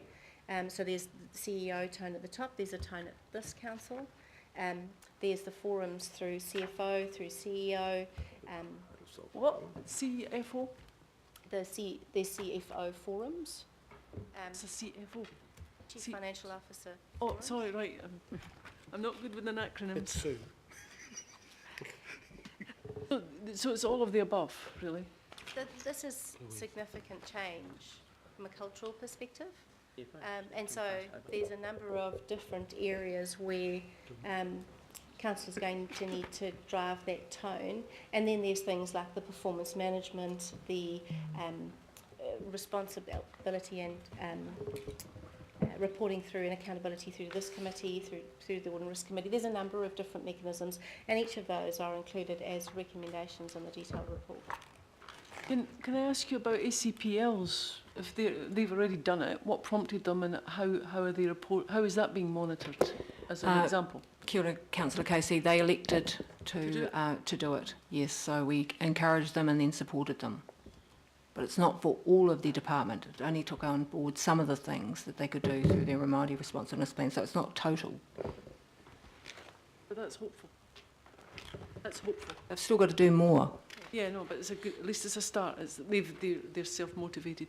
My second question, yes, I've heard your answer, but I don't actually know how, where, in here you suggest it was into the governance manual, but over there you say it has to be all these other things as well. It needs to be top-down leadership from their chairman to their CEO, to then get their senior leaders to take the treaty audit seriously and to do something to implement the recommendations that have been identified in the treaty audit report. That's what it takes at the first step. There's a number of forums that are available, both in terms of committee and internal forums that are used between Auckland Council and the CCOs, where that tone can be demonstrated. Right, I think what I'm saying is that I don't have access to a lot of those. In fact, I haven't heard of some of them. But the ones I do have access to, what can we as elected members do to progress us? In terms of the CCOs. Grant, would you like to make some Look, comments? I think before we start picking on CCOs too much, How about looking at ourselves? with the Maori responsiveness plans, there was a process which took a lot longer than we would have wanted, but it was actually identifying departments and CCOs to act as pilots. And ACPL acted as a pilot, and we had a number of other departments.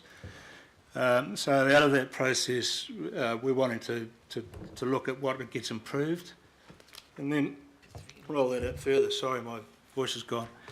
I think the critical part about this is in terms of the leadership, the senior leadership forum that's been established by Stephen, which involves all of the ELT, all of the chief executives of the CCOs, and Brandy, that process is there to try and to drive our responsiveness overall, including our response to the treaty audit. So that's been in place for a couple of months now, and there's been 2 meetings, so it's early days. But it's through that process that there's going to be quite a strong emphasis in a top-down approach in terms of getting a program in place and monitoring it. And within that process, we have a number of work streams, all led either by an executive team member or a CCO chief executive. And for the treaty audit going forward, there's a team that will be led by Patricia Reid from across the organisation, but Patricia's taking the leadership on that. So, there's actually quite a lot that's been put in place to try and get organisation and CCO ownership and buy-in to the process. So I don't want this to be represented as though the CCOs have been hanging back. There's been a pilot process, and now we're trying to work through how to work with the CCOs generally.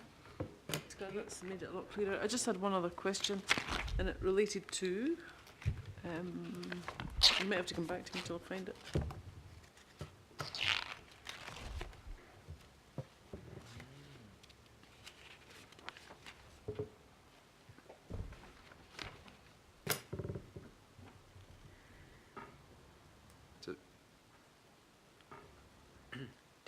Dead air.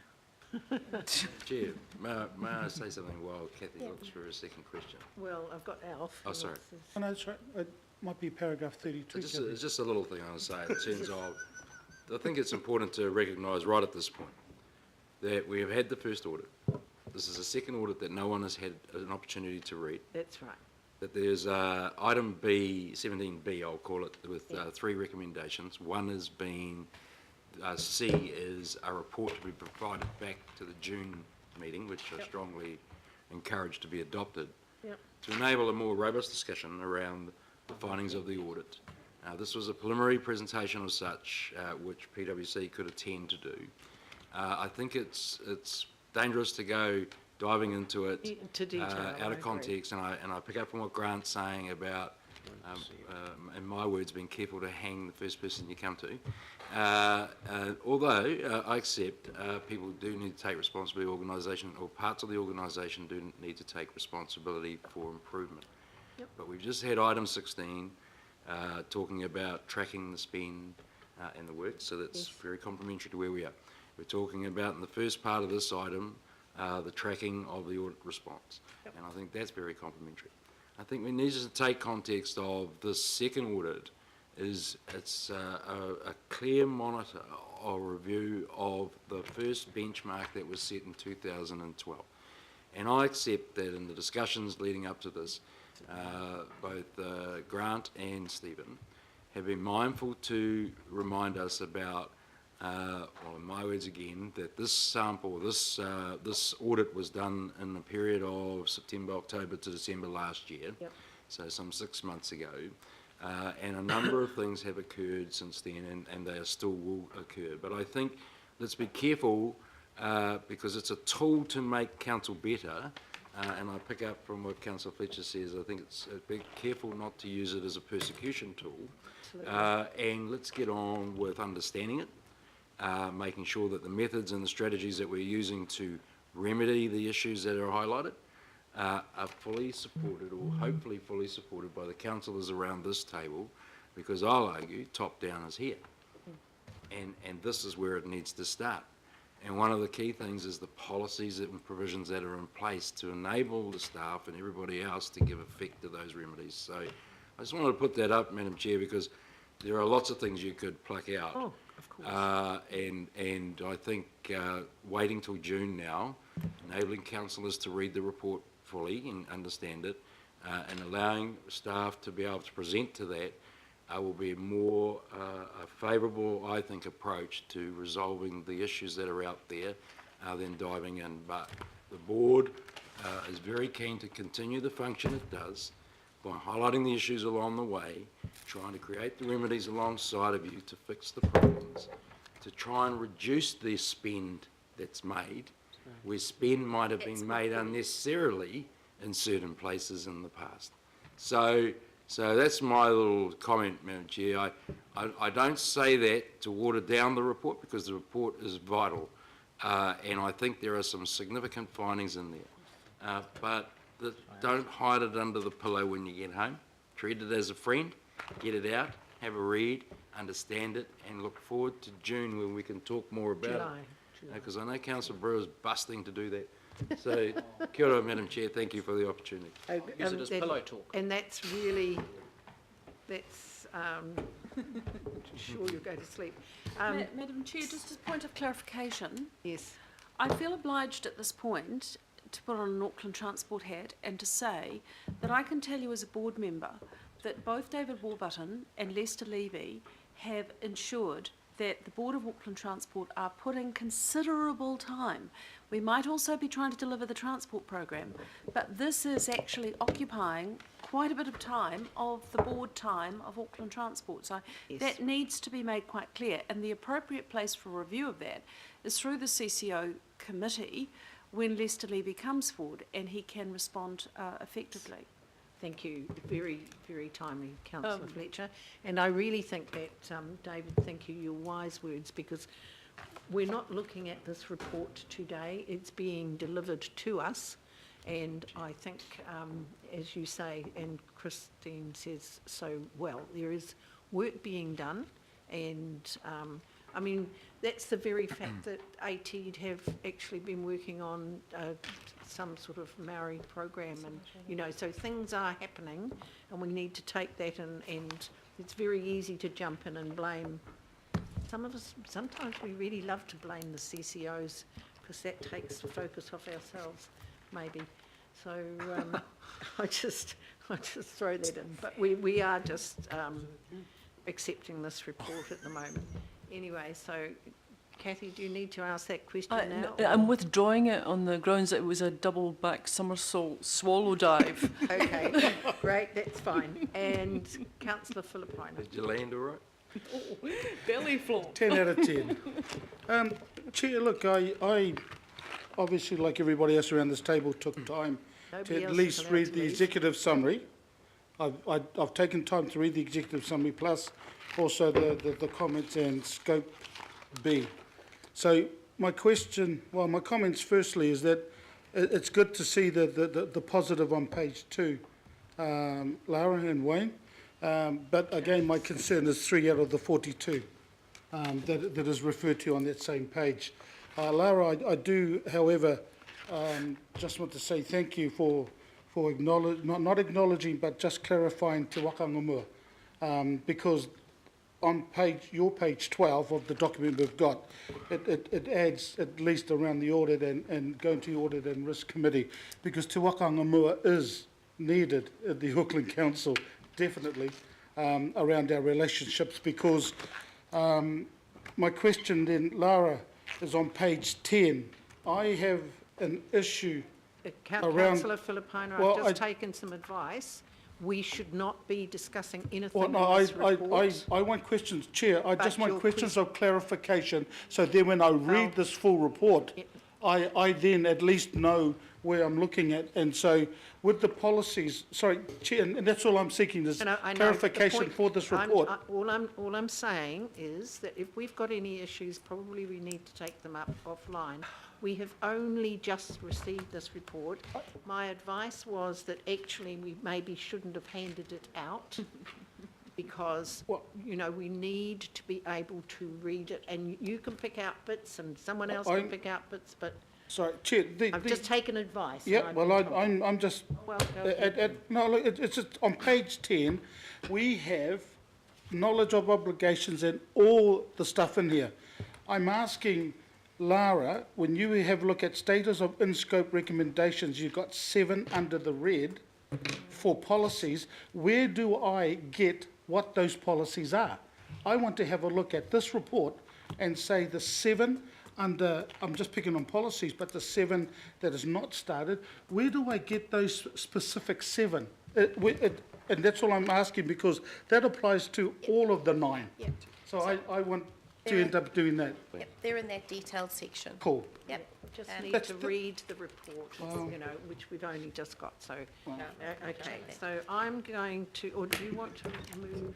Yes, Madam Chair, I'm happy to move both Okay, A, B, C, D. A, B, C, D, and seconded by councillor Filipaina. Sorry, councillor, I've got to stop you, but it's just that it Yeah, is no, very at least I got my clarification, Chair. That's all I wanted. All in favour? Aye. Against? Carried. Thank you, and thank you very much for your report, and I apologise that we seem to be losing people left, right and centre. Councillors, and no, I won't say anything because you are the guys that stay here. Yeah. But, I'm not you gonna know, move we it. do, most of us didn't turn up this morning until 2:45. I'm in the house. It is a bit difficult. Okay, 17. 18, we have item 18, which is in the addendum.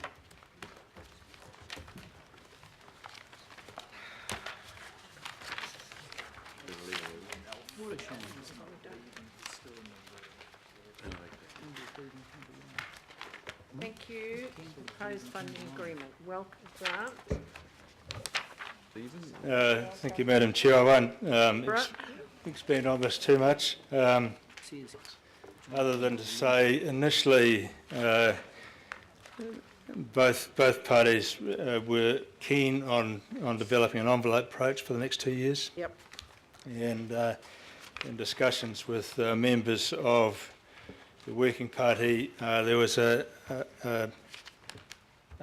willingness to do that, and but within parameters, particularly given where the council was in terms of its rate increases, which were about 3.5% at that stage. We've actually come back to the point of an annual agreement, and there are changes within it, and obviously the funding that's required for the treaty audit, that's a 3-yearly thing, so that's scaled back. And but as the Chair has signalled earlier in joint meetings, there's a desire to to enter into a process of an economic development forum or task force. I think the important thing is here, the overall funding is within the LTP provision. It's roughly about 2.5% overall in terms of the increase. There is one additional amendment we've got, recommendation we've got there, which is essentially just giving Stephen the scope to improve a minor variation rather than getting into a point where it triggers a whole renegotiation of the agreement. So that's a practical step. It's not encouraging overspending. Thank you. Any questions of Grant? Right, thank you. Councillor Brewer. Thank you, Grant. This is certainly, you know, within, as you say, within the expectations of ratepayers and what was promised within the LTP. And you're right, I got out my little percentage calculator, and going from, when you consider that CapEx amount that was carried over, those two bottom lines from 14-15 to 15-16, page 20, it's a 2.51%. 2.51% increase from year to year, so I know that's consistent with what you know, what the political promise has been around rates for this coming financial year. So that 2.5% is certainly being delivered. I just had a question, because I was looking back on past communications around annual budgets for the Independent Māori Statutory Board, and we did tend to have a some transparency around what the Secretariat was costing, a budget line item there, and what the board members' top line, what that budget was too. And I know that it arguably might have caused some communications and political issues to reveal those numbers, but just for the sake of transparency, I know you want to focus on the fiscal envelope and the 2.5%, but I just wonder if in the future whether we can have a little bit more detail or breakdown as to some of how that 2.8 million is split up. Okay, thank you. The only thing I'd just say to that, Madam Chair, the Secretariat has remained the same in terms of size. The remuneration for members is determined by statute by an independent expert, and essentially for the last period of time, Strategic Pay, who is the organisation we engage, have determined the best method is to set the remuneration as a percentage of councillors' remuneration. So what tends to happen is when the Remuneration Authority will come through with your determination later in July, that will flow on, but so that the percentage is maintained. Okay, and just on that, Grant, the remuneration for the board members and the costs of the Secretariat, are they discoverable in our annual report? Yes. Thank you. Oh, it's discoverable in the IMSB's annual report. Okay, it doesn't carry over to the councils? In our report, there'll be one number. It'll just be what? To total number, and with some accounting changes in terms of overheads. But the Independent Māori Statutory Board produces an annual report which is audited, and those numbers are in there. Yeah, I certainly, Madam Chair, I certainly think it would be helpful as far as the accountability and transparency of this organisation. If we haven't got it in our annual report, that we at least have it, because at the end of the day it's ratepayers' money, that we at least account for the top line. We don't have to break up everyone's salaries, but the top line Secretariat costs and the top line board remuneration costs, given that they are absent in council documents other than the IMSB's own annual report. So I would suggest for officers to consider at least putting those top line numbers, as was traditionally, you know, the case back in the earlier days of the amalgamated council, in a report such as this, so we know exactly, without micromanaging, but we know exactly where the general splits are. Right. Thank you. Councillor Walker. Sure. Just in terms of the costs, do we have any oversight, and it probably follows on from Cameron Brewer's question, just about costs like office costs and comparison with our office costs? The office costs, I mean, you know, the cost of where you're at, the building or the like. I think we can go back. That's a building we provide.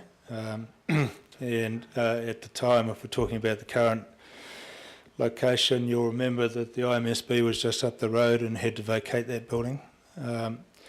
And Auckland City Properties Limited worked and identified about 10 options for the IMSB, and the current location turned out to be the cheapest in terms of fit for purpose.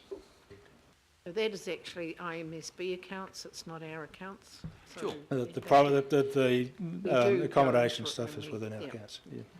So, okay, well, I'll move the recommendation. If I've Madam got a Chair, second. can I just suggest that maybe we add a D that just says in future that the main operational components of IMSB's budget be reported in our in any budget request for information. My advice is we can put it in these papers, but not into the annual report. Not into the annual report. Into the annual. Yeah, not yeah. in No, council's annual report. I know that you're in quite a tight statutory framework there, but certainly in these proposed funding agreements, if we can just Yeah, well, the main operational and components. we often do, councillor, because usually we negotiate fairly closely and Yeah. the papers really. Okay. So Right. that's something that the main operational components of any proposed Right, so funding it's- agreement be So it's been reported in the future. moved and seconded, and we've noted that, so all those in favour? Aye. Aye. It's carried. Thank you. Thank you, Grant and Deborah. Another good job. Alistair, you are going to speak to number 19. Welcome. This is just very technical, I believe. It is. It's It is. very much a housekeeping report, Madam Chair. I'm happy to move it. Yeah, I'll second that. Seconded by councillor Penrose. Is there any discussion, any questions anybody wants to ask? No, you're off the hook. Thank you. All those in favour? Aye. Against, carried. Thank you. Madam Chair. Item 20. Good to see so many people here for our performance report. Yes, shocking, Madam Chair. Madam Chair, you haven't forgotten my issue that I raised earlier. Okay. No, about parks. This is where it comes up. As in sports grounds.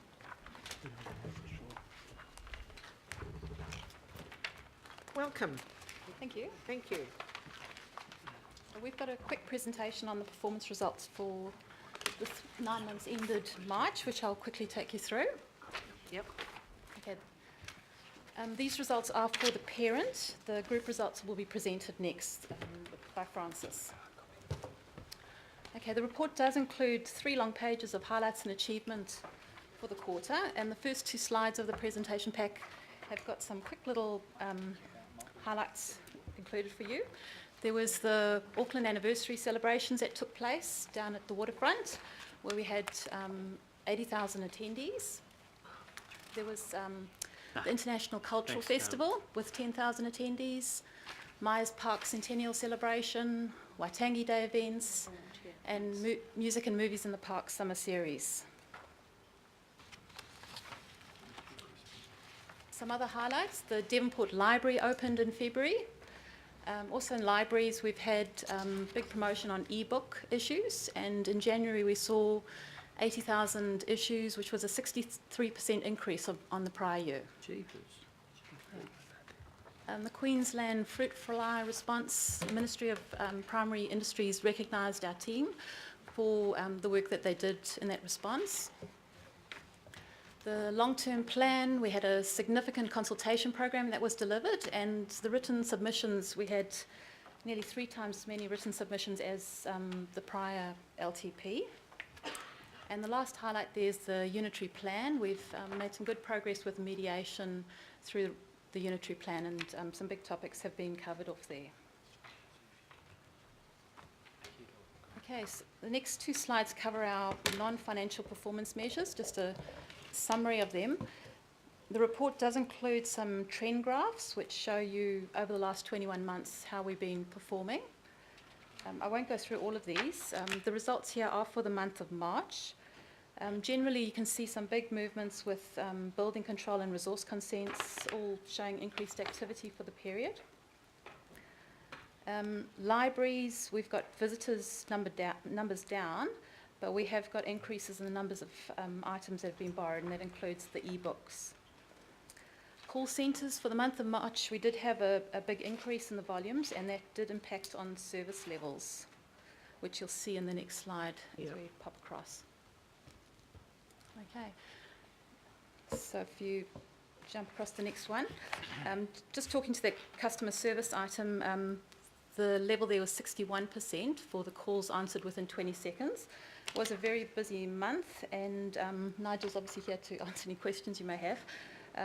Busy period, lots of events and summer activities, and also more building-related queries, which are quite complex and take time for the our call centre staff to answer.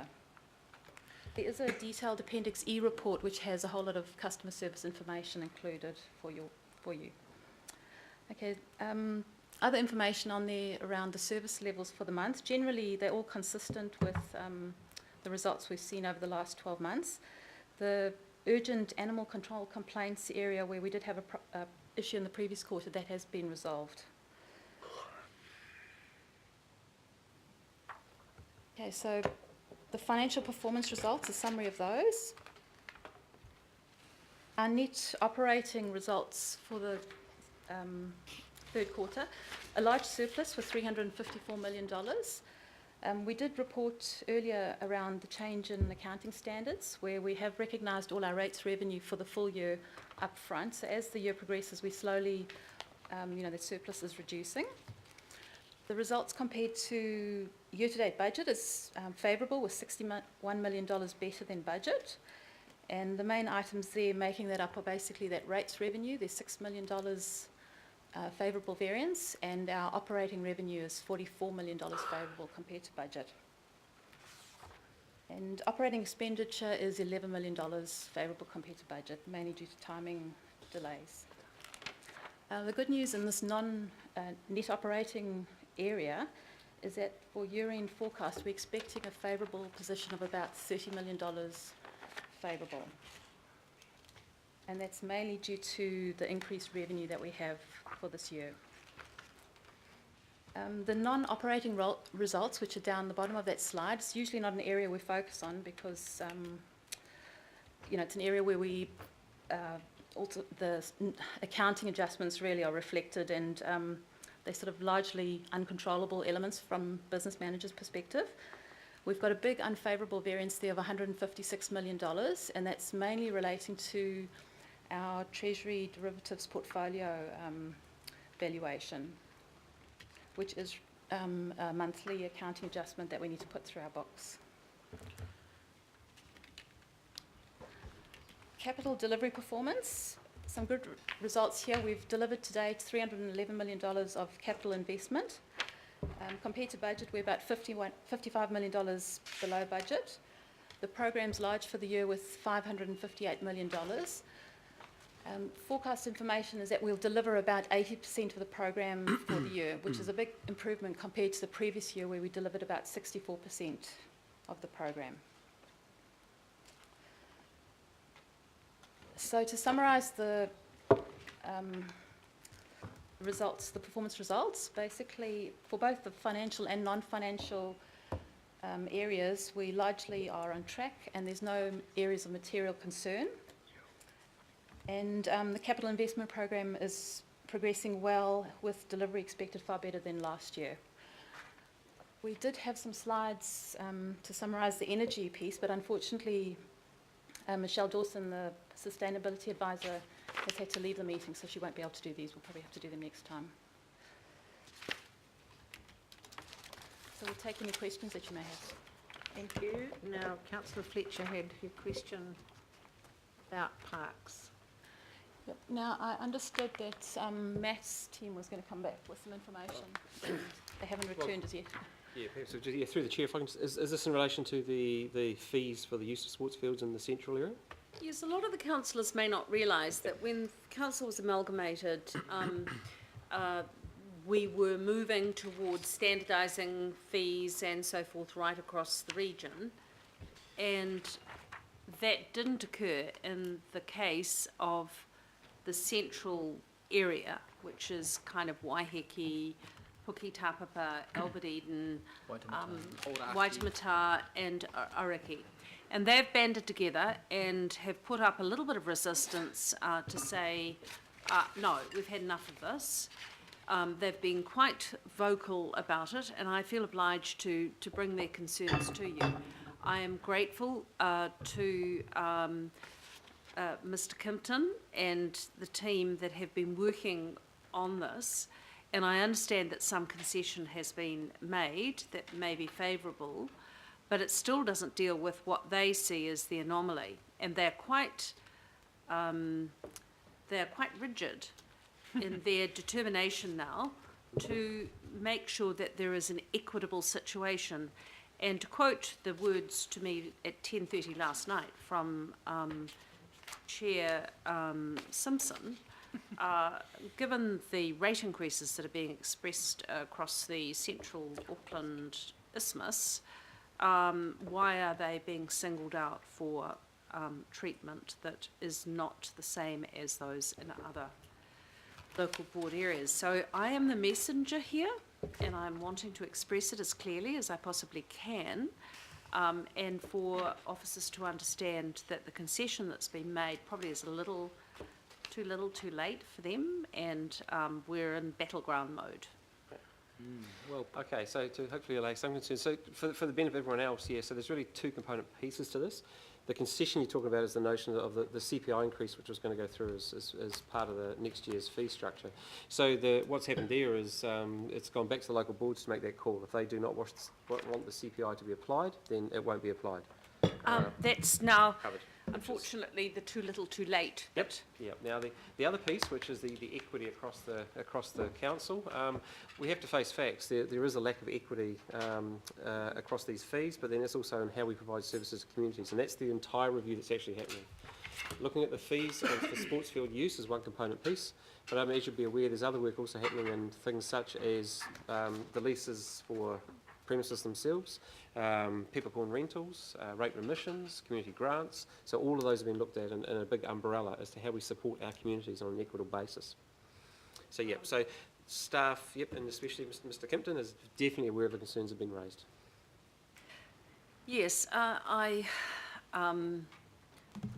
do feel obliged to present this to you a little more strongly than perhaps I've conveyed. Mm-hmm.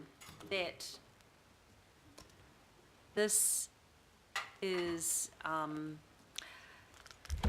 position that has the support of all of the chairs and full boards of those areas. So it represents a significant part of, in terms of co-governance that we have with our local board areas, and I would like to feel that that can be given the most serious attention that it deserves.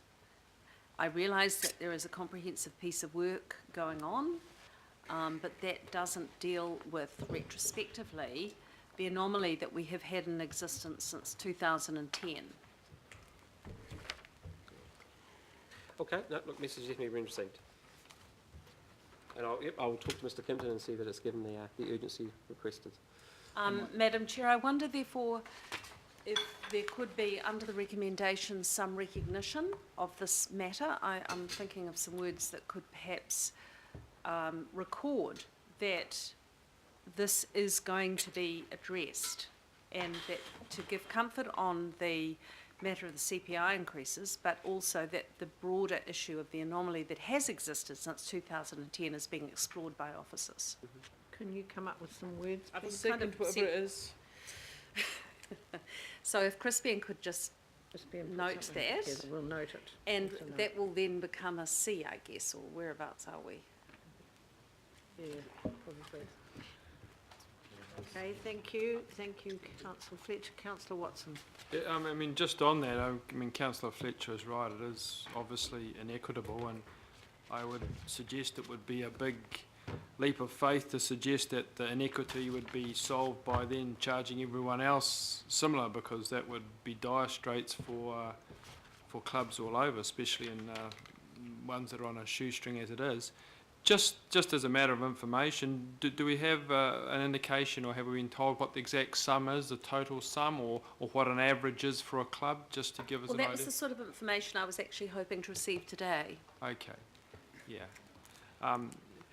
Yeah, I mean, without wanting to prejudge anything, it's pretty clear that the way forward in this is to address the inequity here, as opposed to trying to balance it by charging other people who can't afford it. And you know, there does seem to be a retrospective element to this that also, in light of the Auckland Council, that should really be addressed at the same time. I think we probably need to do some more work on this, because I mean, I had a community group get hold of me the other day about, you know, they now have, well, they're being charged to have a meeting in the hall. And I said, oh gosh, that sounds dreadful, how much is it? And they said $6.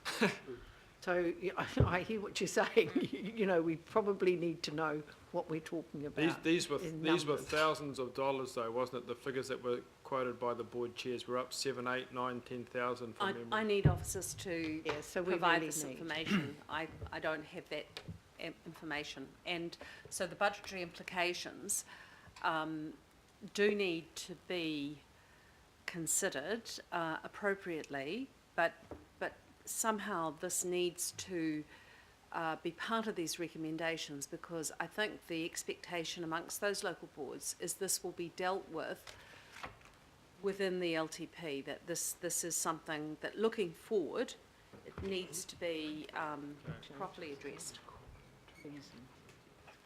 Yeah, so through the chair, to give a feel of, I don't know what the individual are for individual sports clubs, but I'm aware that it's around about $180,000 in total revenue for the 5 local board areas. So we're not talking about a significant amount of money. And I think Councillor Fletcher, you're right, the place to pick this up is through the long-term plan, and to see whether that actually will be addressed in time. So that's what I'll be taking up with Mr. Kimpton, whether it can be addressed through that process there for next financial year. So can I then just check that Crispian has been capturing these words that we... Right. Yeah. Okay, thank you. Councillor Casey. 2 things. One's about that low resolution of calls down to 61%, and whether the abandonment rate went up substantially during that same period, and what happens to what would, for example, on our page 130, there's an abandon rate of 5.6%. How many people is that on average? Doesn't sound like much at 5.6%, but that's a lot of people putting the phone down and getting angry with the council for not answering. 5% is typically, sorry, through the chair, 5% is typically an industry standard for this kind of measure. But I mean, I would have to look at the actual numbers, depends by the time of day. I'm working on the total volume. It's hard to give you an exact kind of impression. What I can do is probably the other perspective. Even though it does look quite low, what it does mean that 73% of calls were answered within 20 seconds and 80% were answered within 39 seconds. So that's the flip side of the equation, which is actually we did meet our service level. We didn't meet our service level. However, that number of calls were answered in 39 seconds, so they had to wait an extra 19 seconds to be answered on average. But the 5% is an average over 24-hour period.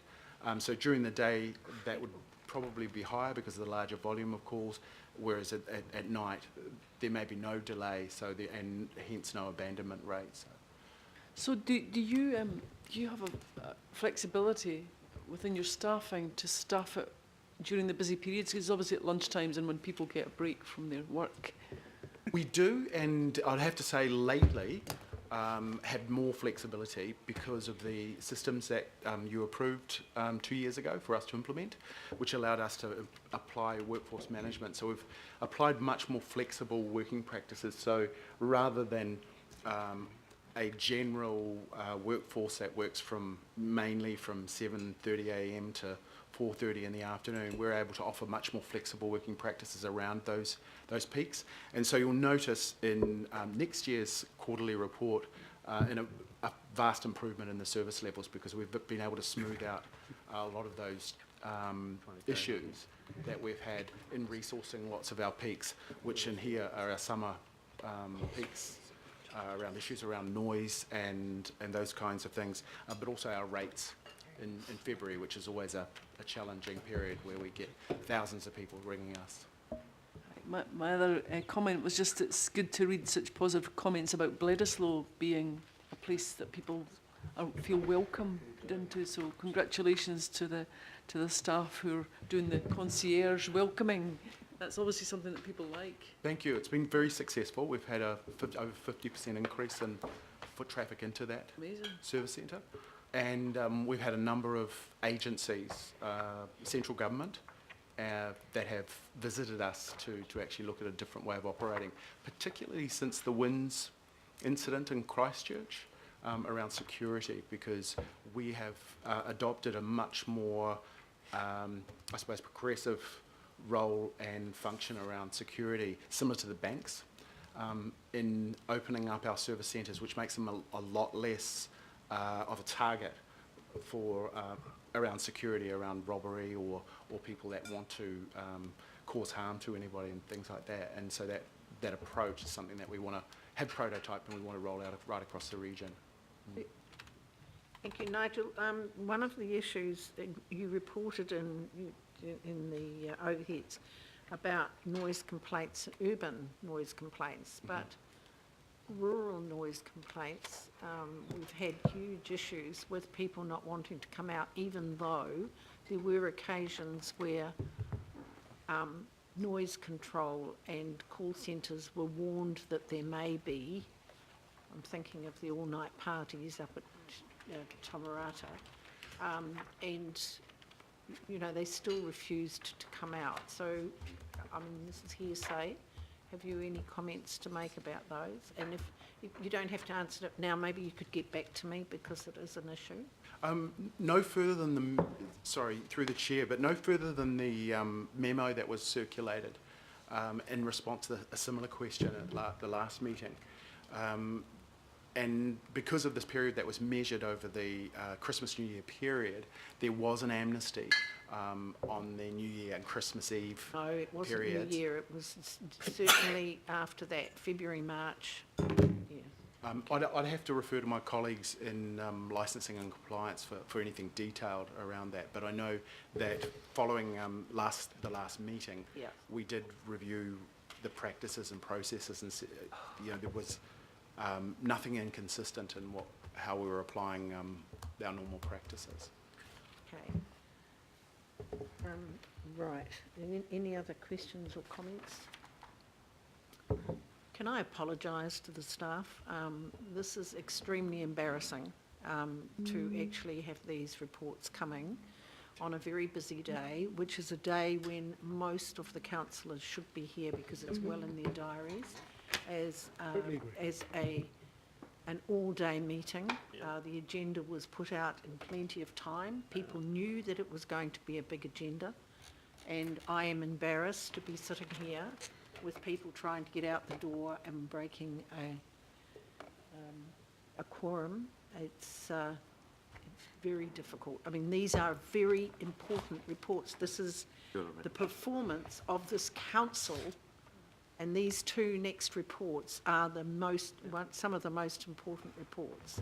And we can't drill down, we can't, we're supposed to be, we're accused sometimes of being once over lightly, but these are the reports that we should be drilling down into because it's the performance of this council. And I'm embarrassed. I have heard that some of the rules and reduction task forces going around the country, and particularly those in Auckland, are slamming this council's customer service, and we are not here to ask the questions that we need to ask. So thank you for your report, both of you. And I will move that report. Second.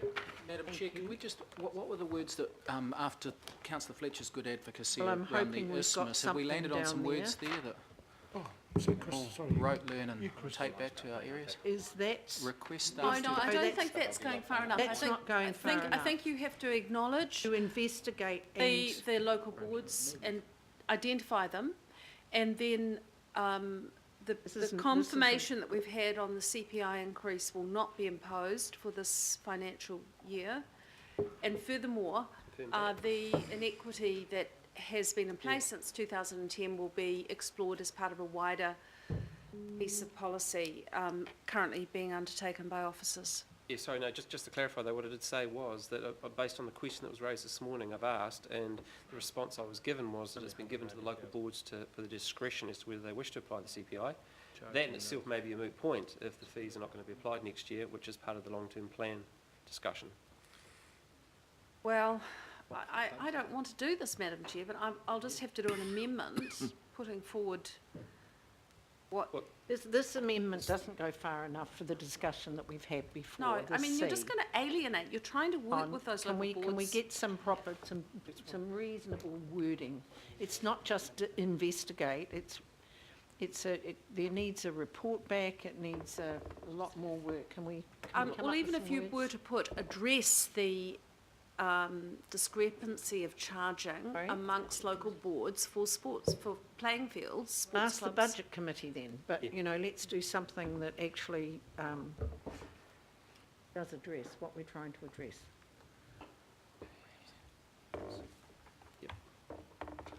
I didn't know. I'm trying to work with officers on this to make sure that we've got something that captures what the officers can do. It's not put Nirvana up there, but, you know... Go into the annual plan. So look, I mean, look, very conscious of the level of concern expressed. What I'm saying is that this committee, it's not its role to actually make a decision around the fee setting for next year. That is part of a long-term plan process, so that's where it should be going. So All right. if what you're saying so is... let's then refer the to the budget committee the matter of the discrepancy of charging for So you'll sports. call the budget committee, it'll be the annual Get plan up as we're committee. going. Can we please?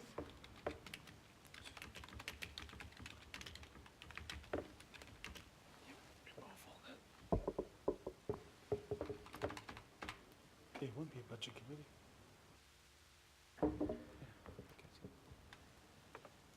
Chair, can I just ask a question of clarification then? Next year, in regards to the long-term plan we've just ticked off, would it be the annual plan Yep. that we will be referring this report Yes, to? that's why I'm trying to get it right. Yeah, sorry, I just Not the clarified. long term, Yeah, not the... And maybe the you can annual have a plan. comma there and put, while noting the offer that officers have made to the affected local boards. So it is a concession there of the work that you have undertaken. One of the Melbourne and Oregon board make one of it. It's just those two. We've got our traffic lights. And Colombian Park. Is this what we should do? Because the government will probably put that in housing. Is that all right? Yep. Shit, Okay, it's you out of happy with that? Next Can't Smith's think of reach, it. isn't it? Good budget committee discretionary Yeah, we'll do of charges for sports club and sports grounds and city leaders here while noting the... Yep, that's It's an fine. annual plan committee. There's no budget. Right, Well, what the relevant committee? Yeah, well, that's even better. Okay, right. Okay, it's been moved and seconded. All those in favour? Aye. Aye. Against, carried. Thank you very much. Thank you. Hang in there. We've still got 2 items on the agenda. We've got a confidential item. Certainly. What else can we review?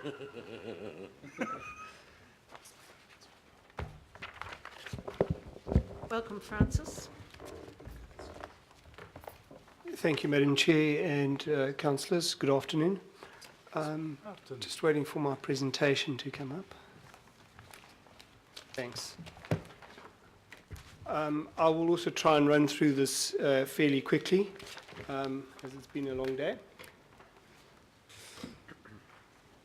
So this is the third quarter for the group.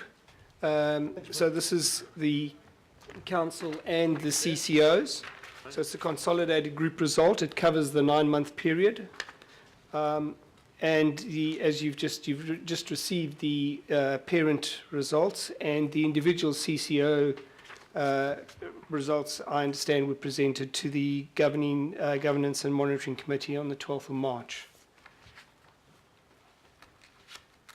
So the actual results, when compared to the original annual plan budget, have been phased just to reflect the timing of transactions so that we could get a bit of a more accurate comparison to the actual results.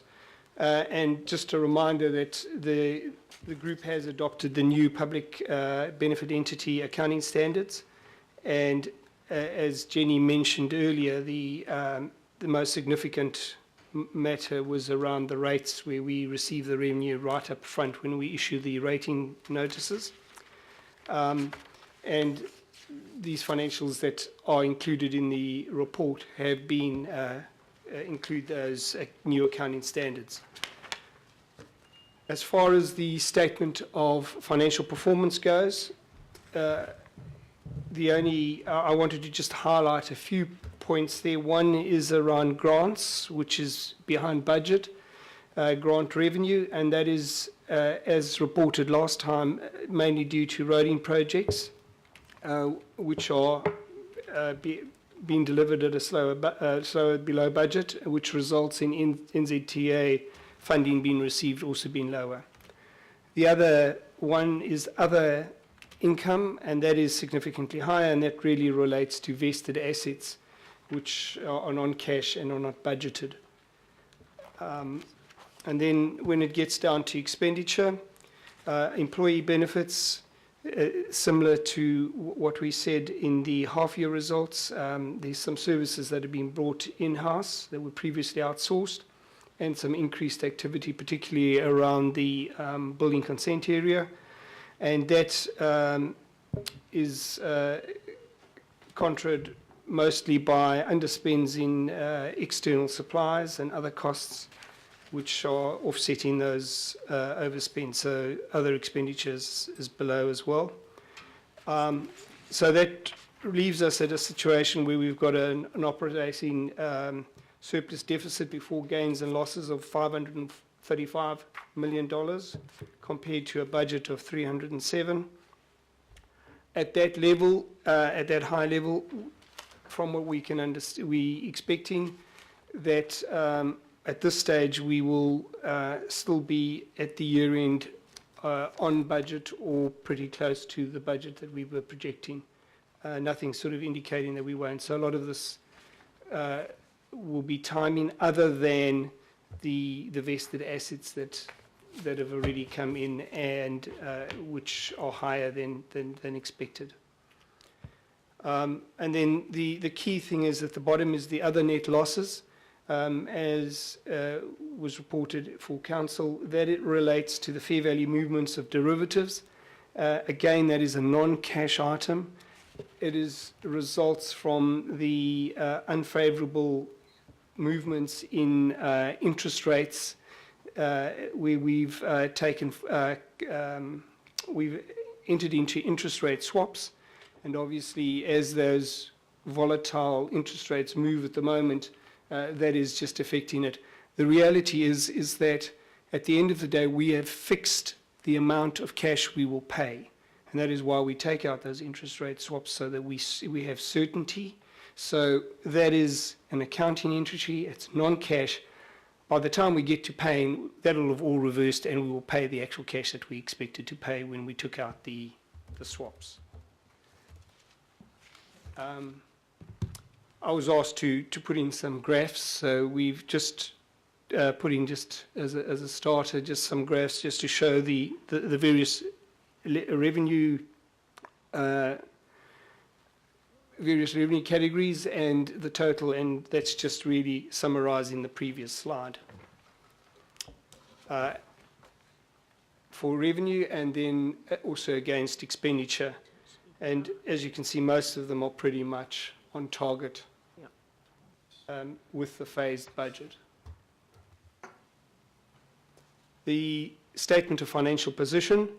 Again, the first item is the current assets, and that again is the recognition of the rates debtors which are reported in the half year, which was significantly higher.